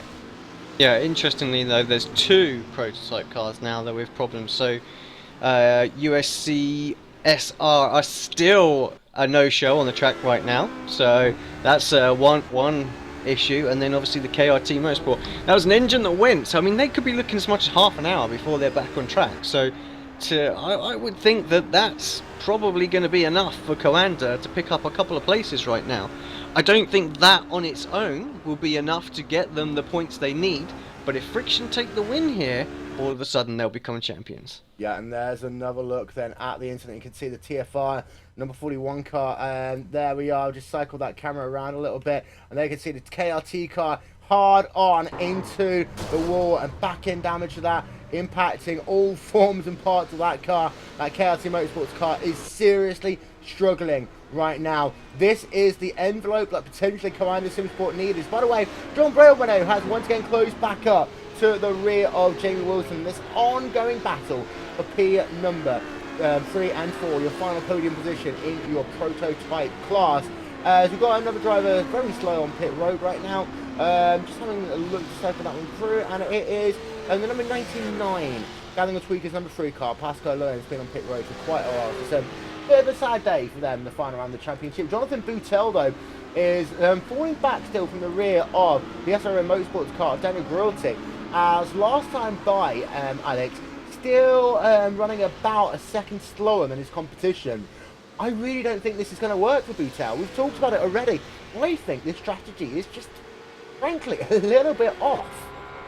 I think the trouble is they're full in now with it. They've either got to stick to it, because there's no way just suddenly changing it up and needing to take that extra pit stop is ever going to work for them. So, yeah, full on board with this fuel saving, and just hope that they can pick up 1 or 2 spots at the end of it. 2 hours 33 minutes are remaining in this event. Here's a look then, top 6 left hand side of your screen. Radicals Online from Friction Racing, Team Primera, Apex Racing UK, Gathering the Tweakers and Connaught Motorsport in your prototype field. Then it's iRacing Downlock Assault from New World Sim Sport from Phoenix Motorsports, Friction Racing, Sim RC and Laserman Racing in GT, Virgil Racing from KRT, GT Motorsports, RDK Endurance, SRM Motorsports, New World Sim Sport and Dark Fog Racing, your top 6 in your GTC division. So let's have a look back up then through your field, and let's have a look. Actually, we've got ourselves Andy Fuller on pit road. There we are. Very long stop for him. He's currently scored in P number 10. The thing is, Rachel, I'm just having a look actually the gap between himself and Marty Piatella. I'm not sure we're going to get this one working, our graphic here, but I'm just trying to do the math in my head. 15 laps, about 1 minute and 16 seconds. If he's on pit road for more than 20 minutes, then Commander might be able to get past him. That could well happen, of course. Commander themselves doing in a region of 1 minute 18, 1 minute 20 with that damage there on that car of Marty Piatella, Will. So, oh, sorry, things Radical's not off. looking great for them. Radicals are off. This is down at the final corner. Radicals have gone off, so it might not matter as it stands. A very rare mistake for Anthony Rosselli. I've not seen him make a mistake like this in a while now. Was he helped along? We ride along board of him. I think he did graze the wall as well. Up the hill he comes. There you can see just ahead of him, Dart Frogs and the New World Sim Sport 4 GT car. Down to the final. He just pushes wide all by himself, Alex. And into the wall all by himself. I've not seen Rosselli make a mistake like this in a very long time. Under pressure, but with the championship pretty much in hand, he almost goes and throws it away. And I wonder what that damage is going to be now. Yeah, I think perhaps just paying a little bit too much attention to the GT car ahead of him. Didn't want to get involved with that. That, of course, was the New World Sim Sports as well, so they're effectively leading their championship. So he didn't want to put them under any undue pressure, and actually just forgot where he was for a second. Caught the grass, and of course he couldn't slow it down or turn in, and yeah, he's got some damage on that left-hand side of that prototype right now, and we're going to have to keep an eye on what his lap times are the next few laps, because that really has opened it back up for friction. I was just about to comment and say that that gap was almost up to a complete pit stop again, so yeah, he's going to need to get that repaired as quickly as possible, but yeah, I'm not sure that's going to work, because again, that's all of a sudden changed his pit strategy. We've been saying all day long that all the championship contenders have been involved in issues. 2 hours 13 minutes of this race to go. As by the way, you can just see Rasmus Lawson bringing his car out of pit road after a scheduled pit stop. 39.4 seconds for him as he heads himself back out onto the racetrack. But Anthony Rosselli is on pit road. He is out of the car. Mac Backham gets into it then. So let's have a look, see how long this pit stop is going to be. Let's see how much damage potentially could be to that car. We're going to look then high above. Our aerial coverage is brought to you today by And1 Design, official graphics partner of RaceSpotTV. If this stop is any longer than 40 seconds, then we know something is seriously wrong. Now, this is going to be critically important. The thing is, in theory, Alex, he might just be able to take himself a little, maybe 15-20 seconds longer. But if he's on pit road for more than 40 seconds, we know that something is serious, and he is definitely longer than 40 seconds on pit road already. Yeah, absolutely. So just trying to get a little bit of repairs done. He knows he's got a little bit of a margin. Second place is just is not going to be enough for them, I feel, though, with the two cars that have dropped out earlier on. So this is absolutely disaster for them. Yeah, and also don't forget John Broadmeadow's only a couple of seconds behind, and he's already gone past as well. Now they will have to come onto pit road soon. Over 1 minute, 1 minute 9, Rachel, on pit road. Backham is going to have to drive his heart out just to keep their championship hopes alive. Boardshirt back into the Commander Simsport car. They, of course, are still down the field, but Radicals have just thrown their championship into question. They have indeed, and of course, with KRT Motorsports still on pit road, Will, and USCSR Team Optimus still no longer on the track. Things are really looking up for Commander. Of course, damaged car, they kept that thing going, and they could have had the break they needed. Friction Racing, that car is now in the lead of this race. Radicals have returned to the track, of course. Matt Backham going to have to do a stellar job here to limp that car around. We need to see what lap times he can do once he completes a full lap time. But this has really gone from bad to worse from Radicals with what really appeared to just be a, well, lack of concentration. Yeah, it was just one momentary blip there for Anthony Rosselli. And again, I've commentated on him for so many years, and I've very rarely seen him make mistakes. Currently in P3 is John Broadmeadow. He's now, for the time being, inherited a podium position. But ironically, just like last time, Alex, that incident happened just as you got inside of a fuel window. So it's kind of lucky for that driver of Anthony Rosselli there. As by the way, Bas Lobb is now behind the wheel of the Governor Tweakers car. Yeah, they've done 41 laps on that fuel stint as well, so they were pretty much nearly there. I think as far as fuel goes, they would have had to have pitted fairly soon anyway. So that at least is one saving grace for them. I mean, the pit stop length, though, I mean, that's like 39 seconds on top of what they would have expected to have had. So that's not good at all, and it's really undone them for the moment. I mean, you have to think we're only just a little over halfway through this race, and they'd built up what was close to a minute lead anyway. So you know what they've got to do? They've got to do it all over again. Yeah, and Matt Backham, we know that he can be very fast. We know that he can, on occasion, make mistakes. We're just having a look at the closest battle. Actually, we're having a look at Darren Kirk there in that number 4 Apex Racing TV car, making himself a pit stop, and they can see the pit stop time just over 33.1 seconds. Back out and away he goes as Conrad Venter gets out of the car. Darren Kirk gets in. Live timing and scoring, ladies and gentlemen, is available if you head over to RaceSpot.TV/timing. Enhanced coverage as well at live.neoendurance.com.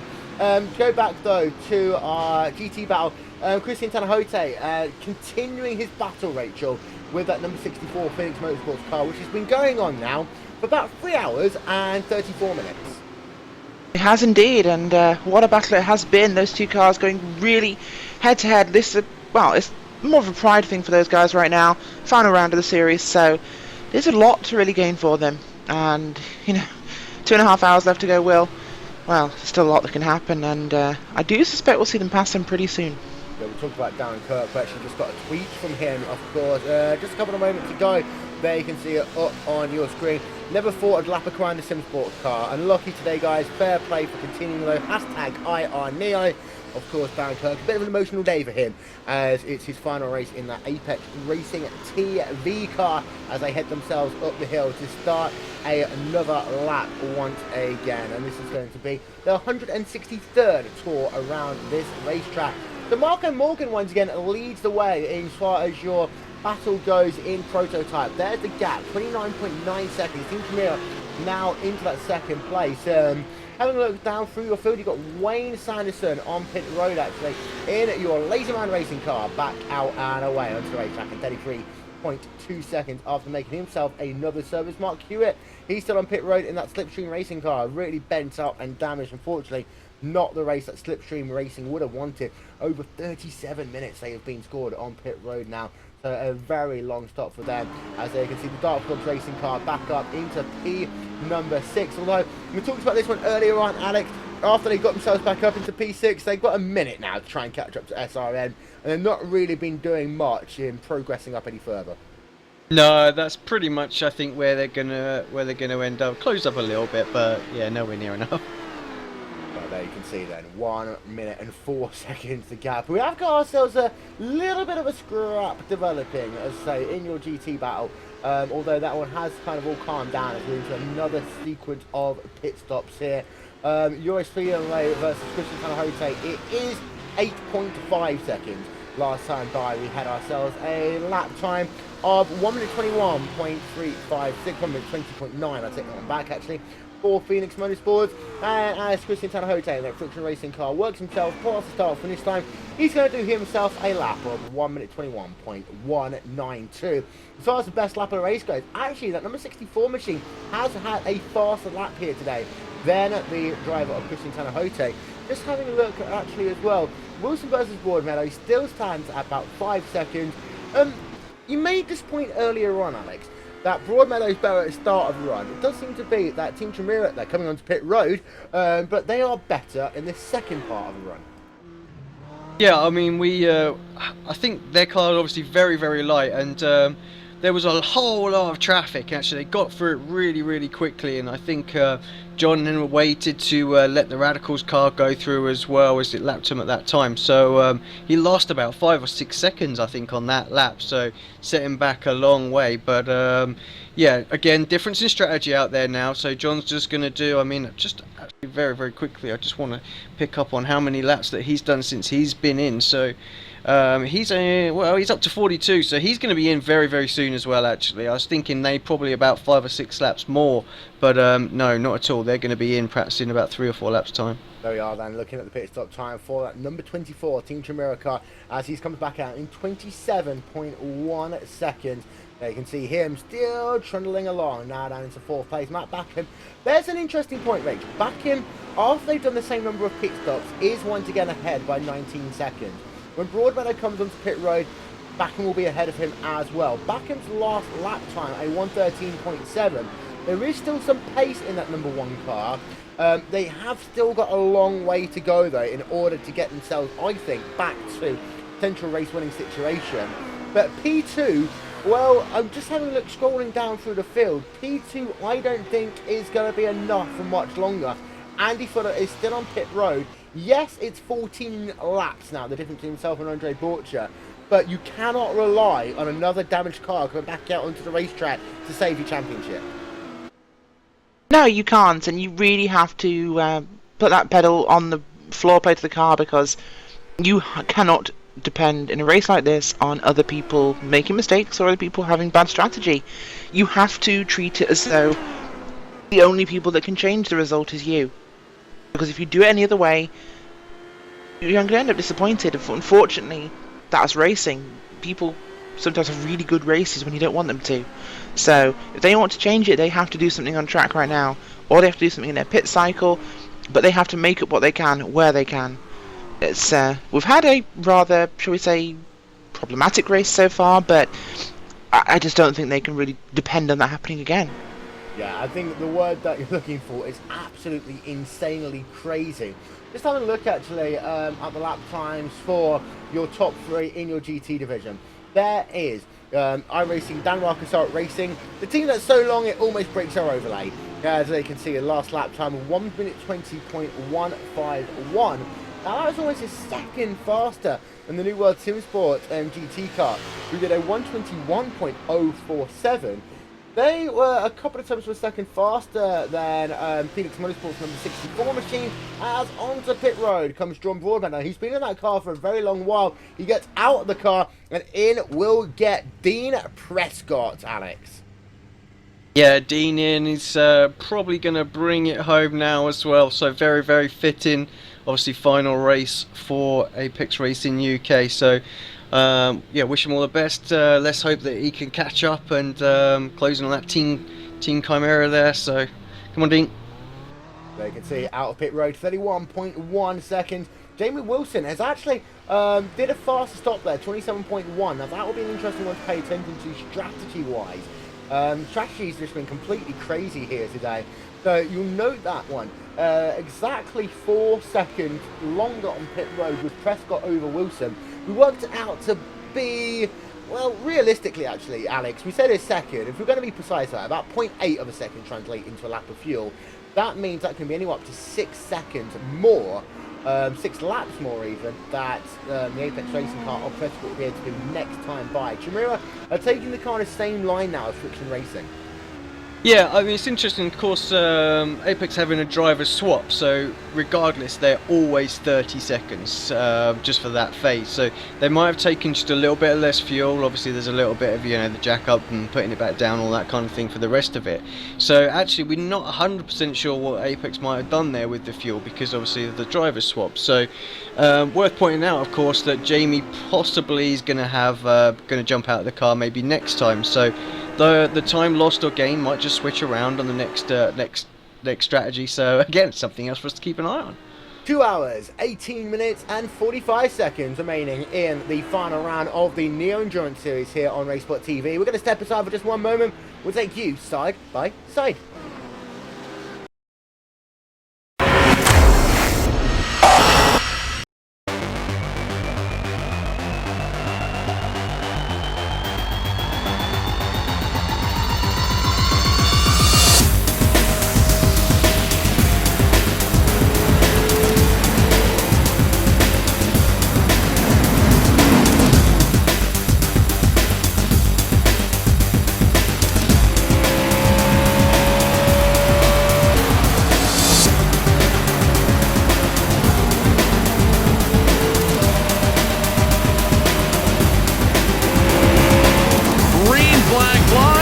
The NASCAR Peak Antifreeze Series powered by iRacing.com has officially begun.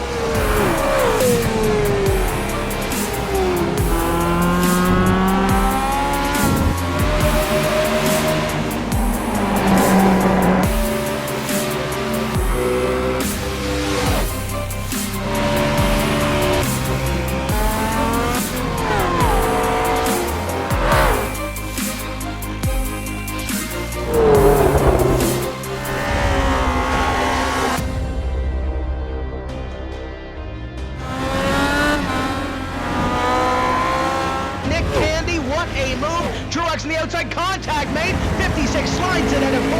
Who's going to be at the stripe? Did even give it to Ryan Truex. Truex is your winner over Tandy.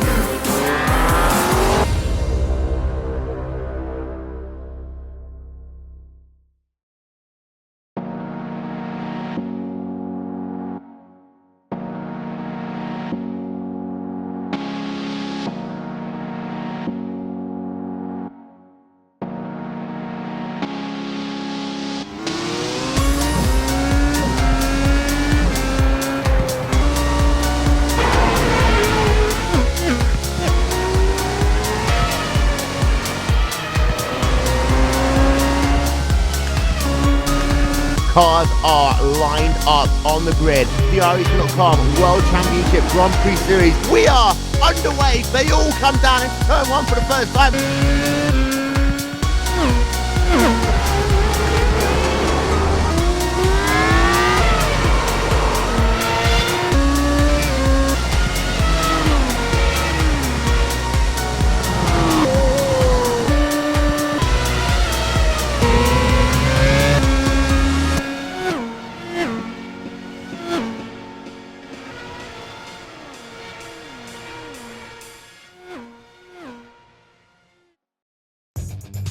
Simulated racing can be awesome, but it can also be kind of a free-for-all. Interestingly, auto racing faced the same problem in its earlier days. Whether it was on the back roads, the beaches, or the city streets, the racing was fun. But there was always a certain level of chaos and danger, until some folks came along and put some order to all of this. Stuff like official racetracks, regulations about weight and equipment, and enforcement of standards. That's what gave us high-speed excitement, fast-paced action, and photo finishes. That's when racing became racing. The guys over at iRacing.com have made the same transformation in the world of sim racing. Sure, they've got the most accurate tracks and realistic cars out there, but that's just the start. See, iRacing analyzes the performance and results of each driver in every race, so you can be sure you're always placed in races where the competition will be tight, and that those reckless drivers who ruin it for us all are kept in the pits. Not to mention that with over 45,000 active members already in their vast community, you can find races day and night, so you can always get in on the action. You can even join a league of your favorite series. And since updates are always automatic, you don't have to worry about software and can focus on the track. Zip up your fire suit and check out iRacing.com. Welcome back, ladies and gentlemen, to RaceSpotTV. 2 hours, 13 minutes to go here as well. Breaking news. We've had ourselves Richard Avery now behind the wheel of that of Friction Racing number 15. He leads, but only by 5.4 seconds over Matt Backham. The other development, and this one is crucial, Rachel. Andre Borcha, there you can see him. He is now up into P10 overall, as Andy Fuller, well, it's taken him forever. He's still on pit road. Andre Borcha has finally gone past him. And that means that if the championship was to end now, the championship is Coander's. It is indeed, and of course they just passed that USCSR Team Optimus car also, so that's net 9th position for Coander. Not a bad recovery drive, because they know what they had to do and they knew things could go wrong for other teams, so they've just done the right thing here. Of course, KRT are in the pits for an engine change right now, so it's another maybe 20 minutes for them as the guys work feverishly trying to get that new power plant into that prototype car. Coander sitting in a good place right now, of course, better since they passed USCSR, but, well, things could still go wrong for a couple of other cars in that prototype class. They're sitting in a reasonably good spot, Will. Yeah, if you're Coander Sim Sport, the rule is simple. Simply do not bin the car again. Gap between Avery last time by and Backham. Well, Backham had a little bit of traffic he had to deal with. The gap is 6.5 seconds between those two drivers. Now, these drivers each need to stop the same amount of time. So this now, Rachel, is a clear race. And, of course, Radicals with that, what I'm going to call a little bit of a brain fart about an hour ago now, is the difference between them winning the championship or potentially losing the championship. This one will potentially come down to the wire.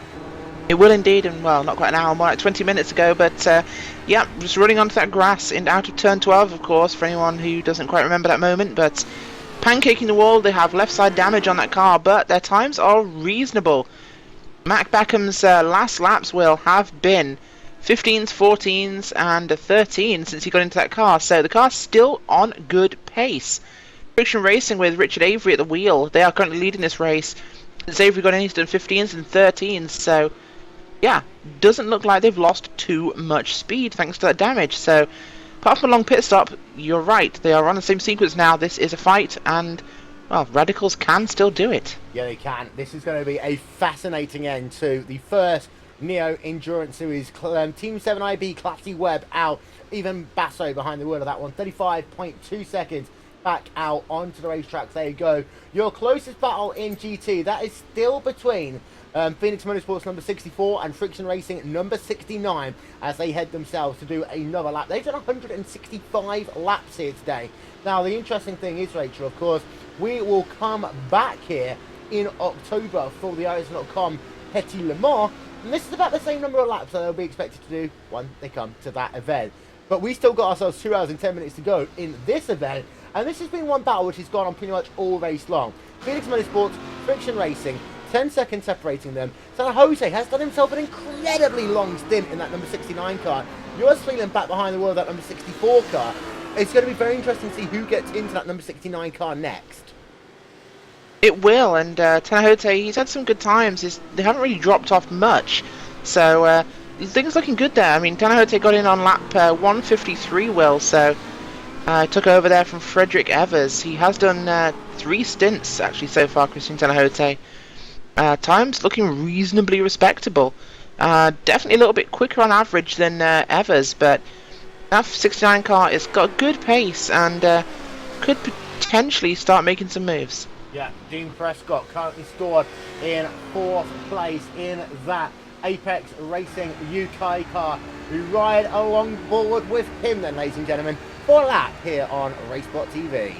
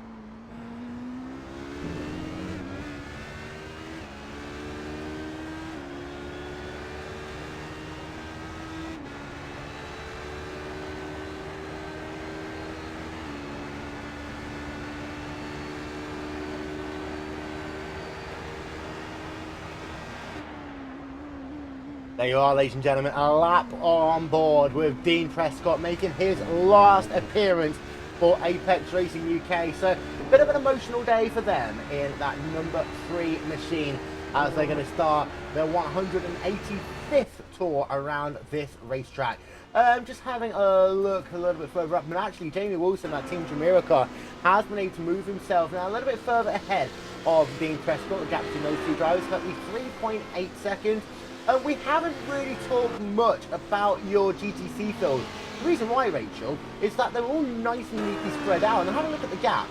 From P1 to P2, 33 seconds. From P2 to P3, 36 seconds. P3 to P4, 24 seconds. And then P4 to P5 is 25 seconds almost. Yeah, things nicely spread out at the moment, so it's going to be pretty even to see what happens with those guys. Yeah, and just one moment, just sorting something out for you, actually, Will.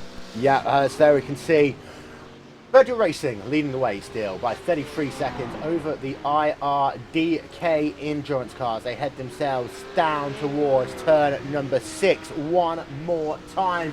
And there you can see second place driver Jacob Sondergaard. Now don't forget that the Virtual Racing car had themselves an incident about an hour and a bit ago where they ended up making contact twice with the KRT car. As they could see, the IDK Endurance car, Jacob Sondergaard, riding along board of him as they work themselves down towards turn number 4 and 5. And, well, hi Cam Walsh. It's the 15th of March.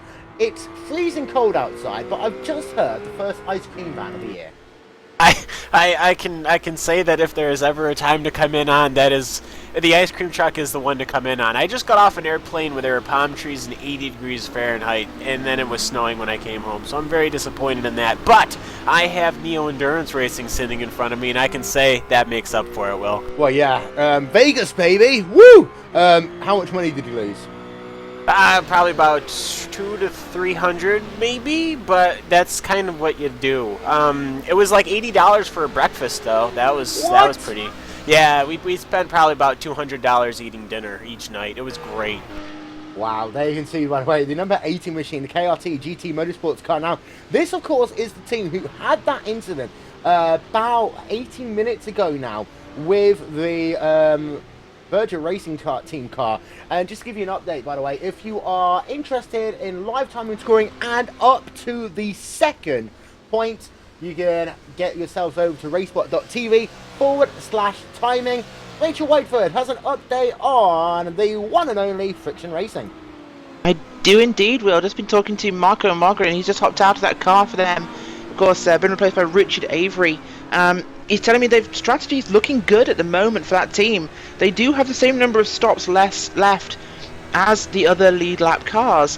However, they believe because of what they've been doing in terms of saving fuel, they expect all of their current stops, or future stops, sorry, to be shorter. So they're looking at actually expanding that gap over Radicals, which, well, they're doing on track at the moment, but they don't think it will close up in the pit cycle. So that's good news for them. And there you can see the gap is now up to 13.14 seconds almost as they head themselves back down in towards turn number 1. And let's not forget, Rachel, this was a team who just about, I don't know, 5-6 laps ago were only 5 seconds ahead of Matt Backham. But now Backham's under some serious pressure from the driver of Jamie Wilson, the Team Chimera car. Their championship is slipped away really over this last hour. It has, and I'd say it really happened when they, well, said hello to the grass, and then of course had the follow-up conversation with the wall. Nothing much they could do after that point. All they can do now is race that car as hard as they can, but they really do seem to be losing speed. Well, they've got some good times in there, but they just don't seem to be quite. He's on the grass again. Oh! Team Chimera going on the inside, and they're going to go through. Chimera's passed. Yeah, so big off there. Let's get ourselves another replay of that one then, from on board of that Radicals Online car. This is down through turn number 5. We ride ourselves through turn 3, 4, and then the corner doesn't actually have a corner number. There you can see down in towards turn number 5. 4GT decides to go the long way round. Now he might even get himself a word from race control for that one, because he passed a lapped car, and you see he deliberately fell back afterwards, Cam, to avoid passing it. He tried to go the long way round, thought he'd had enough momentum out of turn 5, wasn't able to do so. But Radical, it's just all coming unglued for him now. It is, and finishing, in second, that's a great position, but these guys have to do so much effort. They definitely want to cross that white line, then they go across the grass, and then they lose the position, and then just to top it all off, they get stuck behind that roof car for that final turn before the long straight, which ruins their momentum. I mean, it is just not going good right now for Mac Backham in that Radicals Online car, but we do know that they can pull these things out. There are 2 hours to go in this race, and you never know what can happen. Yeah, there you can see a look then at Matt Backham, 4 wheels on the grass as he heads himself back down. Now he is only 2.4 seconds ahead of Dean Prescott, 3.6 seconds behind the Team Chimera car. So it is all going on. Once again, that's the new World Team Sport GTC car who he was trying to overtake in the process. Battle going on then. Actually, I don't think this about. I think this is one of our timing and scoring issues. There's a lap between these two drivers. So here we are having a look at the Sim RC car. This is Stefan Svidka, and he's actually now almost scored a lap behind that driver who you can see there, the Friction Racing number 69 car of Christian Tanahote. Now, one thing about this race cam, it's probably surprised a few people, is that it's a lot more open than what we expected it to be. We almost thought that we were going to have trains of cars as drivers work themselves through traffic, and it kind of hasn't been that way today. It's a bit of a weird vibe going down at Road Atlanta. Well, from what I've been able to see, it's been one of those races where a couple of incidents have spread everybody apart, and now it's just everyone trying to scatter through each other, as compared to, say, in Interlagos, where we had a Thunderdome, essentially, of prototype cars trying to get through traffic. Now that can happen, that can help people, and it can definitely hurt people. These HPDs, they can't use this lap traffic to pick on each other, just as we saw Chimera actually just did. But these GT cars, they start getting spread out, and they can start making some mental mistakes, which I think we've started to see. As I'm looking through all these cars, and almost everybody's carrying damage. Yeah, there you can see Apex Racing UK. Dean Prescott now closing up to the rear of Backham. He's going to get himself past Backham easily. There is an issue with that number 1 team car. There you can see losing another position. That is down into P number 4. Some serious issues going on for Backham. He's either trying to save fuel here, Rachel, or he got himself some underside damage. His last lap time was a 1 minute 15.6. That was exactly 2.8 seconds slower than Avery out front, and he's dropped back from 5 seconds behind just about 15 minutes ago to now being 20 seconds behind your race leader. He is indeed, and that's really not helping him. Maybe underfloor damage from that trip across the grass, but it could just be a lack of confidence. I think as soon as that Team Chimera car caught them, they just seemed to realise that they were not having the pace they expected. Maybe that side damage is costing them more than they wanted, and it just seems they may have given up, actually, because that car is just dropping like a stone.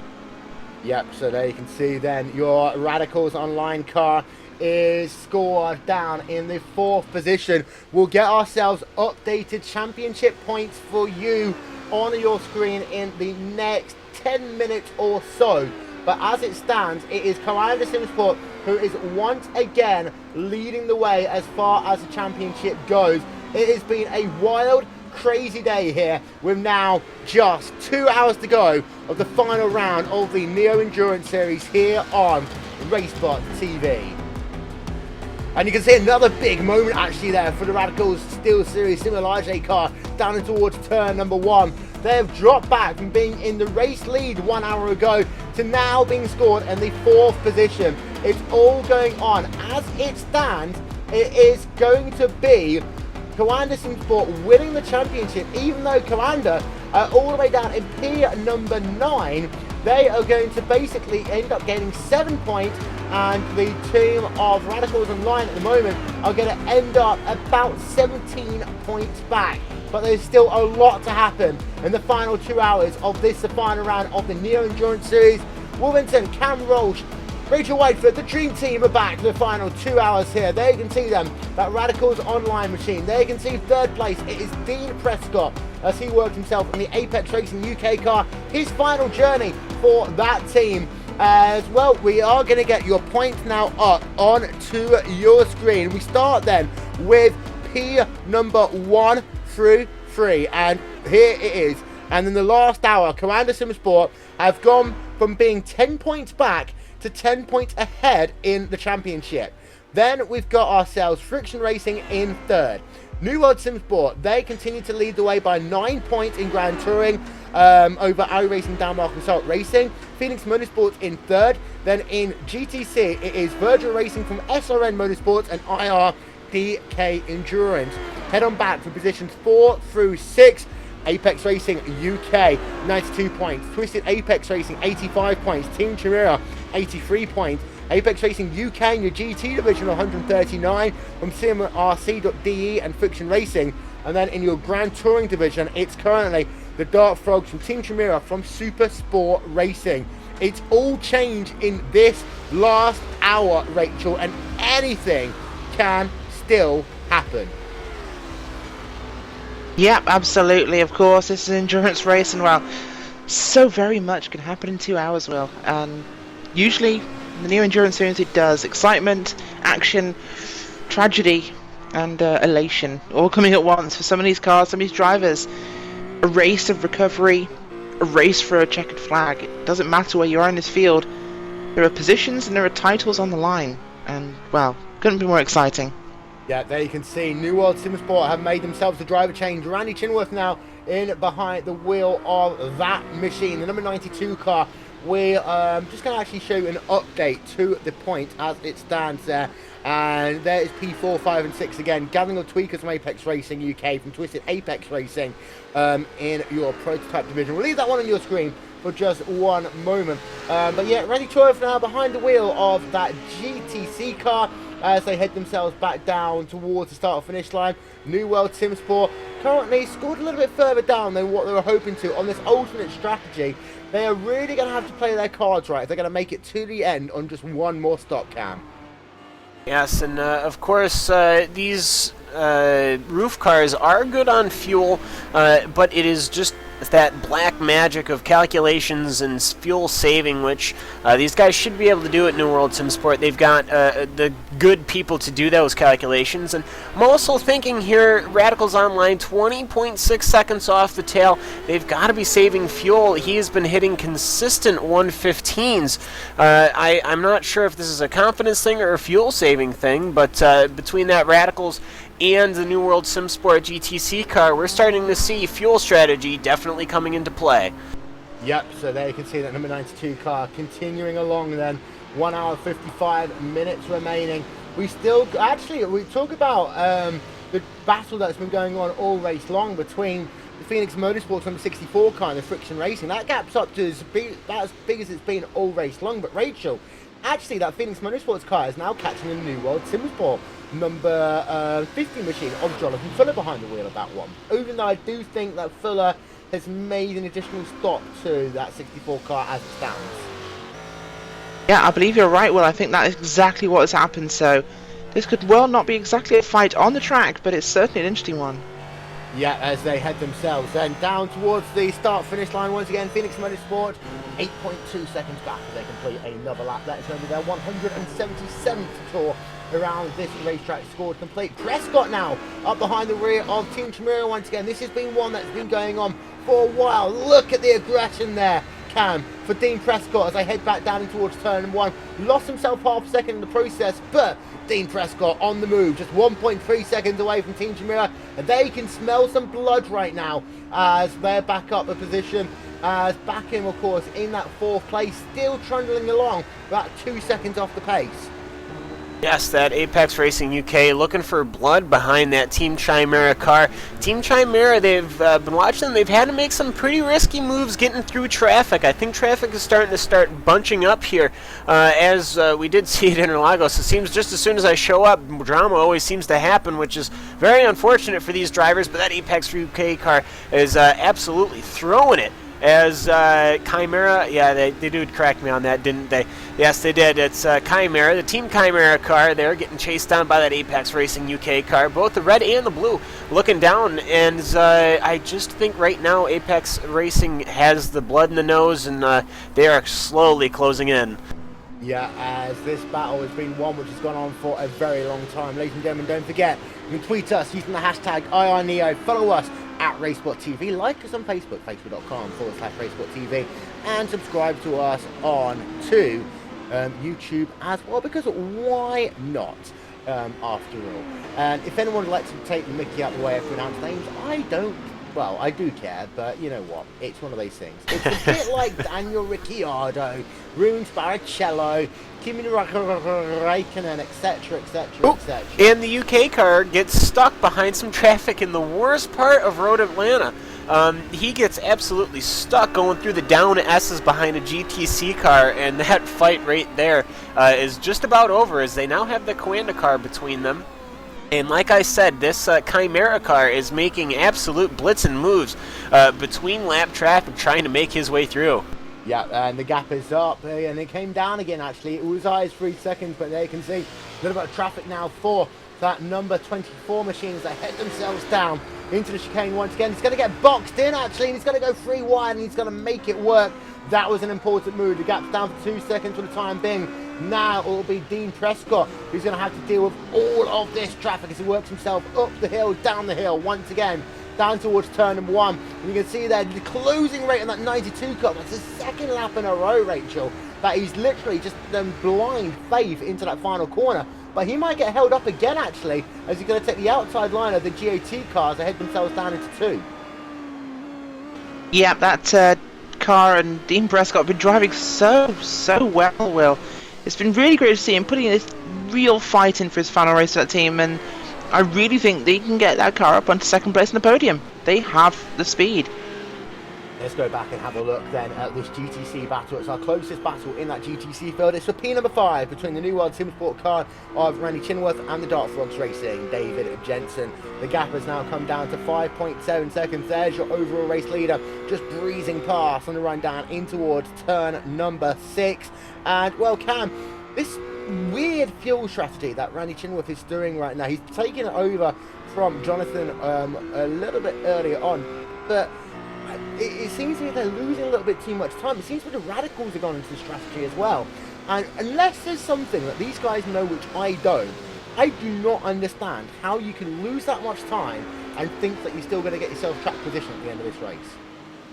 Well, I mean, it's sort of one of those gambling things. Maybe you're just trying to find out, or maybe they're just trying to set it up so on their last stint they have great tires and perfect fuel measurements. I don't know. But right now they are down in the second to last position as far as GTC goes for running cars. The only cars behind them are the Dart Frogs and the Virus cars, which aren't too far behind them, actually. Dart Frogs only a couple of corners. And well, the Virus is a little further back, but no, this is they've got 4 cars ahead of them. Not quite sure why fuel saving would be an important part right now, but of course I drive the car, I don't do the math. Yeah, and Dean Prescott has caught back up once again. There's a look then at the other New World Simsport car. Rachel, this team is about 109 minutes away from getting themselves a championship here. Fuller is currently driving that car, and well, you weren't here earlier on, but the New World Simsport guys are normally the chattiest people in the paddock. Today they said, yeah, don't talk to us. So you can tell that for once, this New World Simsport team are taking this event very, very seriously. My gosh, New World Simsport taking an event seriously. I think the world has stopped turning well, but yeah, those guys in a real position to take advantage here, and they can do something really good with this one if they can get that car moving. Of course, sitting second in the GT class, that's really, really good news for those guys.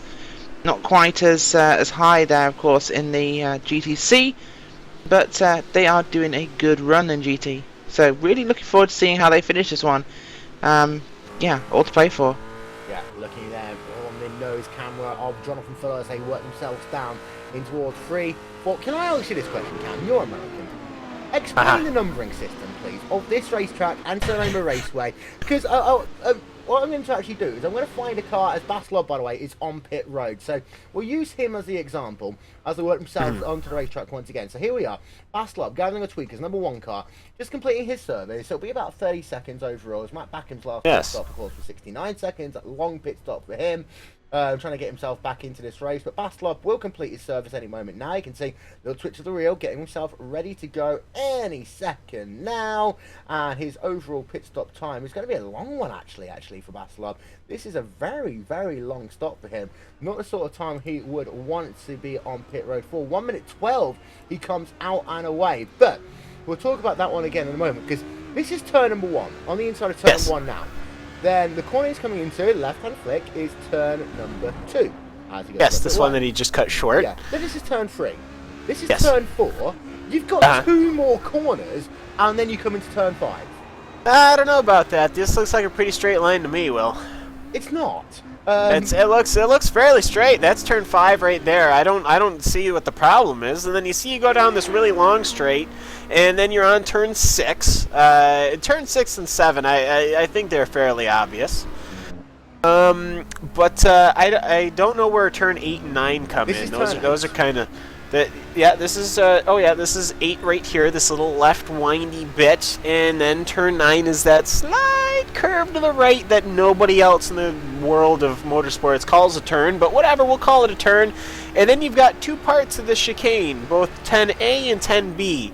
Now, some people would say you could call this turn 10 and turn 11, but I think they can only have 13 turns, or they can only have 12 turns on a track because you want even numbers. So as he takes turn 11 and 12, he goes down the straight, and that Gathering of Tweakers car goes out on his outlap and around that GT car of Lazy Man Racing. You know what it is? The fact that 12 is a multiple of 4, and therefore it's like doing an oval 3 times. Yes. Although one thing I don't get is how turn 4A, 4B, 4C can't be classified as corners, even though they turn more than turn 8 and turn 9. You can only have letters after multiples of 5, so you can only do letters after turn 5 and turn 10. Okay, there we are. So that is it's an explanation, Rachel, of corner numbering systems at American racetracks. In America, yes. RaceSpotTV, of course, you know, high quality broadcasting we do here. The experts. We're the Of experts. course it is. Here. I mean, you know, we always need a carousel. We always need a bus stop, and well, I think there's a car Wiggly park bits. somewhere. Yeah. Wait, that's in Texas. Yeah. Well, I think the Texas car park's big enough for the rest of the country. Riding along board then, the Phoenix Motorsports number 64 car, you'll see them exit of turn number 5, that short run down into turn 6. Currently scored is 7.3 seconds behind Jonathan Fuller. Now Fuller, again, he started to slow down recently. He's now classified as a minute behind Rasmus Larsen in your battle for the overall race lead. And the thing is that Fuller, he's got to play his strategy safe, Rachel. If he gets it completely wrong, he will lose the championship to that number 35 car of Rasmus Larsen, who is now up into P2 in the championship. There we can see him. He has led today the most laps of anyone in that GT division, and a sterling drive by Larsen. But that gap is now always a minute between himself and the New World Sim Sport car, who is, like the other New World Sim Sport car, going about 2 seconds off the pace. Yes, that is quite an interesting development there, and not entirely sure why that's happening, Will. Down in towards then turn number 10A and 10B. He comes once again as we've got Frank Sumsleth now on pit road in the Comet Motorsport car. Head themselves back onto the racetrack in just 1 moment's time. There you can see pit stop time for him showing up on your screen. Ronald Gross now behind the wheel of that Connacht Motorsports car, so it looks as though he is at least going to do 1 more of the 2 remaining stints in this season. Number 29 car just setting himself topped up with fuel. Expect a pit stop time somewhere in the region of 35 seconds for him before he heads back out onto the racetrack. Of course, if the driver change is always a little bit longer, 32.6 seconds back out and away. That Connacht Motorsports number 29 car goes Cam. Yes, and that's another car on pit lane. I think obviously a lot of these cars are starting to change up the strategies. Almost nothing is similar as they're all starting to get back underway. I think that's just these fuel strategies over the last 4 hours and 15 minutes, they're all going to start coming into play now. And it's just one of those great things that we all like about endurance racing, but it always drives us dumb people nuts. I mean, when we're not busy, as Phoenix Motorsports has a massive tail slide coming up off of turn number 11. So he recovers that, but that was a frightening moment for him. Yeah, we'll get ourselves a replay of this one then. So this is from the back straightaway. We're right on board with him as he works himself up the hill. There you can see the Apex Racing, the damaged Apex Racing car, who at one point, well, was a critical part of this championship, having a moment all by himself and collecting the Coanda Sim Sport prototype driver in the process down into turn number 10A and 10B they come, work themselves out the corner. We'll slow it down for you right about here up the hill. Now this isn't the first time we've seen a driver have a tail slide like this, but the Phoenix Motorsports car, they could see having himself a bit one of them by himself. That wasn't a very good angle. We'll show you another one as we'll actually stay on board with him as they work themselves down into the corner. Alexander Lacrosse now behind the wheel of that number 77 machine. We'll come back to that one in just 1 moment's time. But Phoenix Motorsports then down into the chicane. They come out of the chicane, and you can see putting the power down. Nice little drift for him there. It's almost as if he was at Suzuka, and that Apex Racing car goes back past him. But a bit of tyre scrub there in the process as Anders Dahl is actually going to get back behind the wheel of that number 77 car. A little bit confused there actually, because I do think that 2 drivers got in and out, but there you can see Anders Dahl back out onto the racetrack. 34.4 second stop for him. Just going to have a look actually. In fact, yeah, Lacrosse gets out of the car and Anders Dahl gets into it, Rachel. We've lost Rachel. Hi, Cam. Hey! Microphone yeah. muted. Whoops. Oh, hey. Yeah, that happens. Go ahead, Rachel. To say Understar, yeah, very, very quick racing driver there. So, looking forward to see what he can do with that car, and hopefully bring that one forward. I'm going to seamlessly pass this one over to Cam. Nope, not going to work. I was finding out stuff on the YouTube, talking with Neil Heckens here. I'm learning all sorts of stuff today.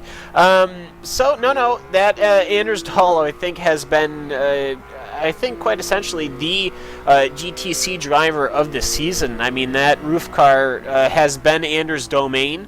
He hasn't had many people challenging him, so, when you're at this stage of the race, you got a little bit of a damaged car. That IRDK Endurance car is on the same lap as you, as well as also that KRT GT car. So, you know what, let's play it safe, and let's get this thing rolling.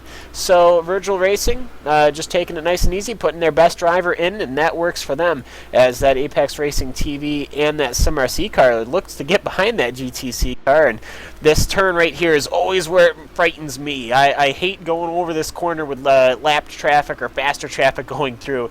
It is never an easy time, and but when you have a confident driver like Anders Dahl on the wheel, you can kind of rest easy.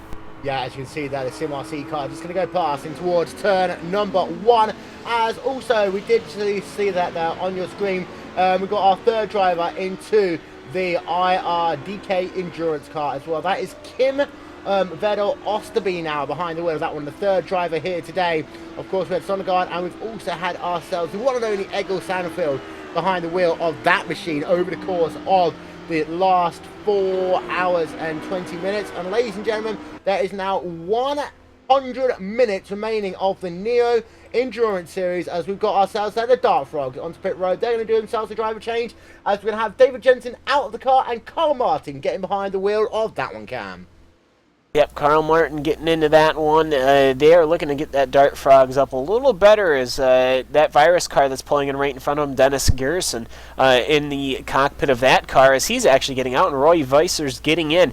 But those Virus and Dart Frog racing cars both not having the day that they would like to have, but you know what, they're if they can get out around the same time, they're still going to have a race to put on. But the SRN Motorsports GTC car also coming in, Ryan Huff. He's getting new tires, as the GTC field is starting to finish up their pit stops. And Phoenix Motorsports comes in, Joris Thelson. Oh my goodness gracious, great balls of fire. Phoenix Motorsports comes into the pits there. Joris pulling it into his pit stall, starting the GT pits, as Richard Holliday looks to get into that car. And the other GT coming in is the iRacing Denmark Assault Racing car, Rasmus Larsen, coming in. So our GT leader coming into pit lane right now. We'll see if New World SimSport will make a decision in this coming lap whether to come into the pit lane or not. They're just on the backstretch now. But we'll have to see whether these guys are on the similar fuel strategy or not. Not quite sure. This is where the money gambling pays off as far as fuel goes. Yeah, Richard Holliday, 35.4 seconds back out onto the racetrack. Gunnar Moore now behind the wheel of that iRacing Denmark Assault Racing car, as they've got themselves now just 98 minutes left of the season, continuing its pit stop. As they can see, pit stop time of 36.5 seconds as it heads itself back out onto the racetrack. So then, most of your GT field have come in, as Phoenix Motorsports back out, and Andre Borchi, by the way, has made himself another stop as well. We have got ourselves 8 drivers really running in your prototype field race. Well, now here's the story.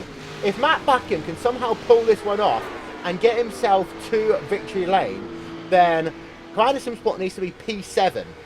As it stands, with Richard Avery leading the way over here, then it's currently going to be Grinder SimSport leading the race. But if there's a magic rabbit in a hat for Radicals Online, well, they very easily could end up, as actually they're bringing their car onto pit road now, they could actually still take victory in the championship if they can win this race, because Grinder haven't done enough if Radicals do indeed win.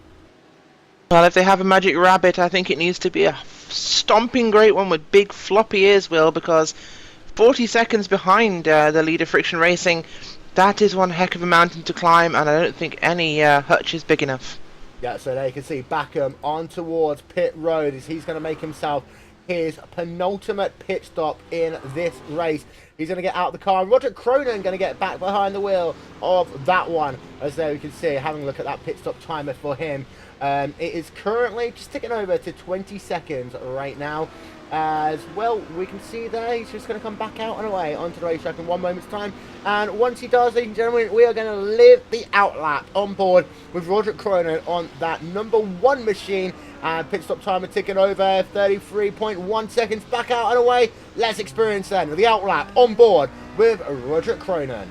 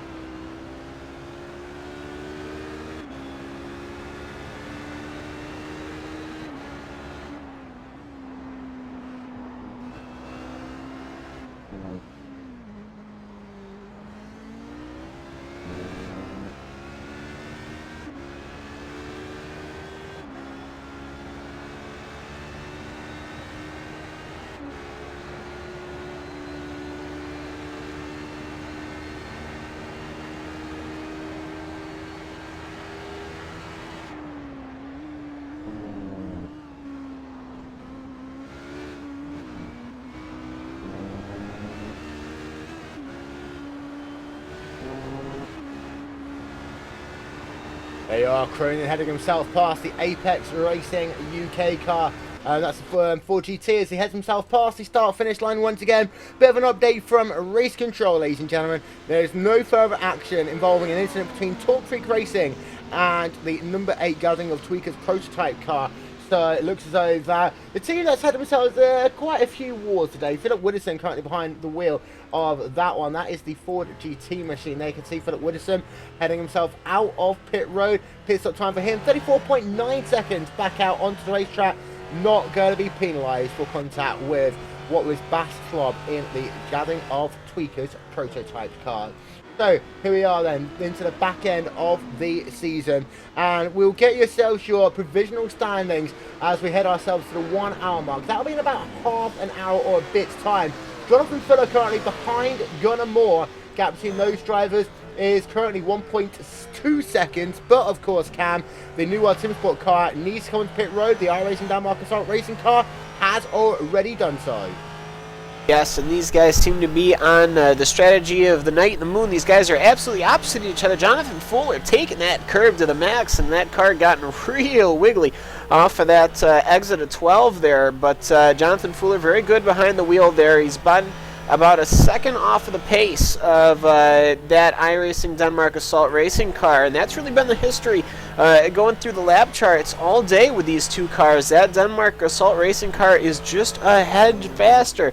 Not necessarily, I don't think, because of the drivers. They're just the prep that they've done. They're doing a very good job. Or alternatively, New World Sim Sports planning on fuel strategy as the Radicals Online car heads around the New World Sim Sport GT car. That's just going to be one of those things. Fuel strategy. Do these guys? Which one has them right? The iRacing Denmark Assault Racing and the New World Sim Sport cars have opposite strategies. Only one of them is going to be right, Will. Yeah, as Sim RC are on pit road with 93 minutes remaining. There you can see Stefan Zwickler behind the wheel of that car. He has stayed in that car. He came onto pit road. As we've also got Darren Kirk, actually, I think maybe on pit road. We'll have ourselves a look at this one.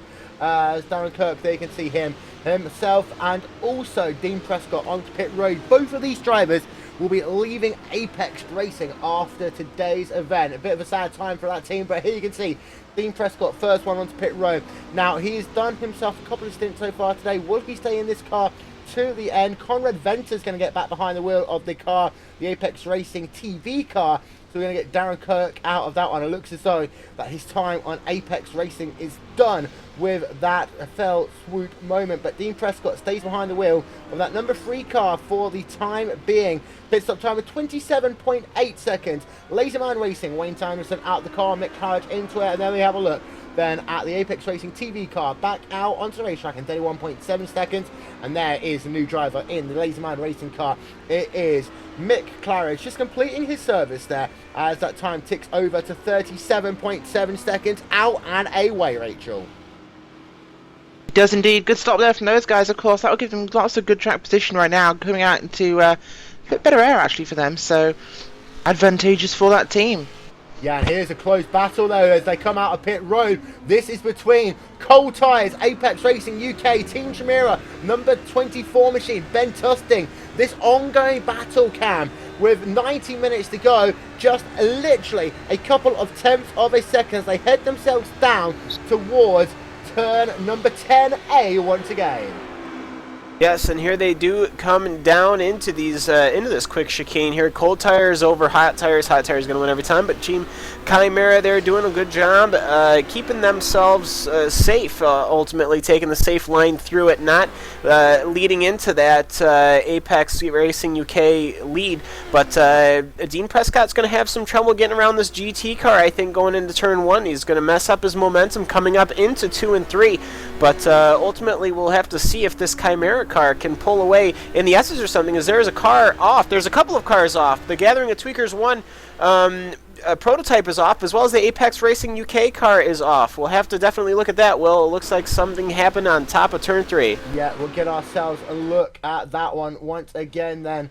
We'll have a look and we can see, was it the number 8, was it the prototype car there? Yes, it was the prototype, the Gathering Tweakers 1. Yeah, so here's a look then on board with that Gathering of Tweakers number 1 car, Bass Log. And this is the driver ahead, the Apex Racing UK car. Has had himself a couple of incidents. I wonder if it's the same as what happened to when they had it with Commander Sim Sports a little bit earlier on, down into the final corner. They come then. Oh, this is going to be at turn number 3, Will. I have it right now. I have to say that Apex Racing UK, unfortunately, once again, they are just getting involved in incidents.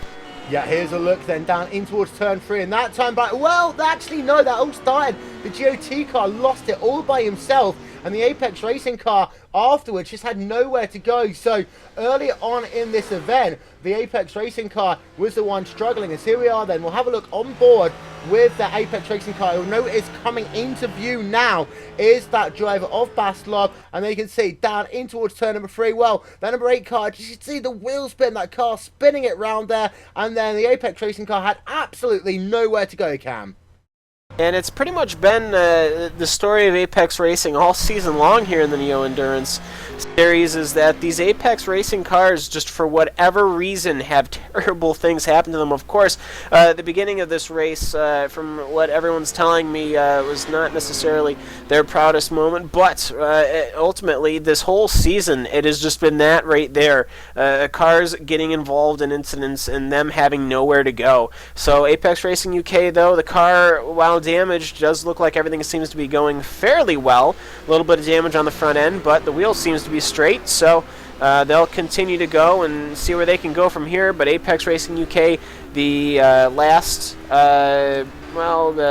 of the front-running GT cars, they're just a scant 10 laps off of the leaders in GT. Yeah, and here you can see Bass Log as well in that number 8 car. He is struggling for pace right now. There you can see the rear bodywork is gone on that one. And if you look at it, it's kind of a similar situation to what happened when the driver of Marty Piatella had himself an incident earlier on. Racing in the pits. You can see now we've got ourselves Friction Racing on pit road. Richard Avery in. Will he stay in this race car? This is going to be an important time now. We've got to also pay attention to where Roger Cronin will be. And Cronin actually pitted before Friction Racing. And this is one of these things that Friction said, Rachel, that they think they're going to be better now through the sequence of pit stop. Avery is staying in the car by the looks of it, and this pit stop expected to be somewhere around the 27-second region. Should well indeed, and that's going to be a big advantage for Friction, of course, giving them a bigger gap on the track, simply because their fuel stops are so much shorter and they're down and away well. Yeah, there you can see 25.9 seconds back out onto the racetrack then. And here you can see he's still got himself a sizable advantage over Team Chimera. And, well, there is the Friction Racing car. There is the driver of Roger Cronin. He's actually almost had himself a bit of a moment as they work themselves down towards turn number 6. That's with the Lazy Man Racing car. But Richard Avery is light years away right now from the driver of Roderick Cronin, and Cronin is still struggling for pace, and this championship for Radicals, 2 hours into the event, it was pretty much theirs to lose, Cam, and guess what, they seemingly have gone ahead and lost it. Yeah, they are 1 lap down. Roderick Cronin is 1 lap down, and everybody has now pitted. I imagine when we go past the line, they'll have gotten that lap back whilst Friction was in the pits, but when you're off sequence to that effect where you're going a lap down during pitting, that's never really a winning strategy. So we'll see as that Radicals on line number 1 car crosses the line here at Road Atlanta. Yet they will be back on the lead lap, but they are 1 minute and 46 seconds off in 4th position. That is just not what you want to see, especially in the closing stages here. We're running out of time, only an hour and a half to go, Will. Yeah, and there you are. The gap has now stabilised. It's 64.4 seconds, the gap from Radicals in line to your race leader. And they each, I think, have to make the same number of pit stops to complete this event. Still got ourselves Dean Prescott battling with Ben Tusting. This one's been going on for a very long time. And down in the field as well, Ronnie Chinworth is still doing this kind of weird strategy by the looks of it. Riding on board with him, Rachel, gap to himself and the SRN car, currently 2.8 seconds. And last time by, Chinworth was about 1 second slower than that SRN team. Yep, of course, SRN having, well, reasonable run right now, but not exactly where they'd like to be, Will. And, of course, hopefully the others can take advantage of that right now. Those times aren't looking great. That 92 car, his last lap, I believe, was, of course, it is Mr. Randy Chenworth, who was in the booth with me yesterday for the Gathering of Tweaks Endurance Series. Been running around 24s and 25s, Will. SRM Motorsports, of course, as you mentioned, they're running a little bit slower. Yeah, as well, you've got yourselves that number 92 car is currently classified as, I think, actually a lap down to your class leader. Anders Dahl, though, having once again an incredible day. He's going to bring that car home, and realistically, Cam, there's no one better to finish off Virgil Racing season than arguably the best driver in all of GTC. That is Anders Dahl. That is Anders Dahl indeed, and this is just poking fun right now. That Virgil Racing car has seen better days. It is a second-hand car. It has damage on the front end, and he's doing 123.9s. KRT is actually in the pits, and IRDK are running 124.8s. So even with the damaged car, Virgil Racing is still going almost a second faster than everybody else on the field right now. Going at least 2 seconds faster than... 2 seconds, no, 3 seconds actually faster than the New World SimSport car. So this Virgil Racing car is, even though it's a little war-torn, Anders Dahl is still putting it around the fastest in the field. KRT GT Motorsports completing its service 29.8 seconds. Got a tweet here then from the GOT Endurance Racing team. As they can see, well, as far as they say at the very least, there's no need for engine cooling anymore. As they can see, stay positive, hashtag. Yes, indeed, always stay positive. Air cooled. Ladies and gentlemen, we've got ourselves 1 hour and 24 minutes remaining of the final round of the Neo Endurance Series here on RaceSpotTV. We will take this opportunity to step aside for just one moment. When we come back, we'll have a look at the championship standings as they stand. We're going to take you side by side, but we shall be right back.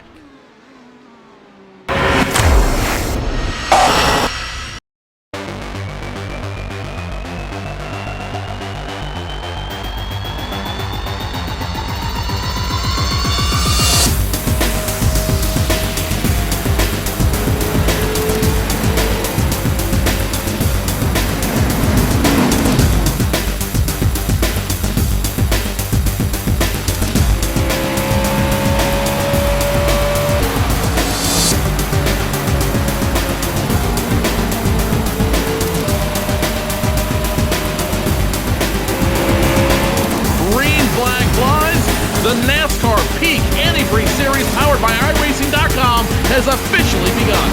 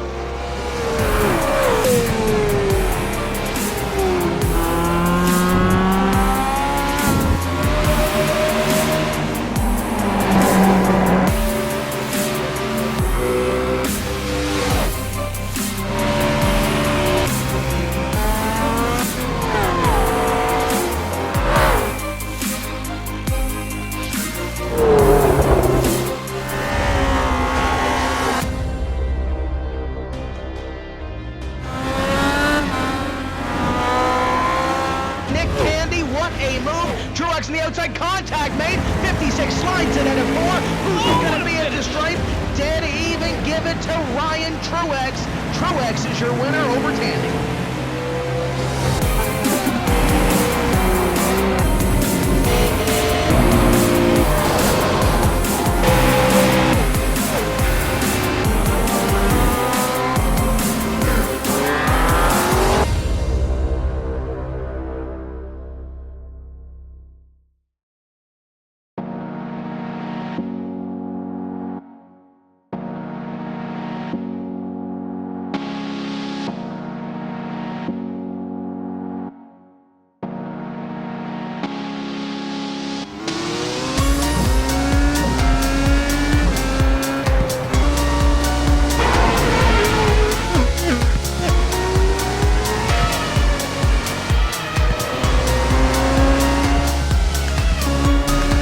Cars are lined up on the grid. The RaceSpot.com World Championship Grand Prix Series. We are underway. They all come down into turn 1 for the first time.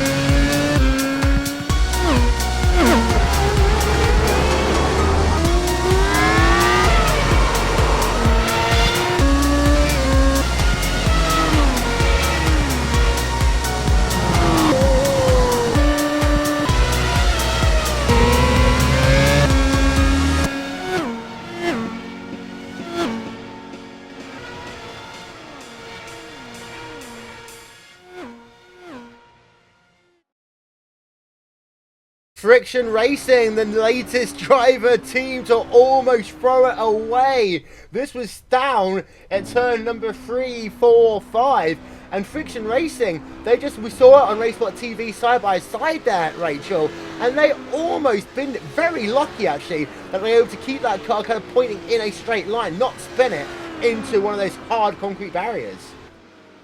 Yes, of course, Will. And they were passing that number 34 car in the GT class. That is the Apex Racing UK car, of course. Coming down the start-finish rate, get roundly outside of them, and just carrying a little too much speed on the wrong line into turn 1. That upsets the car, get a wheel on the grass, and they have to keep that wheel straight just to avoid really spinning the car out and nearly hit that wall. So, terrifying moment for them. And of course, Team Chimera have caught them rather dramatically. Yeah, and the gap is currently just 0.6 of a second. And if Friction Racing had been this one, well, who knows what could happen. We have had so many unforced errors here today, Cam. Part of that is the unique nature of this racetrack. It destroys drivers. It's incredibly hard on them. And right now, Team Chimera have the opportunity to pounce here with Ben Tosting behind the wheel. Well, they absolutely do. This track is very, very challenging on the driver. We normally say the body, but it's the spirit here. Quite frankly, as Team Chimera there coming up right close to Friction Racing, Radicals Online might be putting their hands together and saying, "Hey guys, if you'd like to take each other out, we'd be okay with that." But no, they wouldn't be okay with that. Because if they did that, then what would happen? Oh, that would put Coanda up. Yeah, Coanda would get positions. And very quickly, here's a look at your standings as it is right now. With 4.5 hours of the event scored complete, it is currently Coanda Simsport leading the way in the championship. And look at the gap now they have over Radicals and Line once again. Apex Racing third in Prototype. New World Simsport still that 9-point advantage over iRacing Denmark Assault Racing in the GT battle. Phoenix Motorsports number 64 in third. And then in the GT challenge, you've got GTC. You've got yourself 209 points for Virgil Racing, a huge advantage over SRM Motorsports, IRDK Endurance, rounding out your top 3. And there you can see the rest of the standings up on your screen. Very close still, battle for P4, 5 and 6 in each of your championships. That has got a little bit more spread out. In particular, Twisted Apex Racing have fallen behind GOT and Friction Racing in the Prototype division. And there you can see Far is making it in or having it out. Still 2 points, Rachel, separating Connacht Motorsport Racing Lions to P8, P9 in the championship, and VRS and Torquefit Racing to P8, P9 in the GT championship. Your top 8 teams, don't forget, will make it through into next season's Neo Endurance. The others, well, they're not guaranteed a slot. They're not, and of course there is some changing, of course, coming to the NES entry. Of course, you can go through the Gathering of Tweakers series, and there's a very good chance we'll actually see the Pure Racing team entering Neo next season, Will.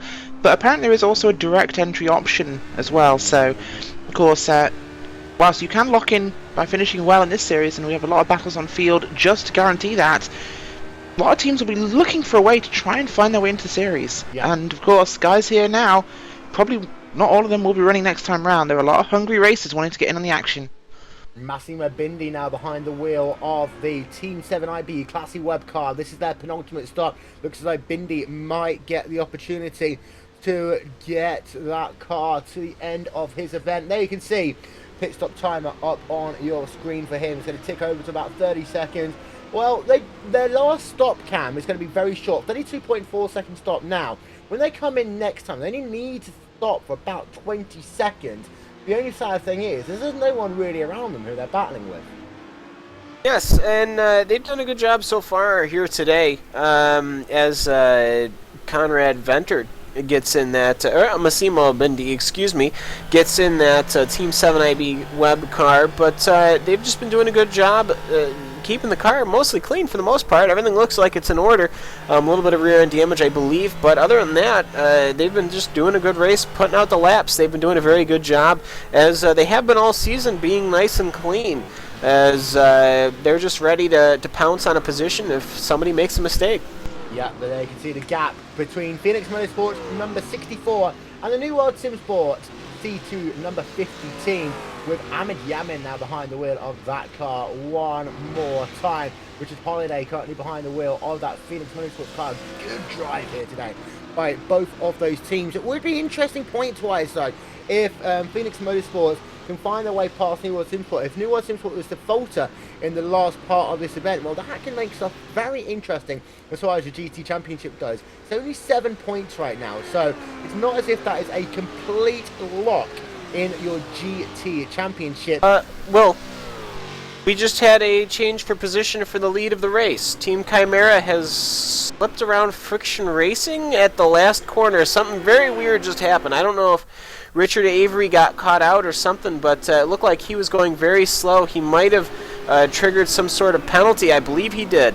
Yeah, there we are then. We've got ourselves the back end of that one. We'll show it to you once again. You can see a lot of traffic involved there as well. So this will be down into the final corner. We're riding on board with Ben Tusting. Now we've been mainly penalty free here, but cutting the corner by the looks of it, there you can see Ben Tusting down towards that final corner. You can see there he's going to get himself past Richard Avery, almost runs into the rear of him down in towards turn number 1. So what Cam was saying about Radicals wanting to happen almost did happen, but actually we'll just stay on board of this replay. Just look at the amount of traffic that Tusting had to go through immediately after that one. There's 1, 2, 3, 4 cars here, and that Team Chimera car looks absolutely on fire now, as actually one of these other cars, that is another one of the prototype cars, I believe it's kind of motorsports car, getting a bit of a wiggle down in the centre of the S's. That almost caused an issue for the Team Chimera car. He was able to get himself through it, but all of a sudden, Cam, that pack was just insanely huge.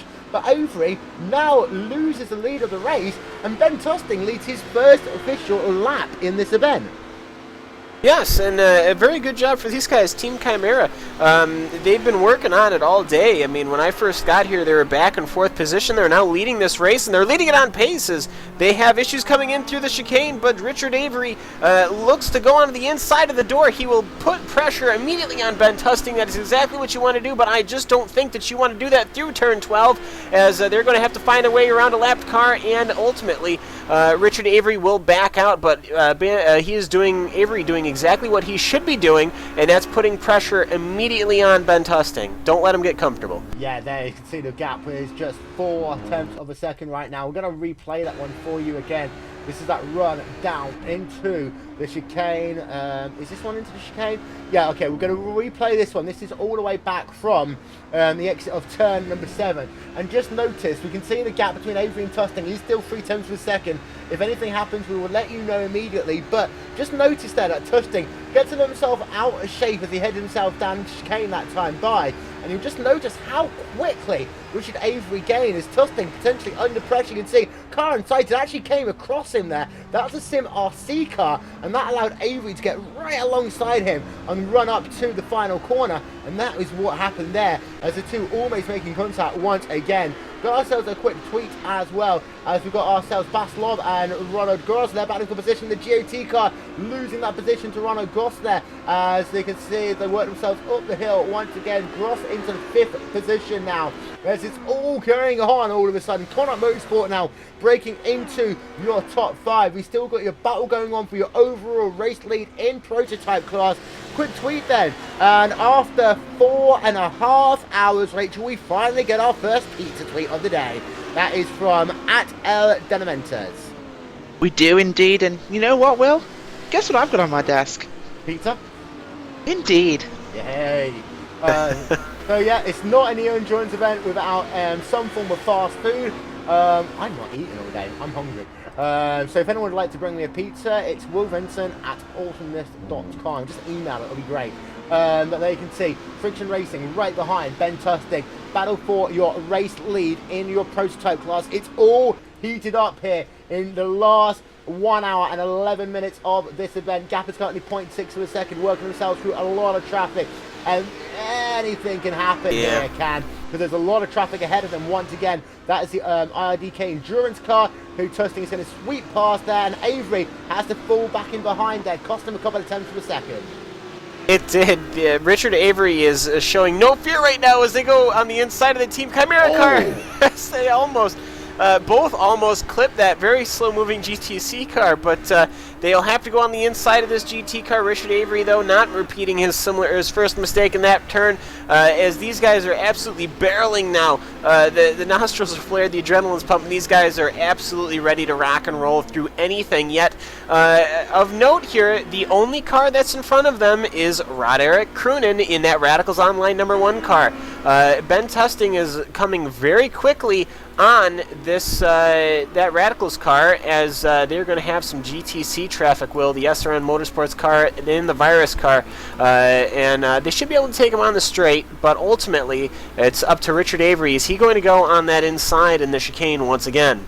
Yeah, and there's a look at our aerial coverage today, brought to you by And/Or Design. This race also brought to you in part by the Motorsport Safety Foundation, official partner of the Neo Endurance Series. They work themselves behind the trees. That's a very useful camera shot. As you can see, they do both get past them on the straightaway. That one was important. They head themselves up the hill once again. Now, Dean Prescott isn't out of the mix here as well. He is catching both of these two drivers, Rachel, as they are battling it out in your battle for the overall race lead. Yes, he is indeed, Will, and that would be a very exciting battle that could develop here, and, well, that could really, really bring this one to be an exciting race. And you know what? Guess who just went the lap down? That's the Radicals. Yeah, and that is going to be critically important. As there you can see then, that Radicals Online car now scores 1 lap down. It looks as though their championship dream is going to be over. And, well, Cam, it's been a weird race overall, because Radicals for 2.5–3 hours had this one in the bag, and then all of a sudden it slipped away from them, and I'm not quite sure I understand the reasoning why.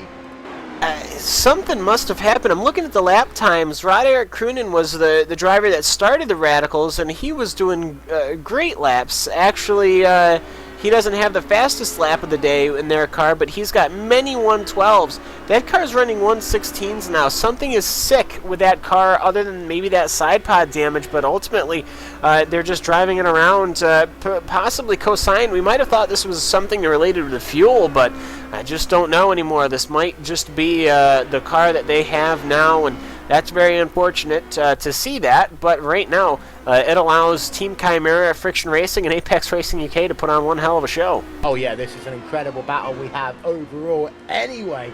In the last 1 hour and 7 minutes here of the championship, and say anything, and I mean anything, can still happen. Friction Racing have fallen down into the second position. No one would have expected that one about half an hour ago, but it's happened, and who knows what could still happen here in the final hour and a bit of the Neo Endurance Series. We have ourselves, though, a bit of a fun fact, Cam, and I think this has got something to do with people around the world showing solidarity to Honda after what has been the greatest performance of all time in Grand Prix racing here today. Neil Heckins, we have 3 cars on track without an engine cover. That's the most they've seen in the Neo Endurance Series. Yes, there you go. You know what? I think McLaren can learn a lot from these teams here today. It goes fine and it stays cool if you just take the engine cover off. I mean, you don't need all those aerodynamic bits. It just slows you down, and I mean that's really what you want to learn from this HPD ARX car. Certainly all 9 of our front-running prototype cars have engine covers, but you know what? Just ignore that fact. Yeah. Here's an interesting question, though, Rachel.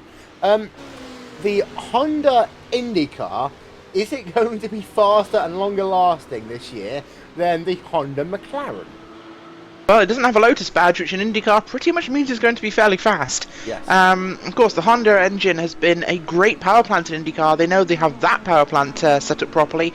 And there aren't many engine platform changes for IndyCar this year. Just the cover the car in glue and drive through a wing factory approach, which Chevrolet seem to have taken to heart slightly more than Honda. But, of course, that's more of an aero issue rather than the engine development. F1 power plant's very different, though. A lot closer to the prototype field, though. Of course, these cars not running hybrid engines in iRacing.com, but the real-world LMP1 cars do. And you'd think Honda might have had a better grasp on that, but oh well, looks like we have Coanda taking the early lead in showing them exactly how to cool your engine. Yeah, and ironic point as well is that actually the engine classification overall for Honda in both LMP and IndyCar and Formula 1 is roughly the same. Of course, they are 3 different engines overall in the way that you have to use them, stresses, etc. ad nauseam. But here you can see second place driver now dropped back to 1.2 seconds behind your race leader, Friction Racing, as now 8 laps Ben Tusting has led in that number 24 machine. Getting ourselves close to the final hour then. We did see just a moment ago Ahmed Yamin versus Richard Holiday, currently separated by 5.1 seconds. We've got ourselves the IRDK endurance car on pit road, and they've had themselves an incident. Oh, this is such a huge shame for them. There you can see front end damage to that car. Not quite sure what's happened to him, Cam, but that's a huge shame. It absolutely is. They're having a full pit stop right now. They are putting tires on it, so they're definitely not co-signing it. Let's see what happened here. Oh no, they messed up. Turn number 7, the exit, coming onto the straight. Many cars happen. This happens to many cars. That rear-engined roof car just getting caught out, and it doesn't want to do a full spin. It goes nose right into the inside retaining barrier. And this is such a huge shame for that IRDK endurance car. We were singing the praises earlier on of Egil Sandfield, who had just an amazing start to this race. He was able to go toe-to-toe with Virgil Racing in the early stage of this race. We're just getting ourselves in a replay of this one. It's Kim Vettel Osterby behind the wheel of it as well. A race ends in heartbreaking defeat. We'll go all on board then with the IRDK endurance car, and it will be on the exit of the second one of these right-handers. Here you can see then down the first one, you see a little bit off balance as the Sim RC 4 GT car just goes ahead of them, and then it's just one of the clumsiest of incidents there. The car spins and slams it hard into the wall, and Rachel, what a shame for that team. Yeah, terrible news for them. Well, of course, one of the big teams, they've been running so well. It just shows how the slightest lapse in concentration, and we've seen it with a lot of the prototypes as well, the slightest lapse there, well, you're gone. Yeah, and there we can see then another look at that one. Yeah, as you just zoom in, and there you can see the car, you can see the tyres struggling for grip and slams it hard into that retaining wall. There you can see he does bring the car back onto pit road, but it's an unfortunate moment there for the IRDK endurance car, who was in second place for so long in this event. And now you have a look at Anders Dahl, the gap between himself and second place. It's now 1 minute and 5 seconds to the KRT GT Motorsports car, who ironically, Cam, was the team who the Virtual Racing car had an incident with about 2 hours ago now, which caused the damage to the front end of that machine. Well, you wouldn't have thought that 2 cars running into each other would be leading the race, but 2 cars who have ever run into each other are leading their class, as right behind that KRT GT car comes that Radical Online car, who hasn't really seemed to gotten any damage other than that side pod, and his day, their day in the Radical pits have seemed to have completely flipped upside down. But no, KRT GT and Virgil Racing both still doing a good job, but Virgil Racing obviously well ahead at least in positioning, as I believe, if I'm getting these turns right, which I am an American here, so I probably am. It's just one really long straight from turn 7 onward between Virgil Racing lapping KRT, so Anders Dahl doing a great job in that car.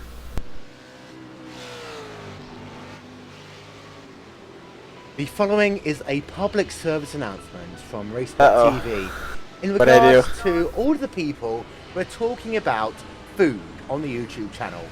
Will Vincent hasn't eaten since about 6 o'clock this morning and is rather hungry. So please You know what? stop talking about food. Nom nom nom. Thank you. To be fair, I was on an airplane for like 8 hours today. What does that get me? Well, yeah, but you probably got food in there, didn't you? Blood No, clots. I really didn't. As Dart Frogs is off on the track, they are doing off-roading, and like a boss, they get right back on the track before turn number 1. That's actually... I was watching Anders Dahl, and I just saw out of the mirror the Dart Frogs racing car hobble over the exit curb to 12. He's accelerating through the dirt and back onto the track. So Carl Martin, that's a thumbs up from Cam Walsh right there. That only happens once or twice a race, but good on you. Yeah, there's a look then on board of the Dart Frogs as they'll head themselves. You just see a moment ago, Manny Chunworth is out of the car. He's going to join us in just a couple of moments' time. William the Vet gets behind the wheels. There you can see the Dart Frogs going off-roading, thinking as though he's a saint. As he heads himself down into turn number 1, a little bit like a WRC super special stage down in towards turn number 1, but he's back out, going no real harm, no real foul. As you can see, pit stop time there for William the Vet, 38.3 second stops. He just gets past there by the Radicals Online machine. We hope to get a comment about the performance of that Radicals Online car at some point before we get ourselves towards the end of the race. As you can see, they're still rather busy on the racetrack right now. As ladies and gentlemen, we now welcome you to the final hour of the Neo Endurance Series for the season.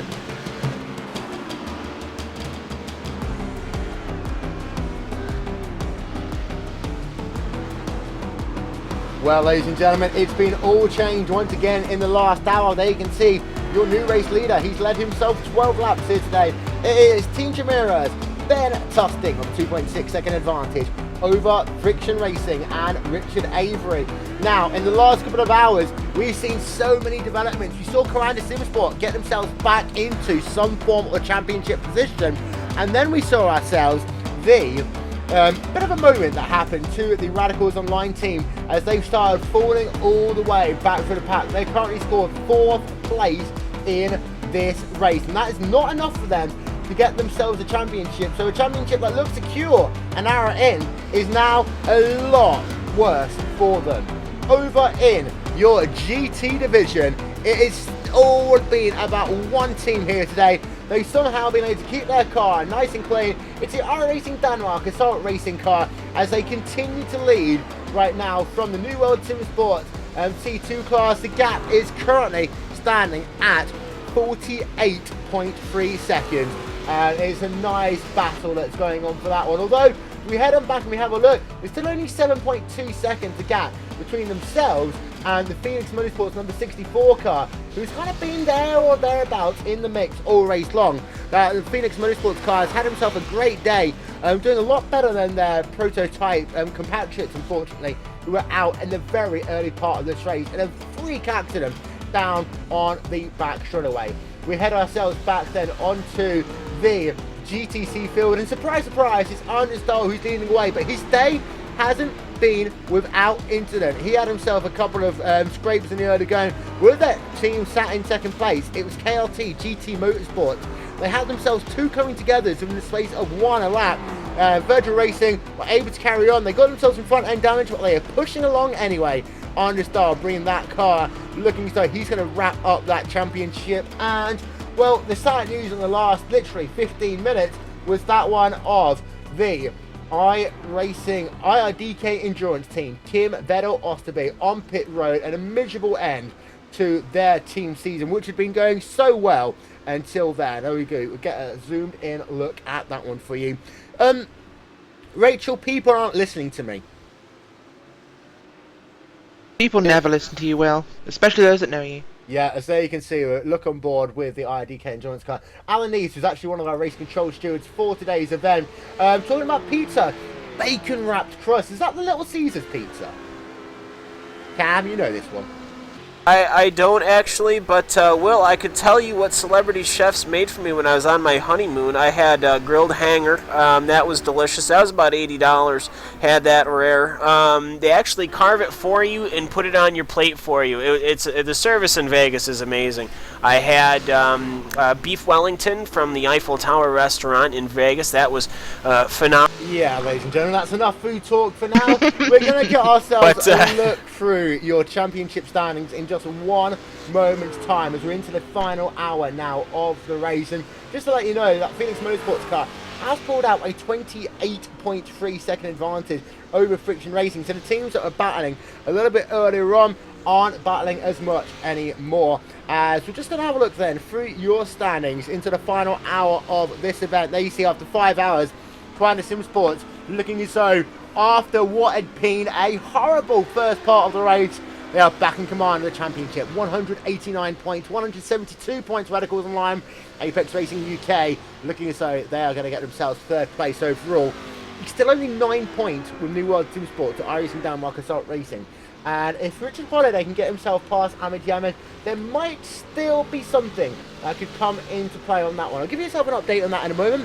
Virgil Racing, surprise, surprise, they're still leading over in GTC in the championship. That one is pretty much locked up for them. Team Jamira, there you can see, 4th place prototype, GOT in 5th place, Friction Racing in 6th. There are the rest of your P4 through 6 fields. It's a little bit close though between KRT, GT Motorsport and Team Jamira. They've actually moved ahead due to the fact they are now 2nd place in class. They're not going to be able to catch up though to our IDK Endurance team, who of course have fallen down ever since that incident with Osterby a little bit earlier on. And there is a battle to get into it. Conrad Motorsport now got themselves a little bit of daylight over Racing Lions. It looks as though they will punch their ticket into next season. Whereas VRS Talk Freak Racing still only 2 points separating them. That is the last remaining of our big battles. As what we're going to do, we're just going to show you where VRS are and when Talk Freak Racing are in a couple of moments' time. Of course, there is the driver of Philip Woodison in the Talk Freak Racing #1 car. Currently scored in P number 7. Will, just going to stop you there, but with Virus just had a big off coming through turn 10. Looks like they just decided not to brake. Yeah, we'll get a look at that one in a moment. There you can see the Virus car. We'll get ourselves another look at that one for you as they head themselves down towards corner. We see, well, sometimes a little bit of brain moments. So there you can see the Virus just going off there down at the chicane. Well, they just outbrake themselves. No biggie in that number 82 car. But to go back, there you can see Philip Woodison in the number 41 car for Talk Freak Racing. We'll cycle it forward. There you can see Lazy Man Racing currently scored in P6 in the GT class, although there's about a lap difference between those drivers right now. And there you can see Sim RC running at your top 5. They've had themselves a bit of an interesting day here today. Frederick Evers, Friction Racing, currently scored in 4th place overall in this event. 3rd place, well, that is Phoenix Motorsports, and of course your top 2 drivers, we talked about them extensively. It is the iRacing Denmark Assault Racing team and Ahmed Yamin in the New World Sim Sports car. We have a look back, and there you can see the GOT team. They've got themselves a bent rear wing in that 4GT car. As they can see, back end of the field is the Racing Lions GT car. Now, that was a team earlier on who had themselves the incident with Radicals Online, the first time they had a big incident here today. So they've played their part, not the way we wanted it to be. Interesting to note though, Rachel, is that Tusty is going toe-to-toe with Avery right now. We do know, of course, that Avery is going to come into pit road later, probably have a shorter pit stop time, so they're not overly fussed right now. No, I do think Friction will probably jump them in that sequence, and Friction probably just trying to save a tiny little bit right now. They're in a pretty reasonable spot, and yeah, I think Team Camaro are probably a little surprised to be out front there because they've not really led many laps so far in the season. Baslov on pit road then, making what is probably going to be his final stop of the day. He might have to come in to do a little bit of a splash and dash. I doubt he will need to. Though we have a look on board with him. It looks like he's going to be bringing that car home. Pit stop time is increasing for him. 33 seconds back out and away onto the racetrack. As well, it looks as though those final pit stops are a starting all of a sudden, Cam.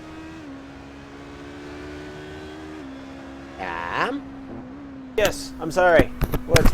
Okay, I'm here. No one's paying attention to me. We shall No, move I'm on. trying to pay attention to you. I was just thinking of Gordon Ramsay's burgers that they made for me. No, I'm sorry. Whom were we discussing right now? I can tell you. We've moved on. Baslov in Avery is though he's still in that second place. He's now 3.5 seconds. He's lost himself a second that last time. But I'm sorry, Cam, if you're not going to pay attention, I'm just going to move on. That's all right. No. Well, I've been watching Richard Avery, actually, and he's been having some issues trying to get through traffic. It seems that Team Chimera car is managing to catch the traffic in all the right places, and that Friction Racing car is catching them in all the wrong places. Mainly coming down the S's and coming in through that final turn 7 before the long straight, which can really ruin your momentum and really ruin your speed in these HPD cars. So Richard Avery has just been trying to get through that, but right now the road is basically clear. The next GTC car for these guys is the SRN car of Stephen McGarvey, who is just exiting pit lane right now. And that is the third placed GTC car. As I believe, I'm not saying, maybe that's the last pit stop for SRN Motorsports this season. Yeah, there you can see then SRN Motorsports currently scored P number 4. New Orleans Team Sport have really fallen back in this one, but Rachel, we do know that they are on this kind of weird alternate strategy sort of thing. I'm interested to see what will happen overall. We're into that window now that once you pit, it's pretty much you're good to go to the end of the season. Especially if these drivers do a little bit of saving. I think that drivers who pit now should just about be good to go to the end of this race. Here's a look then at William the Vet though in that number 92 New World Sim Sport car. A bit beaten and banged, but it is still running along in that 5th place. Yeah, they are, and of course, really good to hold on right now. It's been a very long day for those guys, and let's see them bring it home. Down through turn number 5, they work themselves once again. We're going to get ourselves a tweet then from IRDK Endurance. Yeah, that is at IRDK Endurance. And it's that stage of the season now when they can't really do much because of the fact, of course, they had themselves a little faux pas on the exit of turn number 7. But now what they're hoping is that the New World Sim Sport team can get themselves ahead of the Dart Frogs. Of course, that will have implications as far as the championship goes. They can see tweet on your screen. Not looking that simple right now, but there we can see a look out front from Dart Frogs to New World Sim Sport. It's currently 45 seconds. Of course, pit strategy may still be impactful on that one, Cam. Dart Frogs in. Dart Frogs in. And the Dart Frogs are in, so the New World Sim Sport now, having been in, what was it, just a quick, short, almost 7 or 8 laps ago, 8 laps ago actually, so we'll see what happens between the Dart Frogs and the New World Sim Sport cars. It's just going to be interesting to see exactly what happens. Dart Frogs are obviously going to lose position to SRN and potentially New World Sim Sport, so looking like that Dart Frogs car is ready to sit behind, actually, New World Sim Sport, I believe, unless I'm mistaken here. Yeah, we're going to have a chat with Randy Chinworth, and we're just going to ask you probably one knows. question. What is going on in the strategy? Please explain. I have a Frenchman and a Canadian on my team, and during his 3-hour break, the Canadian wants to land before time, so I have no idea what's going on. Okay, so how many times do you need to pit then, and can you actually get yourself ahead of the Dart Frogs? Is Richard Holiday, by the way, ladies and gentlemen, he's on pit road. We believe we can stretch it to the full hour and be able to make it to the end, and we're not sure that anyone else can right now. Okay, so that one might still come into play. As Iron Stars also onto pit road, they can see Phoenix Motorsports number 64 making their final pit stop of the season. As Richard Holiday looking as though he's going to stay behind the wheel of that one, as he's going to head himself back out onto the racetrack in just 1 moment's time. You've got yourself the Apex Racing UK car just coming onto pit road. Holiday coming back out onto the racetrack as Iron Star completes his service as well. 31.4 seconds, as now you've got yourself Dean Prescott bringing his car on towards pit road. Just someone went there, Yes. Yeah, go on, Cam. Well, Kim Vettel Osterby there in that IRDK Endurance car is back on the track. These guys are not letting their season end this way. So IRDK Endurance back out on track. Yeah, there you can see. not the fastest running car right now, up to 205 kilometers an hour as he heads himself down towards turn number 10A once again. We go back though to have a look at the pit stop then. Final pit stop for Apex Racing UK, and Sebastian Jobe is going to finish that one off, Rachel. 31.3 seconds. Oh, we got a car off as well. That is the GOT car on Fast Lob, just running wide and at turn number 1. Doing a little bit of off-roading on their own.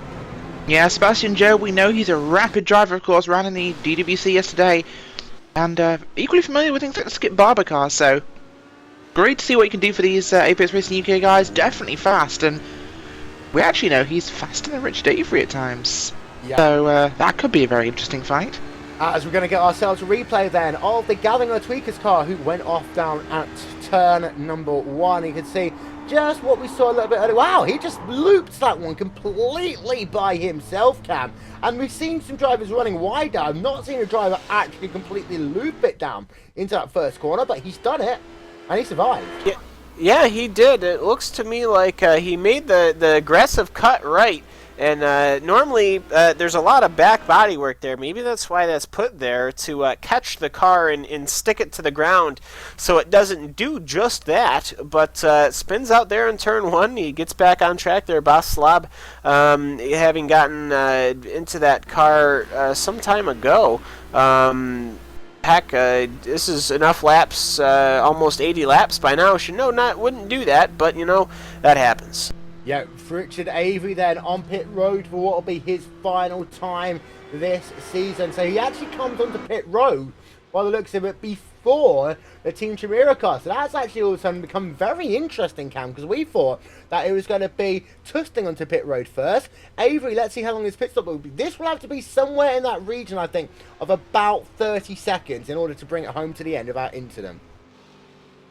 Yes, that's Friction Racing car they're in right now. Obviously, they're going to get their tires. Obviously, they're going to get their fuel. There's a couple of other prototypes coming in. The Radical is in, which they're in 4th right now, secured, so not really any worry there, as Richard Avery does pull away, hits the throttle off the limiter, and away he goes. Richard Avery back on track right now. Yep, so there you can see then the final stop for Roderick Cronin. It's not been the day that they thought it could well have been, as there you can see, by the way, Gunnar Moore out of pit road as well. 32.1 seconds. As Team Chimera's in. Team Chimera in. We'll come to that one in a moment. There you can see the Radicals car coming out of pit road in just 1 moment's time. Martin Piatella also onto pit road for Crying to SimSpot. Now, they never realised that they'd actually be in a championship winning position right now, as Chimera are on towards pit road then. This is going to be their final stop of the season. Now, Avery did 27.1 seconds. They did say that they thought that they could actually be quicker on pit stops. The gap was about 3 seconds as Tusting came onto pit road. So we'll need to pay attention to this pit stop, pay attention to where Richard Avery is. You can see that the jack's coming down for Ben Tusting. He is going to bring that car home. Here you can see Richard Avery, traffic ahead for him there as they work themselves out of the final corner. Ben Tusting is still on pit road. It's going to be close. Oh, here no. you can see Tusting out of pit road. It's going to be mighty close. Commander SimSpot could come into play here as well, but coming out of the pit road, it looks as though it will be Ben Tusting leading that charge up the hill. Ben Tusting, Rachel, keeps the lead of this race. Brilliant pit out there, Will. Some really exciting timing. In fact, perfectly timed pit stop of the race. Yeah, his pit stop time, 29.4 seconds. Richard Avery, 27.1. But it looked as though for a moment that it was going to be Friction. And then they got held up by Richard Holiday. And then, coming out of pit road, Tusting had himself this slow accelerating Crying to SimSports car, and we thought then it could actually have gone the opposite way. 1.3 seconds separating Tusting and Avery. This will go down to the wire. The final round on the Neo Endurance Series here. You've got Ahmed Yamin, by the way, on pit road. He's making his final stop of the day, Randy. Your team boys looking as though they are just 43 minutes away from winning that GT Championship. Yeah, it's fun sitting here watching them. It's been a pretty good fun weekend for us, with us having the best run we've had all season in the C-Spec. GT guys looking like they're about to win the championship here. They probably just jinxed it, and then watching this LMP1 battle unfold has been a fun weekend for New World Sport. Avery catching, trusting, there's traffic ahead of them, we ride along board then with Richard Avery, although all of a sudden it's going to hurt Avery. He's going to have to go round the long way of the SRN Motorsports car, working himself through turn number 3, now into what is, well, 3B, 4B, whatever you want to call it. Avery still being held up here, the gap is now up to 1.3 seconds, and every 10th of a second is going to count. There's the New World Team Sport GT driver who just come out of pit road. We are down into the final 42 minutes of the season. There is your second place driver. Give you an update, by the way, there's not really much going on in GTC. There's not really much going on in GT. The ongoing battle that we've had between Ahmed Jamin and Richard Holiday, that is still scored at about 10 seconds. That's the reason why we're focusing on your prototype battle as it is right now. If anything else does happen, we promise that we will bring it to you here on RaceSpotTV. We will step aside though for the final time this season for our final commercial break. We'll be back after these messages, but we will take you side by side.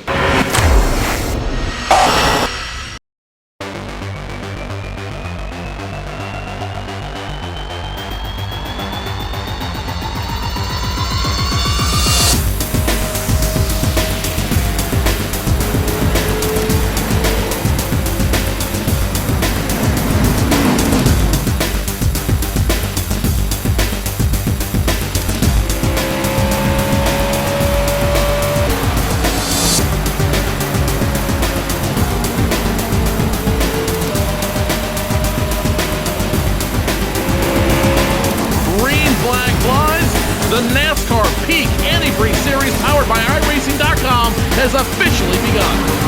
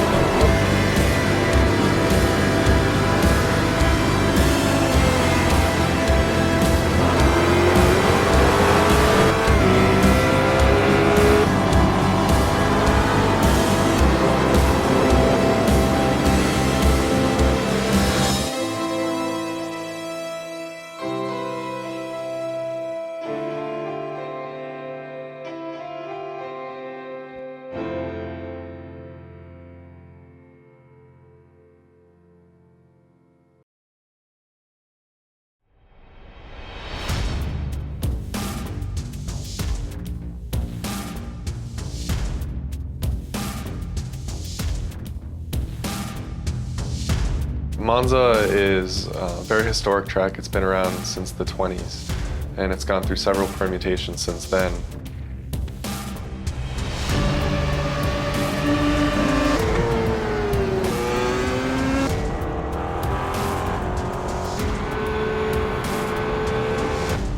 We're also bringing forward a number of configurations. So there's chicanes that they've installed since the track's early days. So they can use original, very high-speed configurations of the track where the cars would just blow through where the chicanes are today, or they could use a more modern version.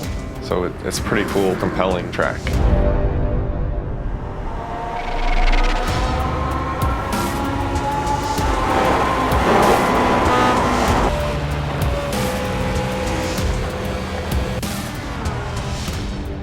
The unique thing about Monza is it has a road course, but it also has a high-speed oval, and that high-speed oval can be run by itself.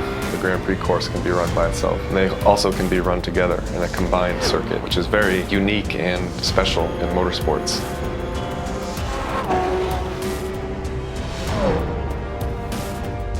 This was one of the more challenging projects that we've undertaken. It was essentially building two tracks in one. It took a lot of time and a lot of care was put into it, but we're really happy about the end result, and we think that people have a lot of fun driving it.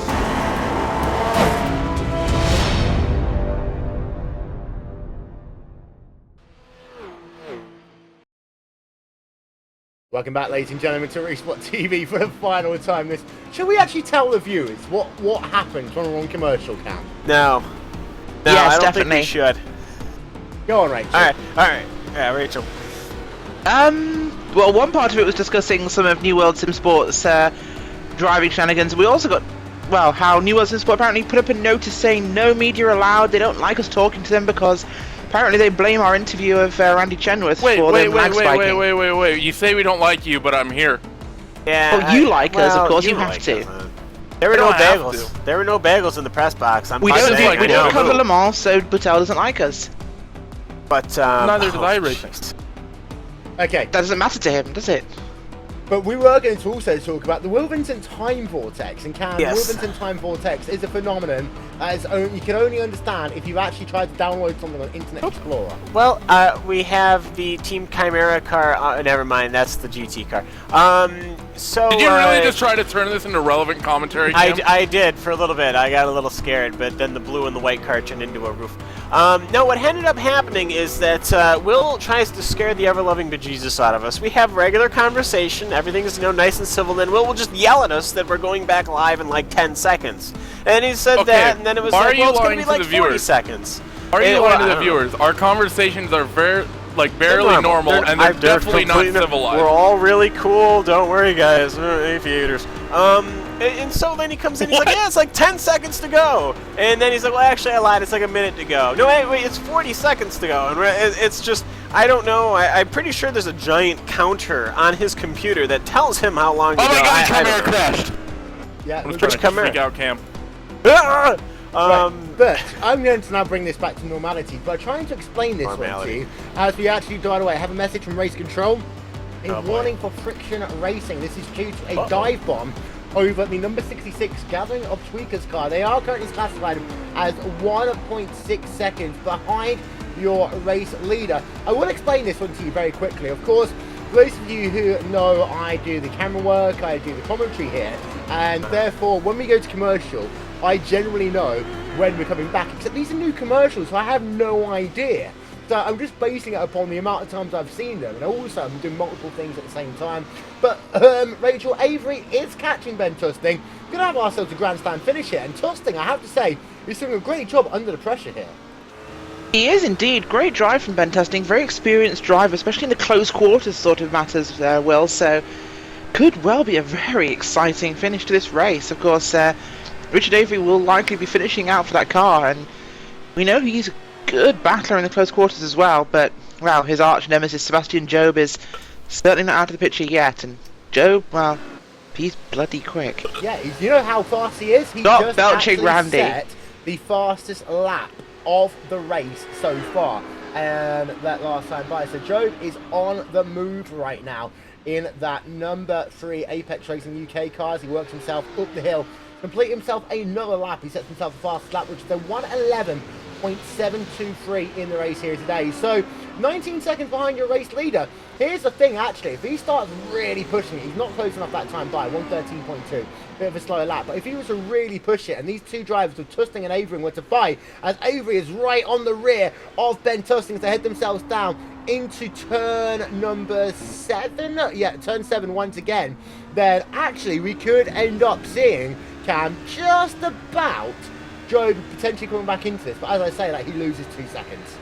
Yeah, well, you jinxed him. No, Sebastian Job always does a very good job. He is going to be trying to get his way through this traffic here, but ultimately the eyes are going to be on Richard Avery as he is sneaking up behind, peeking out of the outside of the Team Chimera car. Team Chimera taking an extremely defensive line through turns 10A and 10B. They'll throw the kink at 11 into 12. Both of them will ride the curbing, but that Friction Racing car had to back out there, lost the momentum where the Team Chimera car didn't yield at all, and did exactly what Ben Tusting's supposed to do. This is what he's been doing ever since Richard Avery has been behind him.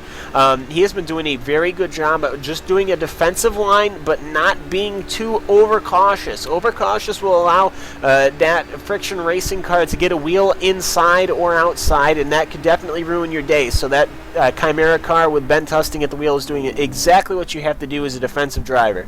Yeah, Richard Avery, of course, had himself a warning recently as well, so he can't put another foot wrong. Otherwise, Rachel, he might end up catching the race there of race control. And of course, you all remember back to what happened at Interlagos last time out, what was a slightly controversial moment. Of course, Commander Simsport aren't in the mix here today, as the LMP3 car is currently classified all the way down in the 9th place on the racetrack. Yeah, well, it might as well be an LMP3 car, well, and of course we had Protest Gate last time out at Interlagos, and wasn't that fun? Team politics coming into a sim race for the first time in such a Formula One way. The first time. No, but it was a very, very anyone Bernie who's been to the Eccleston way. IndyCar forums know it wasn't the first. Actually, yeah, that's a very good point. But they tend to fight it out on track rather than in protests. Yeah, as you can see there, Avery still closing that gap up to your race leader. It's 1 second between them. Let's run then through some of your outstanding battles in this event. You have got one shaping up in your GTC division. Now, this one is between New World Simsport and Dark Frogs Racing. As last time by, Dark Frogs 3 times per second faster. We heard the word earlier from Randy Cam that we think that the New World Simsport car can go to the end. Dark Frogs 5.5 seconds back. They are definitely good to go to the end. Any fuel saving for the Vec, and he might well actually end up losing that 4th place. He definitely well might, running 24/7s all the way through here. High 24s for the New World Simsport car, low 24s, a 24-1 actually, for Carl Martin in that Dart Frogs car.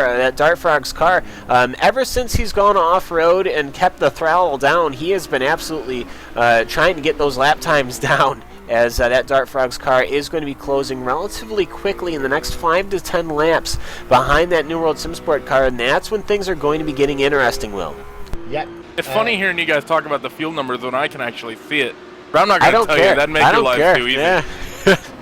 Well, we are going to get our updated championship standings in just a couple of moments' time, ladies and gentlemen. So we'll bring that one to you. Of course, if you head over to RaceSpot.tv/timing, you can get the immediate championship pictures there. You can see Richard Avery's going to put 2 wheels off the track. He's going to try and look down to the inside there of Ben Tusting. He backs out of it. He knew that one might be reviewed by race control, but Avery is fighting for that race lead right now as they work themselves out of 7-1 together. This is going to be a great run for Avery, and we'll get that speed chart up on your screen. How much overspeed he's going to get. He's actually a little bit slower in a straight line right now. We could get ourselves there. And look, now he starts to close back in again. Pretty much even on pace though. Friction Racing, are they going to try and make a lunge down to the inside? They're thinking about it, but no, he's going to try and go around the outside once again down into the chicane. He can't find a way past Ben Tusting, Rachel. No, he can't, Will, and that's going to be so tough for him to fight this one through. Tusting makes that car 3 prototypes wide. Definitely one of the best open wheel and closed wheel battlers we have there. Followed by Richard Avery, who desperately wants this win. Yeah, there you can see Ben Tusting in that number 24 car. There you can see Richard Avery right behind him. Here is your championship standings as we are 5.5 hours into this event. They work themselves past the New World Simsports car, and it is still mighty close between your top 2 drivers. We'll stick it with this one for the time being as we have a look then from the front of Richard Avery. So work himself down into 6 and 7 once again. So there are your championship standings up on your screen. Looks as though the championships are all sorted right now, unless there's any major moment. Cronin has really fallen down the pack now, so it looks like the Radical Stream is done as they work themselves down towards turn number 7 again. They're going to be 3 wide ahead of them. This is where things are going to get really interesting. Something is going to have to give, Cam. Yes, as we have 2 fights for position right now, as they're swinging past that KRT Motorsports car. The front 2 prototypes will have to go in line position, and that Dart Frogs car is still pushing as hard as he can for that, as he gets by that lapped car of the Team Chimera car. He is still absolutely pushing, though. It is making it very interesting there, as once again William Levesque running a slower lap than the Dart Frogs racing car. Actually, no, that one was give 1 point to New World Sim Sport, but right now William Levesque is stuck behind the Virus car, as traffic is just beginning to play a massive role in this ending stage of this race, Will. Yeah, traffic is always a critical factor at Road Atlanta. You have to seize your opportunities. They work themselves past there. Your leading Virgil racing car, they can see Anders Dahl still leading this race. He's led the majority of the race here today in that Virgil racing car. Sticking it though with your prototypes. They head themselves down the back straight away again. That is the Apex Racing TV car. Now who they're coming up to put a lap onto once again. That is Darren Kirk, who's going to run that final part of that race in his final race there for Apex Racing UK. As you can see there, they're both going to go past him. He's going to get right out of the way. Good call there, Rachel, down in towards the chicane. Yep, definitely. I would not want to get anywhere near these guys battling, but here we go.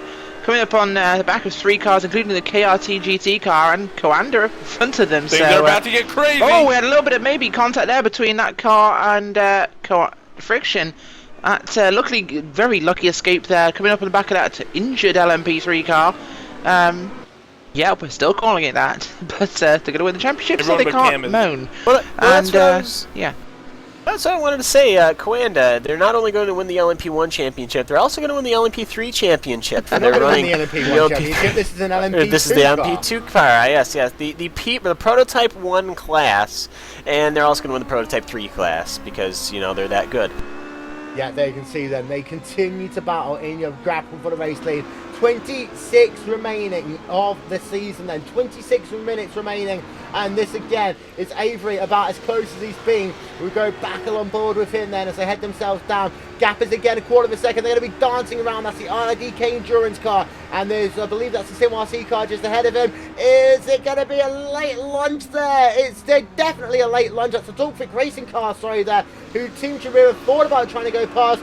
Wasn't able to do it there. They're going to be pretty much nose to tails. They head themselves down towards turn number 1 again. And this is a great little scrap going on. Yes, the championship is almost done. As you can see, Avery thinking about looking down to the outside. Down towards turn number 1. Not going to be able to complete that pass. And Avery has just struggled, Rachel, to find a way past. And what a drive Tufting is doing in that Team Chimera car. What a drive they're both doing, Will. This battle has gone sailing past lap traffic 2 and 3 wide. It is unbelievably fast. These guys putting in mega lap times and they are still at it tooth and nail. I just don't know how long Tustine can hold him off because they're getting closer and closer and closer. Give them one run down that back straightaway, Will, with no lap traffic in front of them, which could well be this time around. I think Avery will be on him. But, yeah, they're both just soaring past the competition as though they were tied to the road. Yeah, as you can see, more traffic once again as they come down towards the chicane. It's going to be one opportunity, I think, for Avery to find himself past. Ongoing battle with Levesque and also Carl Marsden. That is the Dart Frogs car. That is down to 2.4 seconds, Can. So actually, as well, you've got yourself Carl Martin just working himself past a little bit of traffic, actually. That is the Virus car who's stuck behind. That's going to drop him a couple of tenths per second as he now will get past him on that run down the back straight away. Yes, as they're all working very hard. As I was watching the leaders there as well, these battles are forming all over here. The Friction Racing GT car wanted that turn 1 corner right as soon as the leaders were coming there, but Ben Tustling managed to put that car on the inside as that GT car actually went off track there. But ultimately, Richard Avery still locked in the gun sights. Ben Tustling right there in front of him, that blue and white prototype car, as they go through the S's one more time. The traffic has been playing so far with them, but ultimately somebody's going to find, going to try and fill something that they can't fill, and something's going to happen. Something's got to break, Will. Yeah, 8 tenths of a second separating those drivers then. 23 minutes, 42 seconds to go in this event and in the season. It looks like it's calmed down for just 1 moment's time. Of course, the last thing Avery wants to do is potentially overuse his tyres, Rachel, which will mean he won't be able to attack in the dying moments of this race. They are, and well, they're both using them up quite heavily, so it's going to be a real factor there. Possibly more so for Avery. I think that's a big factor there. Of course, this racing isn't exactly done everywhere, whilst the GTC class is pretty much decided for its victory as long as they don't do anything wrong. iRacing Denmark Assault, of course, they're doing exactly the same thing in the GT field, but we have fights earlier on and throughout. Friction Racing in that number 69 GT car wheel, and Sim RC. Also, of course, let's not forget the New World SimSport Dark Frog tete-a-tete. Yep, as that one is down to 1.8 seconds there. This is the battle for P number 4 and 5 in your GTC division. We'll just take ourselves a quick look at this one then. The New World SimSport car working himself out of the final corner. Behind him is that Dark Fox machine of Carl Martin. The gap is coming down, Cam. Who knows what's going to happen then in the final 22 minutes between these two. It does look as though the Dark Frogs is catching. Of course, catching is one thing, passing is another. Yes, I've got a catch racing. Yes, and next, the yellow highlighter's coming out. I got a feeling. Dart Frogs Racing, though, doing a very good job of reeling in this New World SimSport GTC car. It's just a matter of William Levesque's ability to defend, which is very good. He is very good in that car. He definitely knows everything about it as far as it could go, so he should be able to defend quite happily, especially with faster traffic trying to get through. But, of course, faster traffic could allow Dart Frogs to pick and leapfrog, as they were. I didn't even try to do that, into that 4th position in the GTC class. Yeah, the gap up in the battle for the race leads now up to 1.5 seconds. The battle for the battle in the GTC class is 1.5 seconds as well. And this is actually what we saw last time out, Rachel, that Tustin could start eking his legs out in the latter stages of a stint. We rattle on board though with Carl Martin, as it's just one car separating him from his target. That is the wounded IRDK endurance car as the Dark Frogs goes very wide there. That will cost him a couple of attempts of a second, and a bit of a love tap almost there provided to the IRDK endurance car as they work themselves down towards turn number 1. Yeah, very lucky escape there, Will, for them. That could have been nearly so bad. Yeah, of course we have GT cars and prototype cars wanted to get past as well, which is going to cost him even more time as the wounded Radicals Online car comes blinking his way past. Not been the day for many of them, and that could really be helping right now, that New World SimSport car, because he is making a break for it. Apex Racing UK making their final stop of the day. The wounded Lasse Brun Hansen's car, number 34, back out onto the racetrack for the final time this season. Unfortunately, their chances of going for a championship were wrecked in the very early stages of this race. Avery being able to catch back up to the rear of Ben Tustin as they work themselves through a bit of traffic. The gap is 0.6 of a second. The gap in your battle with William Levesque and Carl Martin between the New World SimSports car and the Dark Frogs is back up to 2.1 seconds. There's your gap then. Battle for the overall race lead, and here's the top 6 in each class, left hand side of your screen. 20 minutes to go, Randy. Yes, indeed, everything's pretty much popping off right now. You got the LMP1 battle, obviously, like you said, forming up. GT field is pretty much all settled, but this battle here in the C-Spec is getting crazy with traffic as well. We just had one, I believe the Phoenix Racing car, actually, after passing the Dart Frogs, got a little loose, made things a little scary. Passing us, actually, at the moment, but it's going to be the last fun 19 minutes of this race. Yeah, as you can see, there's your gap out front. We'll just cycle it back then to have a look at your battle between William Levesque and in the New World SimSports car and the Dark Frogs. Gap back down to 1.3 seconds, and actually, you're going to have yourself Team Tremiro working themselves past the New World SimSport car in a moment's time. The reason that gap is back up to 2.2 seconds is because Team Tremiro is working himself past him. But here you can see this is going to be an interesting battle, because all of a sudden you have yourselves a moment where Richard Avery is able to catch back up. The gap is back down to 0.1 of a second. Thinking about looking down to the outside goes Richard Avery. If he can set himself up for the next corner, he very easily could get himself alongside and then run down into the chicane. And actually going wide there is Ben Tustin. It will be side by side as they work themselves down the hill, and anything can happen now. Richard Avery currently planning his car on the outside. We're trying to cut over. The Phoenix Motorsports car is alongside them as well. They both get past. Avery, if he can be very late on the brakes, he might be able to get the race lead away. They are side by side coming down into the chicane. Tustin able to hold on once again. Incredible stuff, Cam. Ben Tusting is doing absolutely everything that he needs to do. This is the drive of his life right now. In the Neo Endurance Series, in the finale, he has got Richard Avery, one of the best prototype drivers out on the market right now in that friction racing car. And he is absolutely hunting that Chimera car down as they go past Anders Dahl, who is also an expert in his craft, doing a great job there, still in the lead. He's okay. But he's okay. He's only okay, as that Team Chimera car, they're coming up on this KRT car. This is the second time they've had this roof car, which should allow Richard Avery to try and sneak up again. No, it's not going to happen once again. Richard Avery, though, I almost have to wonder if he is starting to worry about those tires getting a little warm, or maybe Ben Tusting's tires are starting to go, or maybe both of their tires are starting to go off, as we saw Ben Tusting have an issue, and we are going to have one dramatic finish here.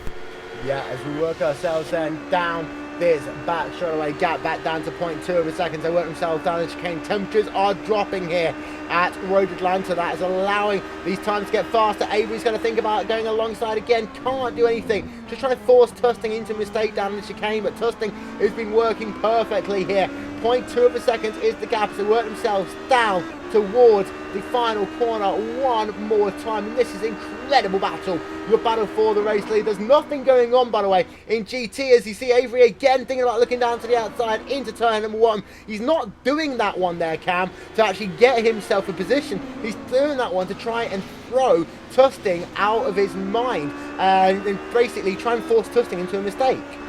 Absolutely, you want that car in the grass. I mean, it's... You don't want to hit him, you don't want to force him to do it, but at this point, that car is what we would call here in America leaning on that Chimera car almost every single corner, whereas if Ben Tusting was looking in that rearview mirror, which I can assure you that he is not, he can't be, as the Lazy Man racing car just gets right out of the way politely for this prototype battle, as I think everyone on track now knows by now what is going on as they come up on the New World SimSport GT of Ahmed Yaman, who's just minding his own business on his own, as Richard Avery once again looking to the outside. I think he's trying to build up his momentum. He might try a pass on the way outside coming up off of 10B, but I don't even think that's possible.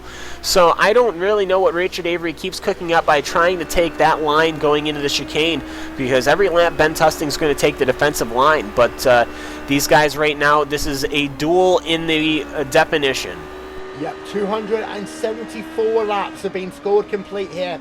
Team Chimera have led 48 of them. Richard Racing have led themselves 119 laps.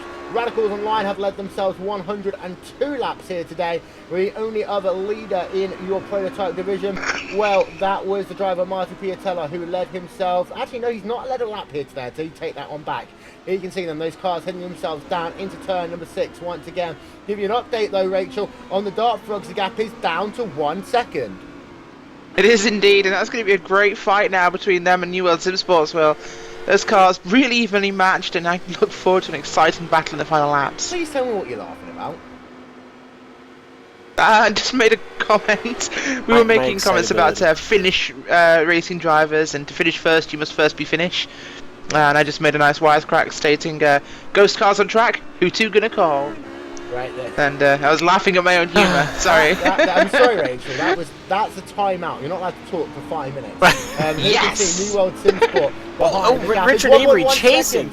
As we've got there, Dart Frogs there, going to gain himself a little bit of time as New World SimSport actually ran wide. This is down in turn number 6. This has really allowed the Dart Frogs back into play now. Gap is just half a second as they work themselves down the hill, down in towards the chicane. So for New World SimSport, it's all kind of unraveling for them. They now need to take a little bit of that Chimera experience and try and put it into their own car, because just half a second separating as we see Avery again alongside, down in towards turn number 6. He holds it. Fling it round the outside. They stay side by side into turn number 7. They'll be side by side potentially out of it. No. Ben Tusting able to hold on once again, but Richard Avery now is going to be pretty much alongside by the time they get themselves down into the chicane. There's lap traffic. Avery's going to get the inside line. This could be critically important. Richard Avery going for the race lead here with just 13 minutes 50 seconds to go for Ben Tusting. It looks as though his dream is going to be over. Richard Avery down into the chicane. Richard Avery is going to take the race lead away, Cam. Yes, and that was a pick from a lapped car. That there was a GT car on the exit of the S's as Ben Tustin looks to the outside of Richard Avery. Got loose coming out of the chicane. They're going to be side by side going into the S's here. I'm not sure if Avery's going to be able to hold it. Ben Tustin, this might be his mistake. Oh, he goes off on the grass. Tusting's off down at turn number 1, and that gives Avery a 1.4 second cushion as they head themselves down in towards turn number 2 once again. Let's get ourselves a replay of the entire moment. Ride this one along board. Ben Tustin as they head themselves through turn number 7. Here you can see then you have Richard Avery who will come alongside in just 1 moment's time. We have a look from the rear. As you can see there is the driver of Richard Avery who just right about now will pull himself to the left hand side, and you'll notice that he's alongside as they come down into the chicane. There we are, and from that point using the pick perfectly of the lap car to pull himself to the race lead. But then Avery gets himself a little bit loose for the chicane. You can see the momentum went back to the Chimera car, a little bit of a wiggle. We've seen a lot of the GT drivers do this all race long. That allowed the Chimera car to look back to the outside through towards turn number 1. But then the issue became down in towards that first corner. Team Chimera, Ben Tustin just went a little bit wide off into the dirt, into the gravel, and that means that right now Avery has a 2-second advantage in that battle for the race lead. But what a battle it has been so far. Down into your battle going on in GTC though, Rachel, we've still got ourselves Levesque versus Martin, and that one is just 0.666 of a second as they head themselves down in towards turn number 6 once again. Yeah, 0.666 of a second apart. That is the devil's lap time. But Richard Avery putting it to good use and making a good run now away from Team Chimera car. Ben Tustin, what a run. This has been so exciting. Problem for Avery here is he's going to have a lot of traffic going on this back straight. He's going to lose probably about half a second here, I would guess. Actually, no, that worked out a bit better. Yeah, his teammate's ahead of him, though. So his GT teammate there, that Friction Racing GT car of Christian Tanahote, is going to be probably making that GT car very wide, which anyone would. But, of course, can't really do much on a long straight like this. But I can't see Tanahote yielding. He has to force Ben Tustin around. Oh! Tustin turned around there by the Friction Racing car. Down into the chicane, Ben Tustin turned around, and that was just incredible there. Getting ourselves a replay of that one, but Ben Tustin, this was down into turn number 10, A10B. Get ourselves a replay of this one. It was with Friction Racing GT car, Christian Tanahote behind the wheel of this one. And well, it all started with that traffic that we were talking about. Incredibly close there down into the chicane. You see there the Radicals car going slowly down into turn 6. He was going to get out of the way. Now we ride along board with Ben Tustin on the exit of turn 7. Pay attention to what was the 3rd car in line. First of all, Tustin's going to get himself past one of the slower GTC cars.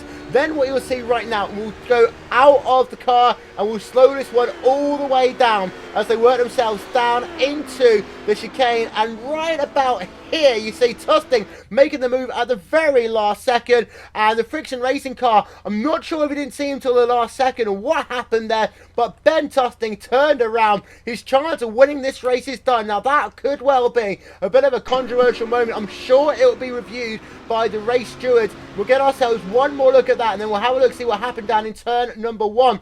Tustin, by the way, did come onto the racetrack a little bit quickly. That one itself might be reviewed at the end of this race because we are so late into the game now. Let's get ourselves another look, and you see down here, well, I do have to say there, Cam, it does look as though that maybe, just maybe, that Friction Racing car came across there.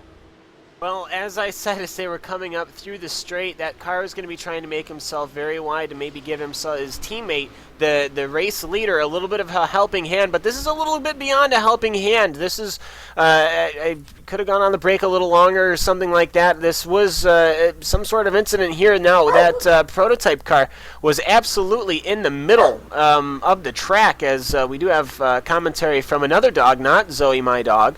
But ultimately, Ben Tustin, though, having an issue, having that damage, coming onto the track, and right now the racing stewards with 10 minutes to go in the season have a lot of work to do on their hands. Yep, so there we are then, 10 minutes left of the season, and Rachel, it won't be a new endurance race with a little bit of drama at the end. It was not, Will, and I think Alfie's agreeing with us right there. That was a hell of a moment, and, well, different sides to the story, but of course, yeah, no controversy, no Neo. This certainly makes it exciting, and, wow, whew, that was a moment. But yeah, Friction Racing now quite clear to front. I'm not going to call it anything intentional because I have not got all the facts. From my perspective, it looks like he was turning for his own corner entry, and well, he had a bit of a bomb of diving from the Chimera car, so it's tough to call, actually. I just think we really can't decide without the facts. Yeah, so you can see, though, Team Chimera down in second place right now as we head ourselves down. 8 minutes left of the championship to go, and the Dart Frogs are still battling it out as well in your battle. Well, Dart Frogs they are 1.4 seconds back, is actually ironically that's Team Chimera just working himself past them. 1.4 seconds, and the gap between these two drivers, 7.5 minutes of the season to go. Dart Frogs doesn't look as though they have anything left here. Yes, I was going to say here, it seems that either William Levesque has turned the wick up or Dart Frogs have slowed down, and the latter is what has exactly happened here. Both cars have actually slowed down. They're both doing 125s. This could just be traffic. I mean, the amount of traffic with these prototype battles going through has been quite intense, but ultimately William Levesque there with a comfortable gap between that Dart Frogs car. He doesn't even have to start worrying about taking a defensive line just yet. But we still have some 8 minutes to go here at Road Atlanta in the final round of the Neo Endurance Series for this season. But that Dart Frogs car looks like it might be running a little bit out of steam here. Yeah, so there's a look then at Christian Tanahote. We'll give you an update on that one in just one moment's time. Let's continue to look then for a moment at Carl Martin. This is the battle for P number 4 and 5. Now, part of this as well, Cam, could well be that New World Simsport figured out what their fuel number is and have just started hitting it because they have picked up the pace. So maybe they think they're good to go to the end of the race now. They don't need to save fuel anymore, and they're okay. They can actually take this a straight fight to Dart Frogs.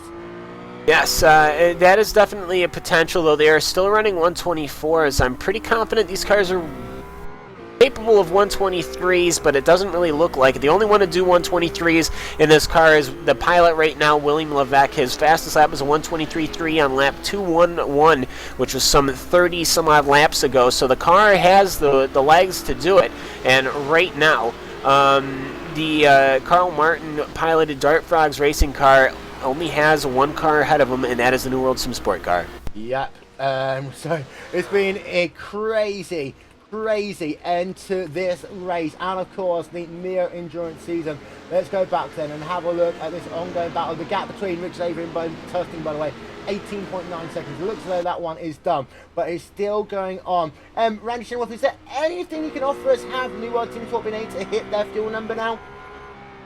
Looking at the fuel number that I have, it certainly looks that way, but I'm not going to tell you the exact numbers we have. That would ruin all the fun, but we're looking pretty good. By the way, ladies and gentlemen, we have got word from Race Control about Ben Tustin, Team Chimera, and also Friction Racing. It looks as though it was originally going to be investigated after the race.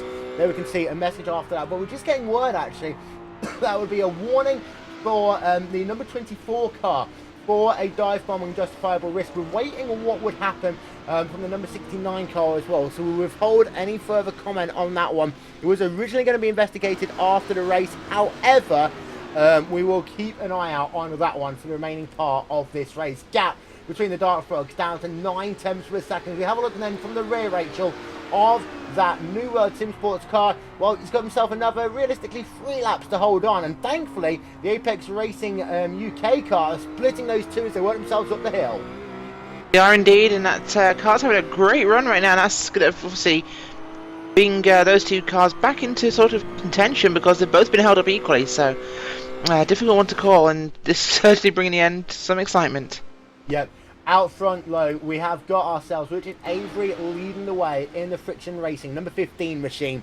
In the second place, it is Ben Tustin. The gap between those drivers, 21.3 seconds after a crazy, wild last 10 minutes of this event. So we'll keep an eye out on anything that happens post-race. Don't forget to be able to see that one on the Neo Endurance website live www.neo-endurance.com. Down then into the final, essentially 3 laps of the season. To give you an update, by the way, Gunnar Morecambe still leading the way in the GT class. He's been absolutely phenomenal, so much so that he's getting about as much airtime as a Mercedes F1 team. Yeah, it's one of those things where you just kind of occasionally throw the camera in his direction and say, yeah, that's the leader right there. Fastest lap of the race for him right there, Gunnar Moore, 119.693. That was on lap 236, some 30 laps ago, so this car right here is absolutely rocking.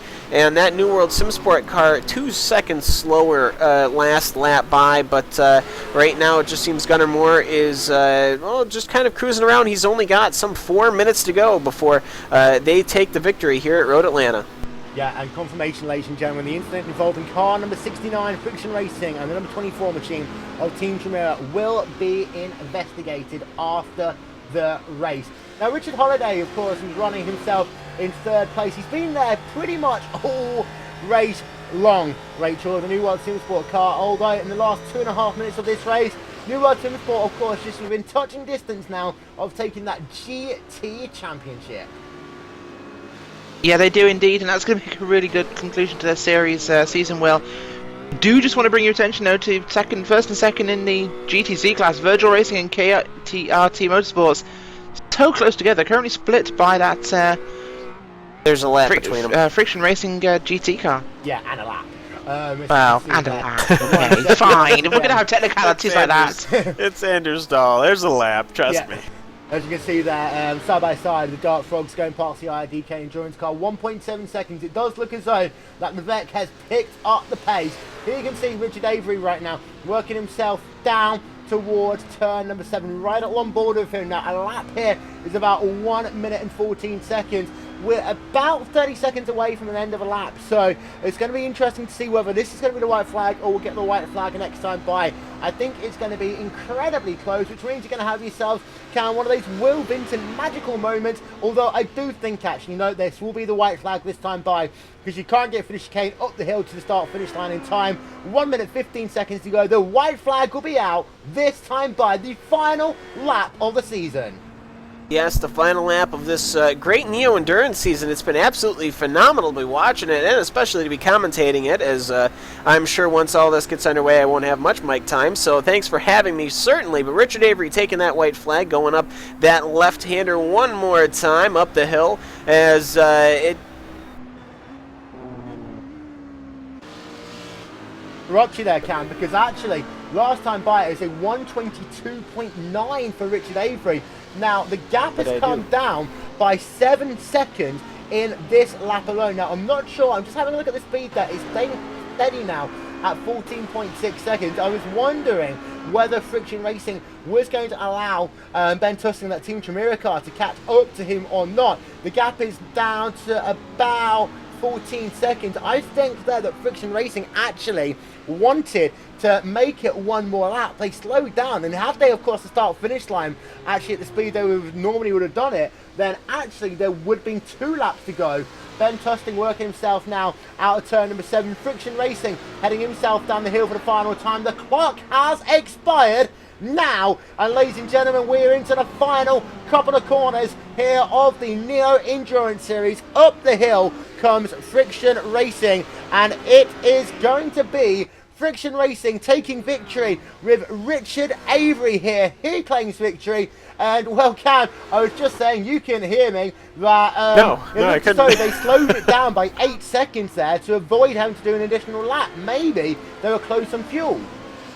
Yeah, maybe. I mean, doing an entire lap at Road Atlanta, especially with that long straight, it's... sorry guys, New World SimSport out of fuel.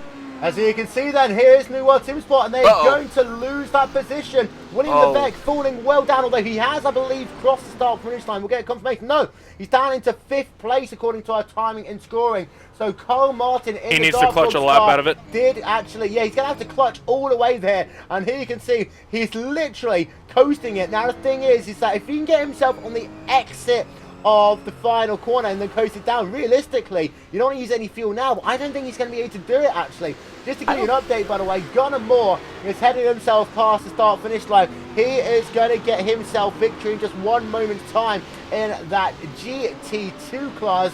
Your GT3 race winner, well, surprise, surprise, it is Anders Dahl. He claims victory in your GTC class. Gunnar Moore heading himself towards the start-finish line any moment now. He'll claim victory in your GT2 class. It won't be enough to win the championship. They'll only come home in P number 2, although the New World Team Sports GT car is slowing down a little bit as well. I do think that it might just have enough. Here's the iRacing Denmark Assault Racing car coming past the start-finish line. Is the New World Team Sport car out of fuel potentially as well? No, he's actually crossed the start-finish line by the looks of it there. So, he has. Yeah, he's crossed the start-finish line. But ladies and gentlemen, by it's a miracle of miracles, your championship winner is going to be Kawanda Simsport there in your number 11 car. They worked themselves up the hill. They came into this race with the championship lead. It all went wrong for them in the first 90 minutes of this event. Then it fell apart. Then it came back together. They will claim your championship for Kawanda Simsport. And to give you an update as well, let's see whether or not Levesque can make it to the line. I think he's going to do it. He's going to do it. He's done it. He did do it. Yes, he did do it. That car came over the bridge there. He's almost, he might make turn 2, turn 3. I really wanted to see if we could start opening up the polls and the gambling, seeing as I learned how to do it in Vegas on the odds of whether or not that roof car was going to make it up that big hill. But no, he made it. And he has gone all the way up to turn 2 and 3 there. So William Levesque making I bet he can get another lap out of it. Yeah, he can get another lap out of it. Yeah. As William Levesque there will take that New World Simsport car to a 23rd overall position and 5th in the GTC class. Well, he's going to take the car all the way to the scene of the tow is where he's going to take it. Yeah, by the looks of it. Ladies and gentlemen, we have to just let you know, in the event of you wanting to use any gambling references, they are for entertainment purposes only, unless you're in the state of Nevada this weekend. Thank you very much. Now we've got that one. Yes. Or outside of America, in which case we're completely fine. Ladies and gentlemen, your final race results then from the Neo Endurance Series round number 5 here on RaceSpotTV.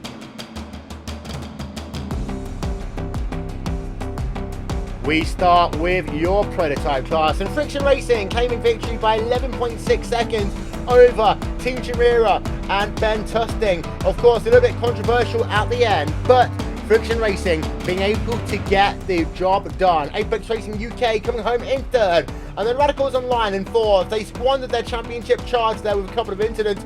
Product Motorsport in the 5th position, Gathering of Tweakers in 6th, Apex Racing TV in 7th, Team 7 IB Classic Web in 8th, Kawanda Simsport in 9th, and then KRT Motorsports rounding out your top 10. We have to let you know, ladies and gentlemen, the incident involving Friction Racing and Team Chimera will be investigated after the race.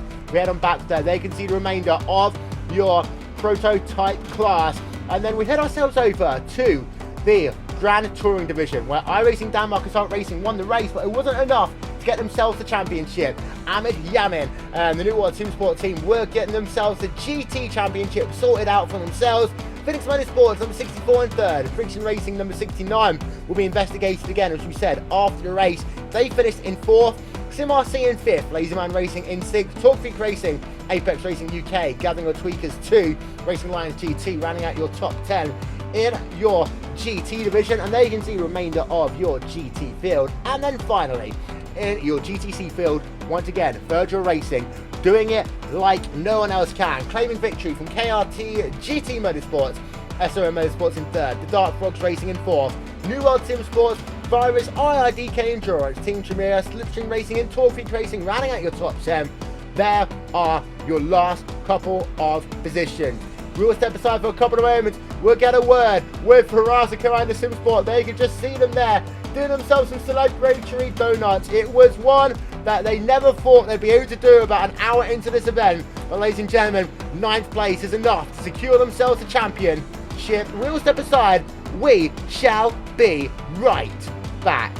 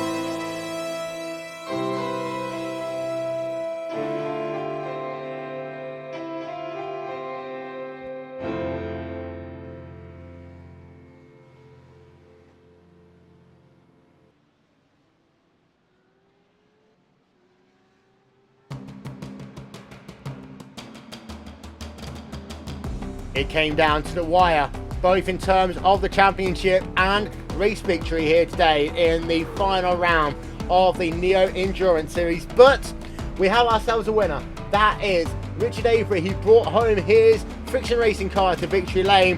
But we have ourselves some champions as well. And Kawanda Simsport had themselves the fairy tale of all fairy tales. 90 minutes into this race, it looked as though their season was done. All of their hard work was untangled, but they were able to hold on, come back, and as Incident and other teams didn't get the results they wanted, they are your champion of the Neo Endurance Series prototype class for this season. And we're joined right now by Marty Piatella and Andre Borcher. Marty, did you ever think that you were going to get the championship after that incident with the Apex Racing GT car?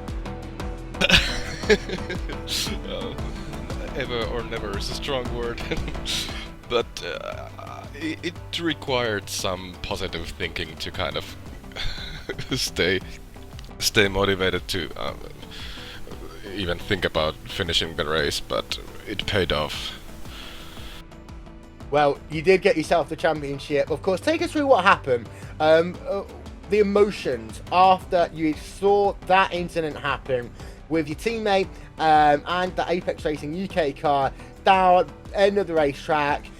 What was going through your head? Nothing.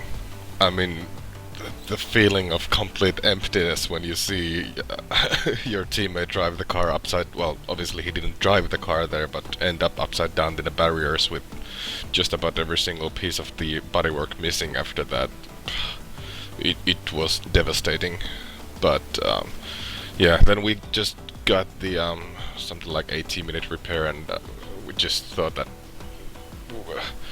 there is still a chance to go for it, and we should not stop and just drive and see what the race has to offer to us. And well, it offered us the championship, which is pretty darn awesome. Well, of course, you saw the Radicals Online team. They started falling down the order with a couple of hours to go. At that point, the championship was back in your hands. You worked yourself up into P9. There was really a couple of key drivers who I think made a difference for you, as we had one team had themselves some technical issues. One other team then crashed their car. I believe that was the KRT car who crashed their machine. And of course, at Road Atlanta, it's always such a tight and difficult track. You're always going to get yourself big incidents, but you are a champion. We'll have a chat with Andre Borcher in a moment, but first we'll give you the opportunity to say a couple of thank yous to people.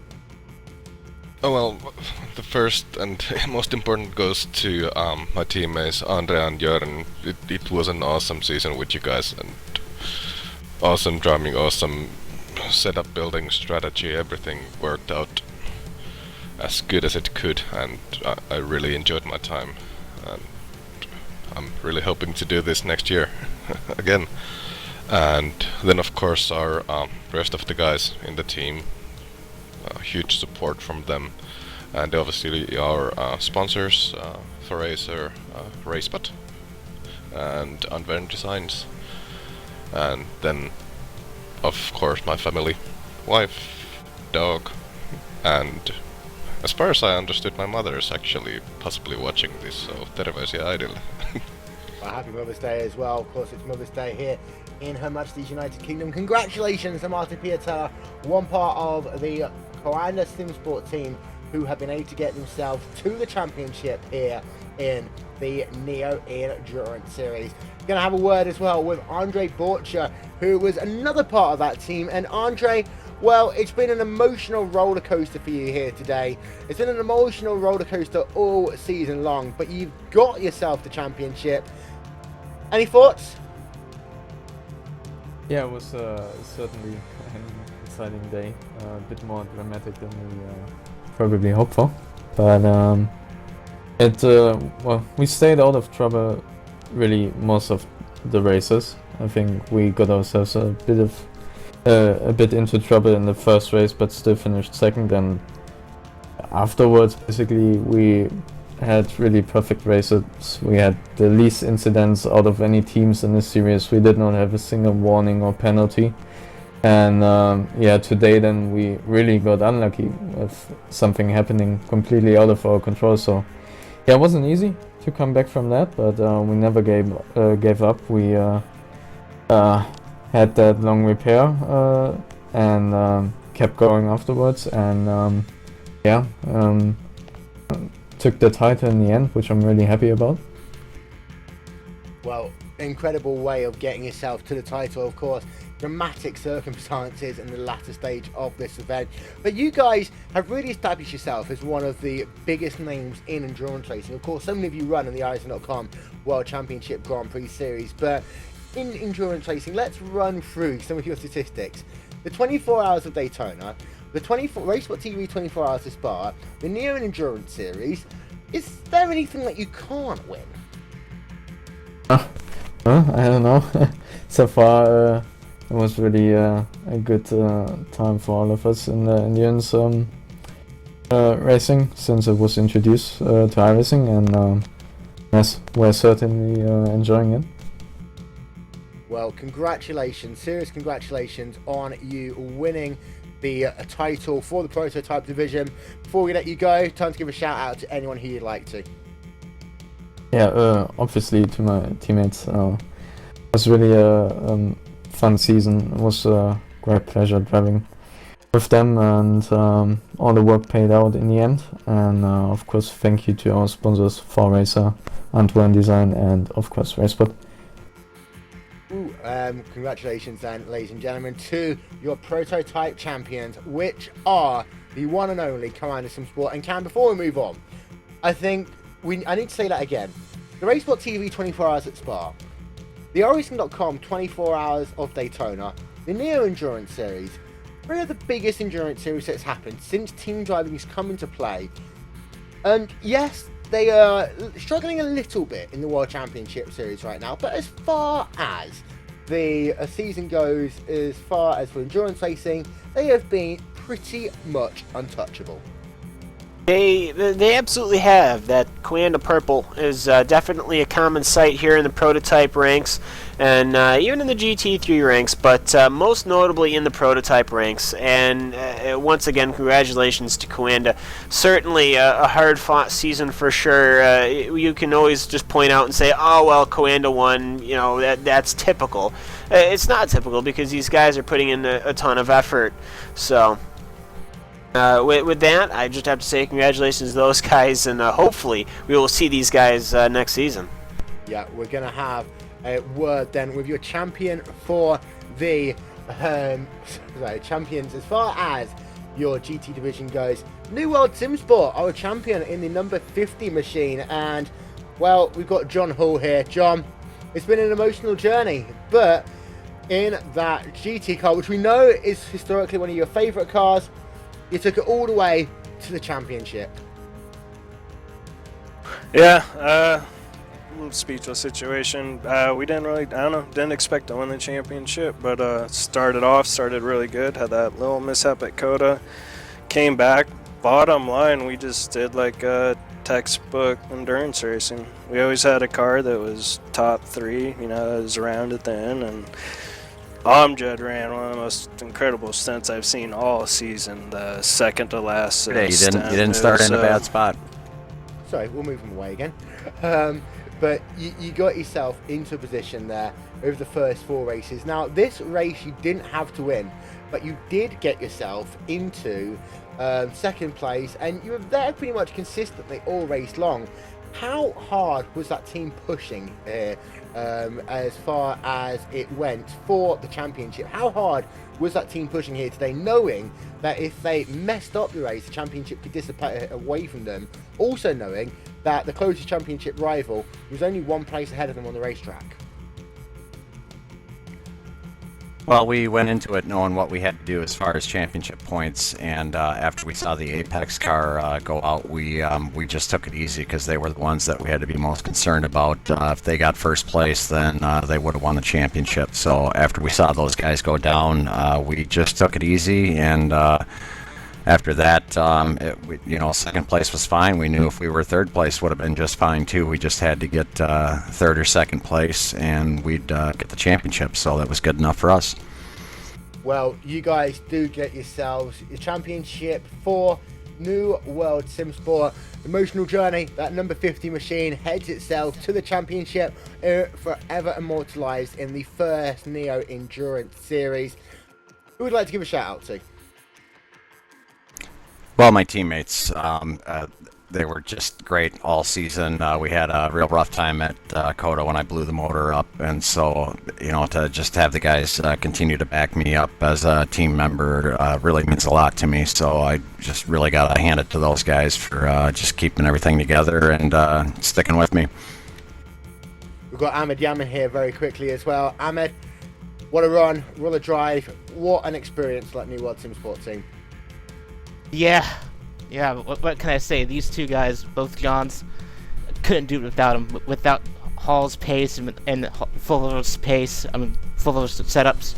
Yeah, this wouldn't be possible. It was truly a team effort. Well, we've allowed the other two to have a quick shout out to people. Anyone you'd like to give a shout out to at all? Shout out both my teammates, Randy, for letting me come on the World Team Sim Sport, and the rest of the guys over at the team. Like I said, truly a team effort here. Well, Would also like to say thanks to you, Will, Cam, and you guys do a great job, so keep it up. Thank you. And also, Cam, we're not allowed to say this too often, but your prototype and your GT champion, both sponsored by RaceSpotTV. Hey, looks like we picked good on the dartboard this year, Will. RaceSpotTV, we pick winners. Although, to be fair, two of the championships were questionable coming into this event. One of them wasn't, and you are stood by Cam with Anders Dahl on the Virtual Racing car. We need to get him a RaceSpotTV logo on that machine as well. We do, but I think it would almost be kind of cheating at this point, because Anders, that Virtual Racing GTC car seemed every single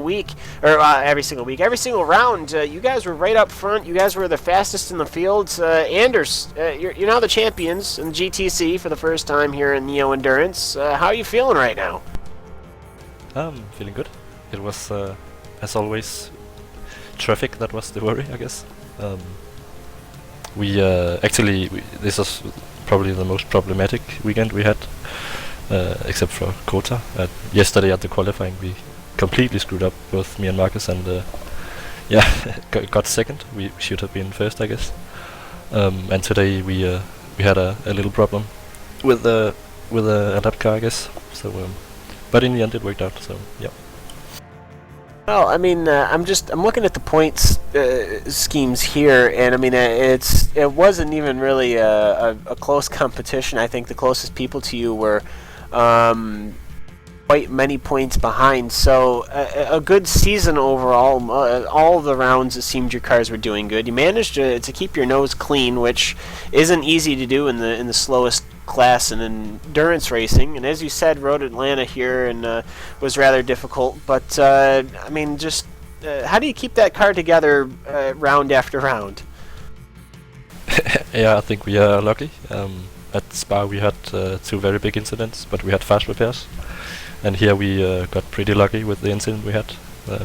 The wheel was only turning a little bit to the right, and actually the camber was offset on the right wheel, so that we had a better speed into turn one, which is always nice. We had some problems with straight line speed though.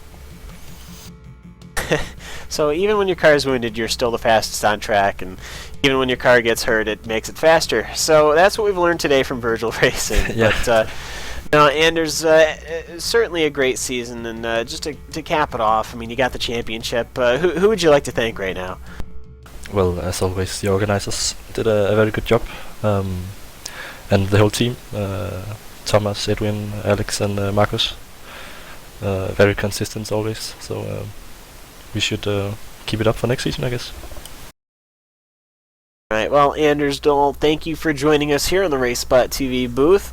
And, Will, I believe we are going to be going on back to the prototype field. Yep, time for some quick fire interviews then. We're going to start with potential controversy, number 24 team. Let's start talking about the first 5 hours and 40 minutes of your race, because that was great. And Ben, you got yourself to the race lead, past Friction Racing, and held on for about an hour. It was all, yeah. The car was really good. We had a good setup. I managed to get something good, but I just got held up by the Ford GT 2 laps in a row, and Richard got a toe on me. You know, got slipstream, and then the incident happened, which I don't want to talk about because Neo will do what they have to do, but I think everyone can see what happened really. So that's what, I don't want to say anything more about the incident because you're just gonna go backwards and forwards slagging, have a slagging match, which no one gains anything from that.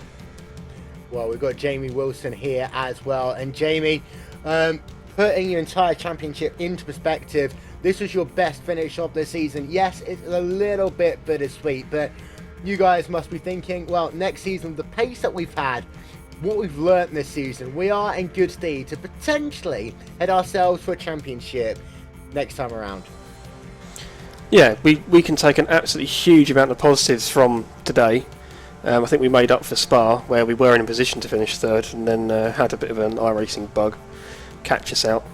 But yeah, halfway through the race, you know, as I was sort of, you know, throwing the car around, sort of plodding along, we were saying, oh, you know, well, fourth is fine, we're happy with that. You know, we ended up fighting for the lead tooth and nail at the end, so we can't really be too greedy about it. So we took a load of positives. Ben absolutely nailed the setup. That thing was a peach to drive. It was amazing. So even for me, who's, you know, not quite on Ben's pace normally, I felt I was pretty much there. So yeah, very, very, very, very positive. Well, you did come second overall, and I will say as well that you guys probably gained a lot of fans in the process. Team Jamira, ladies and gentlemen, coming home in the second place.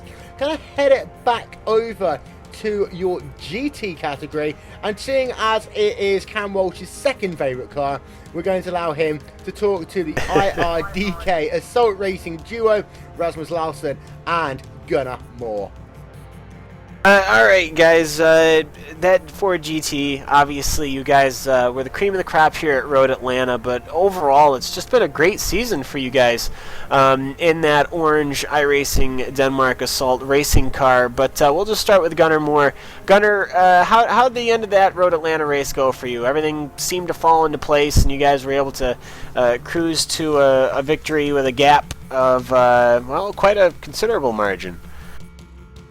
Yeah, we knew that we had to win the race in order to have a chance of winning the championship, so that was what we went for, and just drove as fast as we could and hope for the best.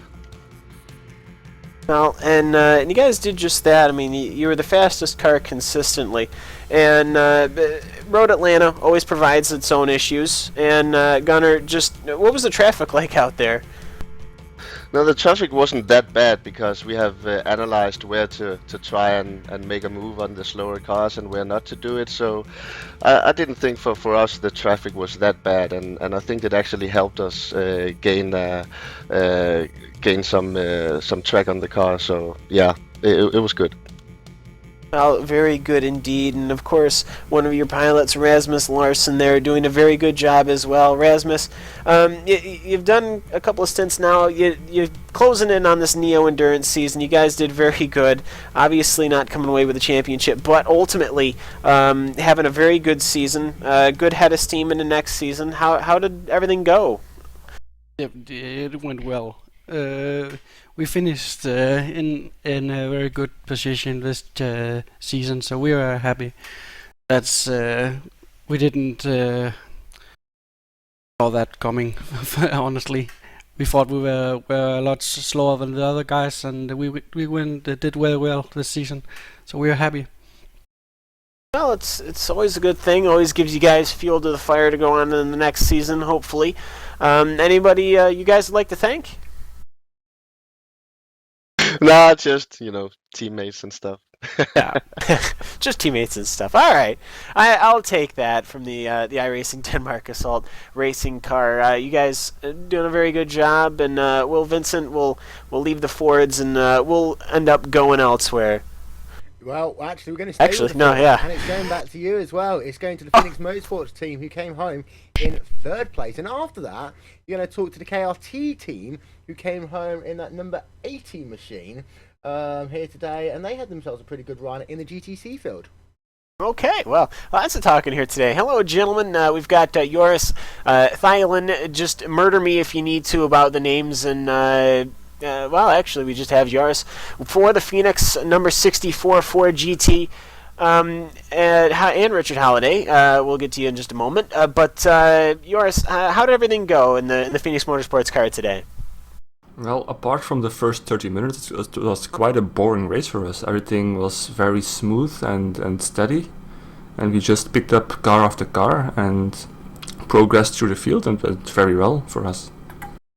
Yeah, and coming home in third, obviously very good. And you guys are going to be back, hopefully, in the future at Neo, because consistently you guys have been improving. You've been doing very good finishes in that beautifully liveried Ford GT, and hopefully we're going to see you next season, right? Yeah, we'll try, yeah.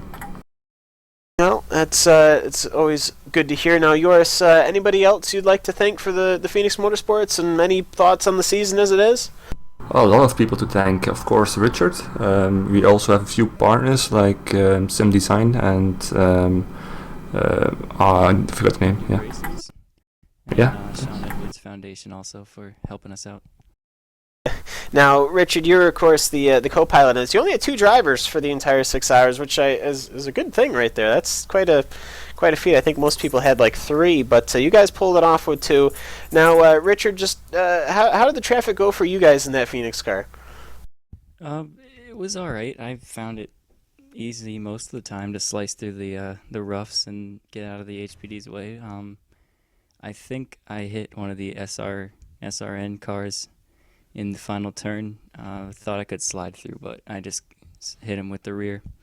I was really pushing to catch Ahmed because he was so quick, and the only way I could get it up to him was if he got caught in traffic, and I didn't. So I was taking some risks, and unfortunately it didn't work out one of the times.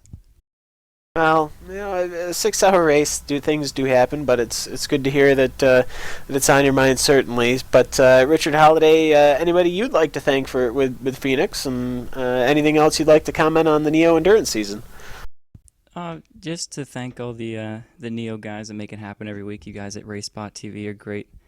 I sure hope we can run again next season. It was a lot of fun. Now, Richard Holiday and Joris Thielen from the Phoenix Motorsports 64 car. Thanks, guys, for coming on, and we are going to be going to the GTC class now. Yeah, and KRT GT are here in the number 80 team. And, well, guys, let's have a look at your day today. Second place. The only thing, or first of all, I think it was worth talking about, take us through the incident that happened with yourself and Virgil Racing about midway into this race, because there was kind of 2 of them in the space of 1 lap. Anything in particular to report? I think I was the responsible one there, and it was, I think, simply due to the kind of close racing. We were approaching Slipstream, who were being lapped, and kind of concertina in them, not expecting the kind of low apex speed of their AM driver. Just kind of checked up on the braking, which the Virgil driver couldn't really anticipate in time, and so we had a few bumps. Well, you did get yourself up into second place overall, Corey, after the IRDK endurance team had themselves a little bit of issues. Second place, highest finish of the season. Just how tough was it, though, going toe-to-toe with Virgil Racing, and how pleased are you with your performance here? Yeah, it's incredible, Will. We came into this race knowing we were a big long shot to even make the top 8 in points. And all season long, it seems like we had the speed to run top 4, top 5, and just every race we'd had just different problems with connections or with contact on the track that cost us spots. So we knew we pretty much need a perfect race today, and between Carl and myself, we turned about as close to a perfect race as we were capable of. It was just, the car felt great the whole way through. I think the track cooled down a little bit, so it just got faster and faster every run, and just sort of watched the other teams around us have problems, and like you said, that IRDK car, I think, had just spun and nosed into the wall coming out of turn 7, so we were right behind them, able to capitalize on that, and I still don't think it's sunk in yet that we were second place, but I give huge credit to Carl for this one. He's been working for a couple weeks now to get us prepared for this one, and we're able to get good setups working. Every time we made a setup tweak, it made the car faster this week. So Carl put in a lot of time, and he's been a huge part, probably the fastest AM driver out here this season. So just an awesome result. And Carl, of course, with 5th place in the championship, you've booked your ticket for next season. You're going to be back? You looking forward to it? Most definitely. I mean, of course we'd like the C-Spec to be part of the next Neo season, but I think we'll be back no matter what cars we are driving. Well, congratulations for dragging yourself up into P5 in the championship. Incredible performance. 2nd place overall in that number 8 machine, ladies and gentlemen, the KRT team. And we're just going to have a look then. They're your top 3 in this provisional result, we do have to say, overall in your championship. Commander Simsport, New World Simsport and Virgil Racing are your respective champions. We're joined finally by Egil Sandfield and Alvin Neves, 2 of the people in race control here today. Well, Egil, I'm going to start with you on this one because I've been commentating on Neo events, 3 years now? We've been waiting for years for the Neo Endurance Series. We've got the first one under the books, and it couldn't have been a more entertaining final round of the championship if we tried. Exactly, and that was just what we hoped it would be. So we are so pleased ourselves that we had over 35 teams here in the end, all racing for something. And we had lots of fights for the lead and lots of fights going so teams could continue in our next season. Yeah, there you can see P4, 5 and 6 up on your screen now. Of course, Friction Racing GT team is going to be under investigation for that incident that took place with just 20 minutes left to go. Just ask you a quick question on that one, Alvin. You're reviewing it that one after the race, so if there is to be a penalty, would that be a time penalty then or a points penalty? Most probably we'll have to look at it first, and if it comes to anything, it may be a time penalty or probably a lap penalty, and of course that will result in points deduction if it applies, but that's something that we will need to have a look later for sure. Now, the unfortunate drivers are Racing Lions, Talk Freak Racing and Slipstream Racing, who missed out. For Talk Freak Racing, they missed out by just 2 points when all was said and done.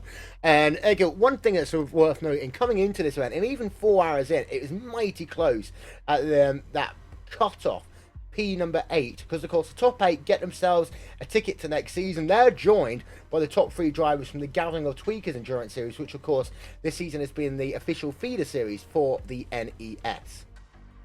That's right, and we were in some classes here today. It was actually more exciting following who would be in the top 8 rather than following who was going to lead the overall position. And yeah, it seems like people or the teams want to continue in our next season, and that's really nice to experience. Now we've got 2 more questions for you. First one, Kleenex Award, our favourite award in all of sim racing. Who wins it this time? I've really been looking forward to seeing that the winners of the Kleenex Award this race is Cronut Racing with 7 off-tracks, 7 incidents through the entire race. Once again, well done. I think this is their 2nd Kleenex Award, so they are getting rich in this way. That's nice. Yeah, and they get themselves 8th place as well, so they book their ticket for next season, and also 5th place here today, and also the Kleenex Award. Before we let you go, Egil, are you going to give us any indication of what's going to happen for the next Neo Endurance Series? More racing, even greater racing, more transparent rules, and more of what we all want, the great close tight racing. That's what we aim for. And you never know, it might appear on RaceSpotTV. We'll update you on that one at some point in the near future. Before we let you go, Egil and Alvin, we'll give you the chance as, of course, race promoters and race control, in your case as well, even as a driver, Egil, to give some shout-outs to some people. We'll start with you first, Alvin. Well, first I want to thank Neil and Egil for giving me the opportunity to help them and to trust me, even though it's basically, well, behind the scenes it's more they're doing. I did help them, but really major props for both of them to stand up and not only organize this series, but also doing the racing and doing race control and doing all that. And yeah, that'll be all. There you go. We can't do this without Alvin, Bert, and Jasper's help in the race control, and also with all the decisions that's going on behind the scenes. So huge thanks to Alvin, Bert, and Jasper. Also thanks a lot to Max Squasino, who's actually been providing this TeamSpeak server. I don't think we ever mentioned him, so thanks a lot, Max. Yeah, and Neil for keeping up with me from time to time, and finally you guys, well done. I really have enjoyed watching the broadcasts. Ladies and gentlemen as well, please someone get Egil an awesome microphone for next season. Thank you.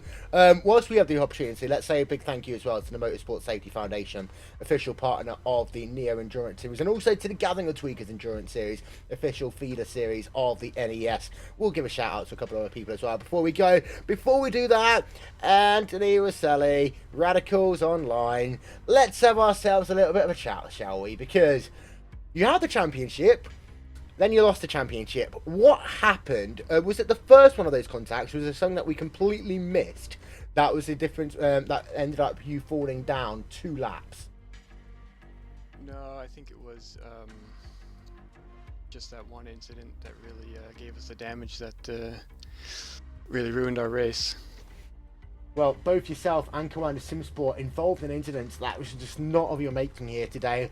But about hour 1 through to, hour 2 to hour 4, you were thinking the championship was pretty much yours. Just how heartbreaking was it to then have it taken away from you? You're saying that you just couldn't control. Well, yeah, it was it was pretty tough.